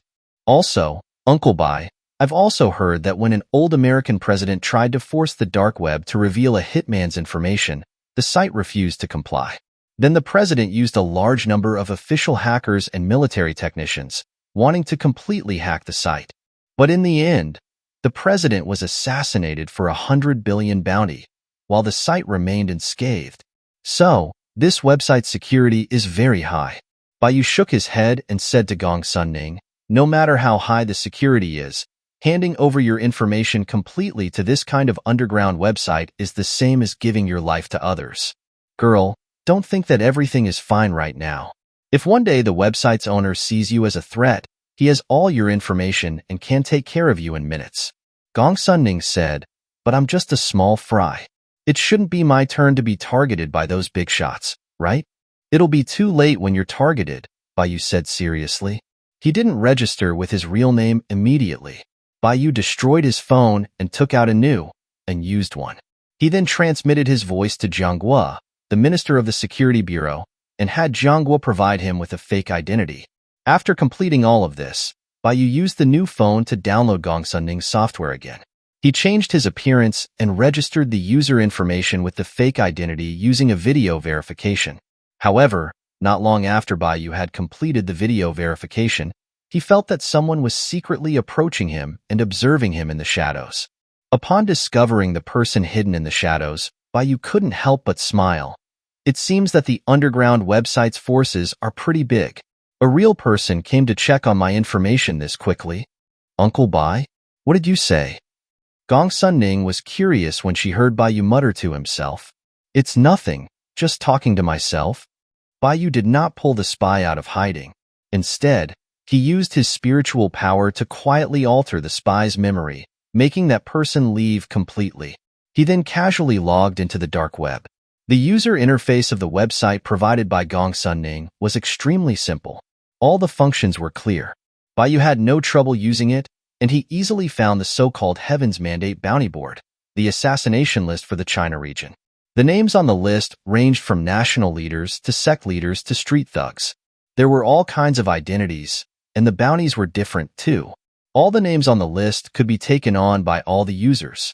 After a mission was completed, there would be people specifically sent to verify the kill. As long as the kill was confirmed, the bounty would be automatically deposited into the user's account. The names of the people who were successfully assassinated would turn gray and disappear automatically after 1 month. However, all users could not see who completed the mission. Bayu scanned the so-called Heaven's Mandate Bounty Board and finally found his name at the very bottom of the list, among the names with the lowest difficulty level. I never imagined that there would be a day when I would be on the same list as a bunch of street thugs, Bayu sighed upon seeing his own name. Then, he randomly accepted the task to assassinate himself. Ding, ding, ding. The moment Bayu accepted the task to assassinate himself, his phone received a series of messages, including his name, address, phone number, and even information about Bai Xiaoya and Yuchong. They actually have information about my daughter and my friends too. Bayu's eyes flashed with murderous intent after reading the detailed information that had been transmitted to his phone. No matter who had issued the bounty, or what their purpose was, Bayu's heart was now filled with the urge to kill after seeing the real information. Releasing this kind of information and having such a low assassination level would lead to many low-level assassins harassing him. Although those assassins would not pose any threat to Bayu, he couldn't guarantee that there wouldn't be any mad assassins who would attack his loved ones. Bai Xiaoya was his bottom line. Therefore, not only was he not going to let go of the person who issued the bounty, he also wasn't planning to let go of the person behind the website either. Gong Sunning felt Bayu's icy, piercing murderous intent.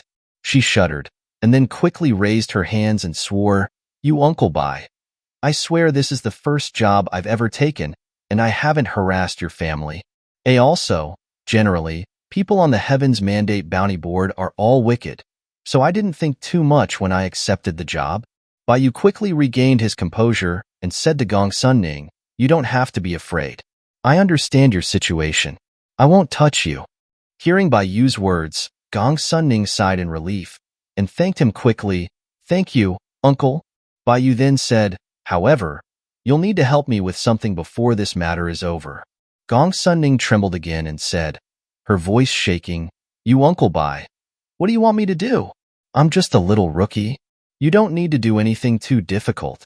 Bayu smiled slightly at Gong Sunning. "You just need to click Complete Mission." Huh. Gong Sunning was taken aback.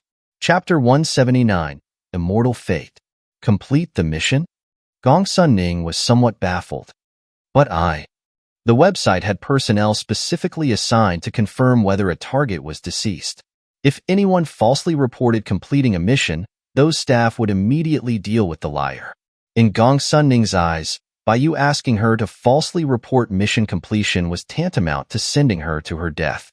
Gong Sunning was just a foundation establishment cultivator, and a somewhat timid one at that. How would she dare lie about completing the mission and provoke the big shots behind the website? Bayu could see Gong Sunning's concerns and said with a light chuckle, "You don't need to worry. I'll protect you if anything happens." "Uncle Bai, can you really protect me?" Gong Sunning looked at Bayu hesitantly, her tone filled with doubt. After all, Bayu was in the lowest rank on the Heaven's Mandate Bounty Board. In Gong Sunning's eyes, even if Bayu was stronger than her, he couldn't be too powerful. Bayu's words now did not hold much weight for Gong Sunning. "Don't worry, just do what I tell you to do." Bayu continued. Uncle Bai. Seeing that Bai Yu was insistent, Gong Sun Ning clenched her fists. Then, she bit her lip and said, "Fine. Either way it's death. I'll take a gamble." Having made up her mind, Gong Sun Ning no longer hesitated. She immediately took out her phone and clicked the complete mission button. Ding, ding, ding.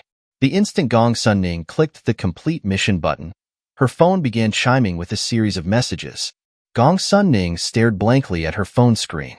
"What's wrong?" Bai Yu asked when he noticed that Gong Sun Ning had been stunned. "Uncle Bai, this?" Gong Sun Ning pursed her lips and turned her phone screen to Bai Yu. "The website wants me to provide a photo of the corpse and a video of the scene. What do we do?" "A photo of the corpse, huh?" Bai Yu thought for a moment, then took out his chaos refining furnace. He used it to create a dummy that looked exactly like him. Then, he disguised the dummy to look like a corpse and laid it on the ground. "Okay, take the picture." Bai Yu stepped aside and said to Gong Sun Ning. Gong Sun Ning looked at the lifelike dummy on the ground, her mouth agape in shock. She looked at Bai Yu in disbelief and asked, How did you do that? It's such a realistic dummy." As she spoke, Gong Sun Ning even squatted down and poked the dummy's skin with her finger. "The texture is just like a real person's. Kids, don't go prying about these things." Bai Yu put away the chaos refining furnace, seeming unwilling to explain too much to Gong Sun Ning. You're a cheapskate," Gong Sun Ning muttered under her breath. However, she did not dawdle any longer. She used her phone to take a photo and a video of the corpse, as per the requirements. Ding. With a successful upload notification from her phone, Gong Sun Ning's face immediately lit up with joy. She exclaimed excitedly to Bai Yu, "Uncle Bai, it worked. I've completed the mission. The reward has already been deposited into my master's account." According to the rules of the website, as long as the website confirmed that the mission was completed, the reward would immediately be deposited into the corresponding account. Then, the website would arrange for personnel to go to the scene to confirm whether the target was truly dead. Of course, Bai Yu was only a target of the lowest assassination level. Generally, once there were photos and videos, the website wouldn't send personnel to investigate the scene and would instead directly notify the employer. Bai Yu only nodded with a smile, looking at Gong Sun Ning's excited expression. Now, he just needed to wait patiently for the fish to take the bait. Beep, beep, beep. Gong Sun Ning had barely been excited for a short while before her phone started vibrating again. Bai Yu asked, "Who's calling?" "My master," Gong Sun Ning replied obediently. "Put it on speaker." Bai Yu said, "Oh." Gong Sun Ning mumbled in response and then pressed the speakerphone button. The moment the call connected, a boisterous voice sounded from the other end of the line. "Gong Sun Ning, you're good. I didn't expect you to succeed on your first job. I thought that you wouldn't be able to do it, but you're a natural-born killer. You can't judge a person by appearance." Gong Sun Ning pursed her lips and glanced at Bai Yu.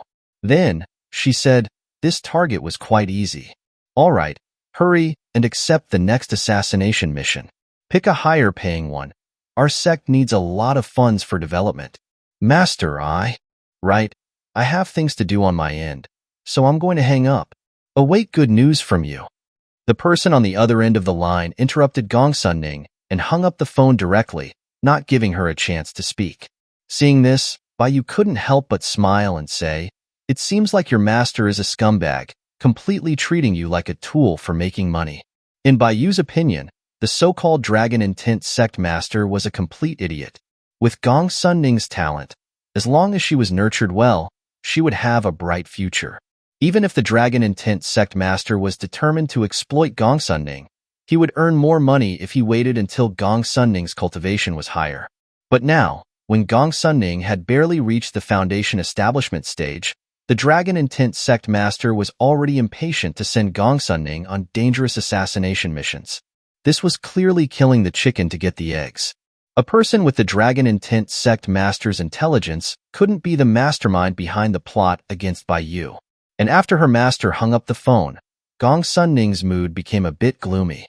She put away her phone and asked Bai Yu, "Uncle Bai, what else do you need me to do?"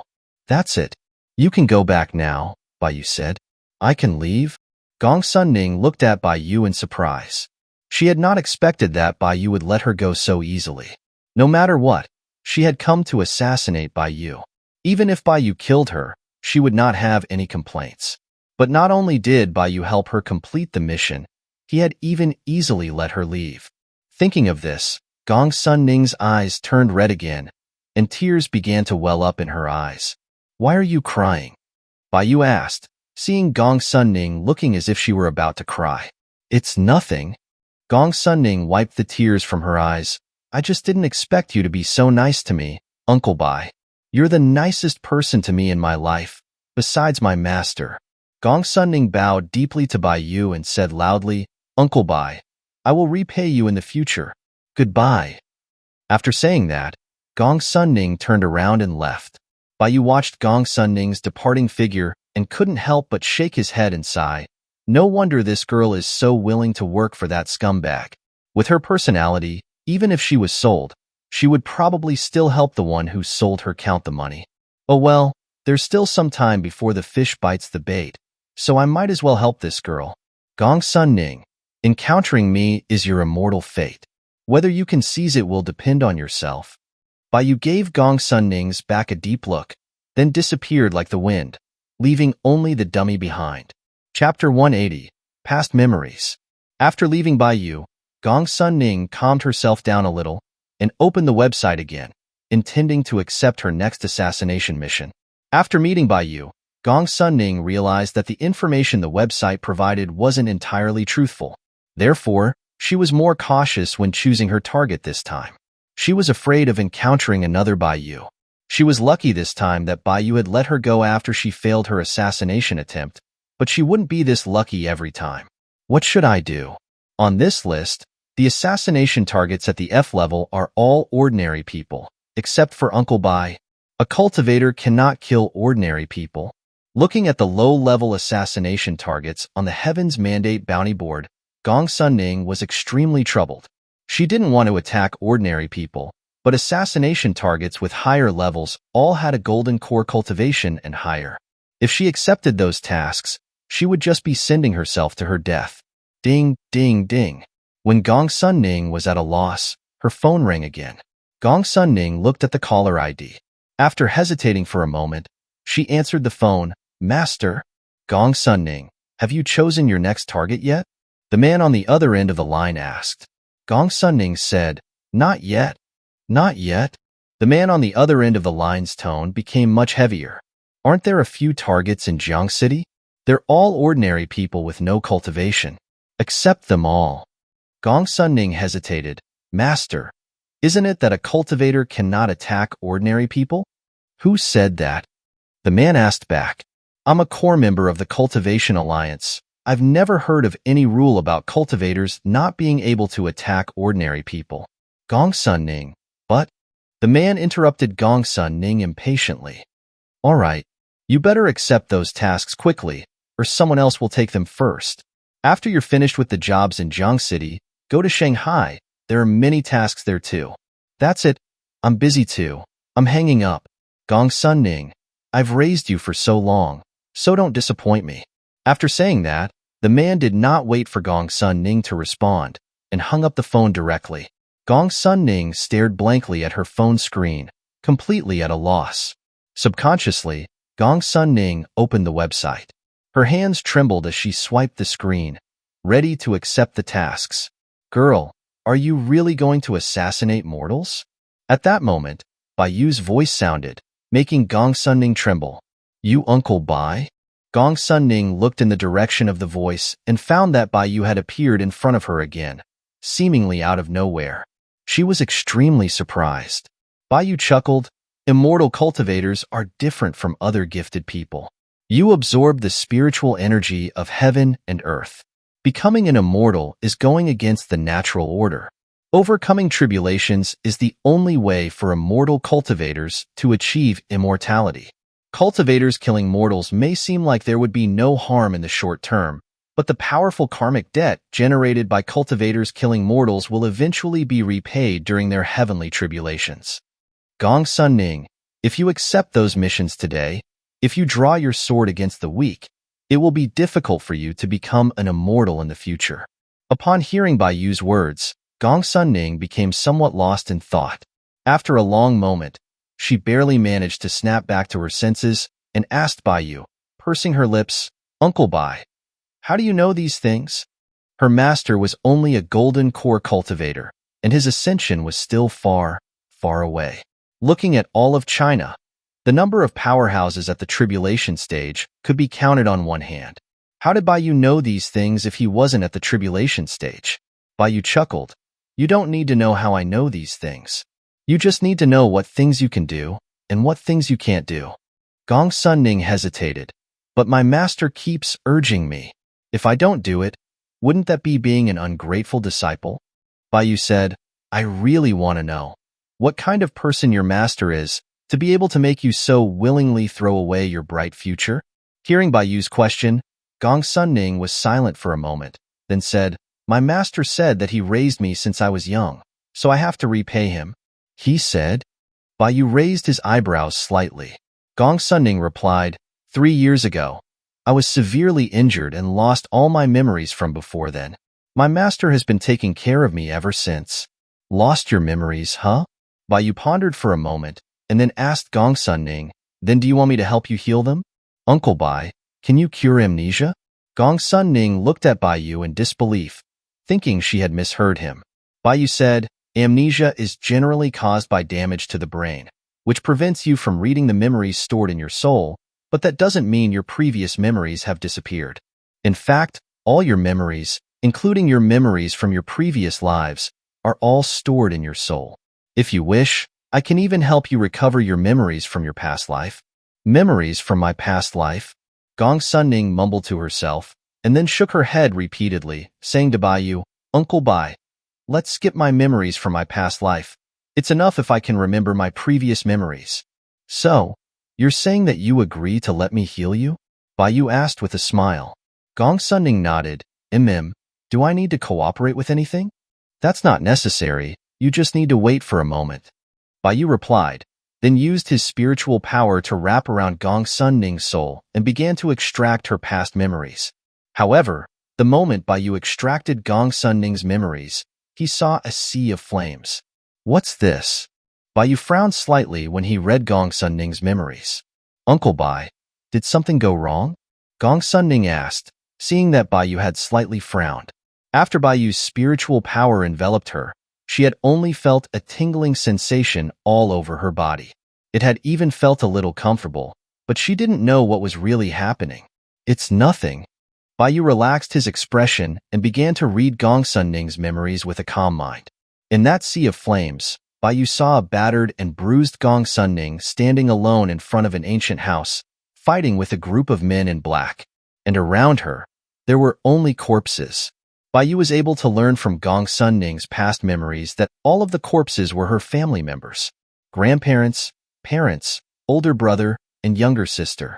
Her entire family had been killed by those men in black. After that, Gong Sunning had exhausted all her strength and had passed out. When she woke up, her master had been taking care of her.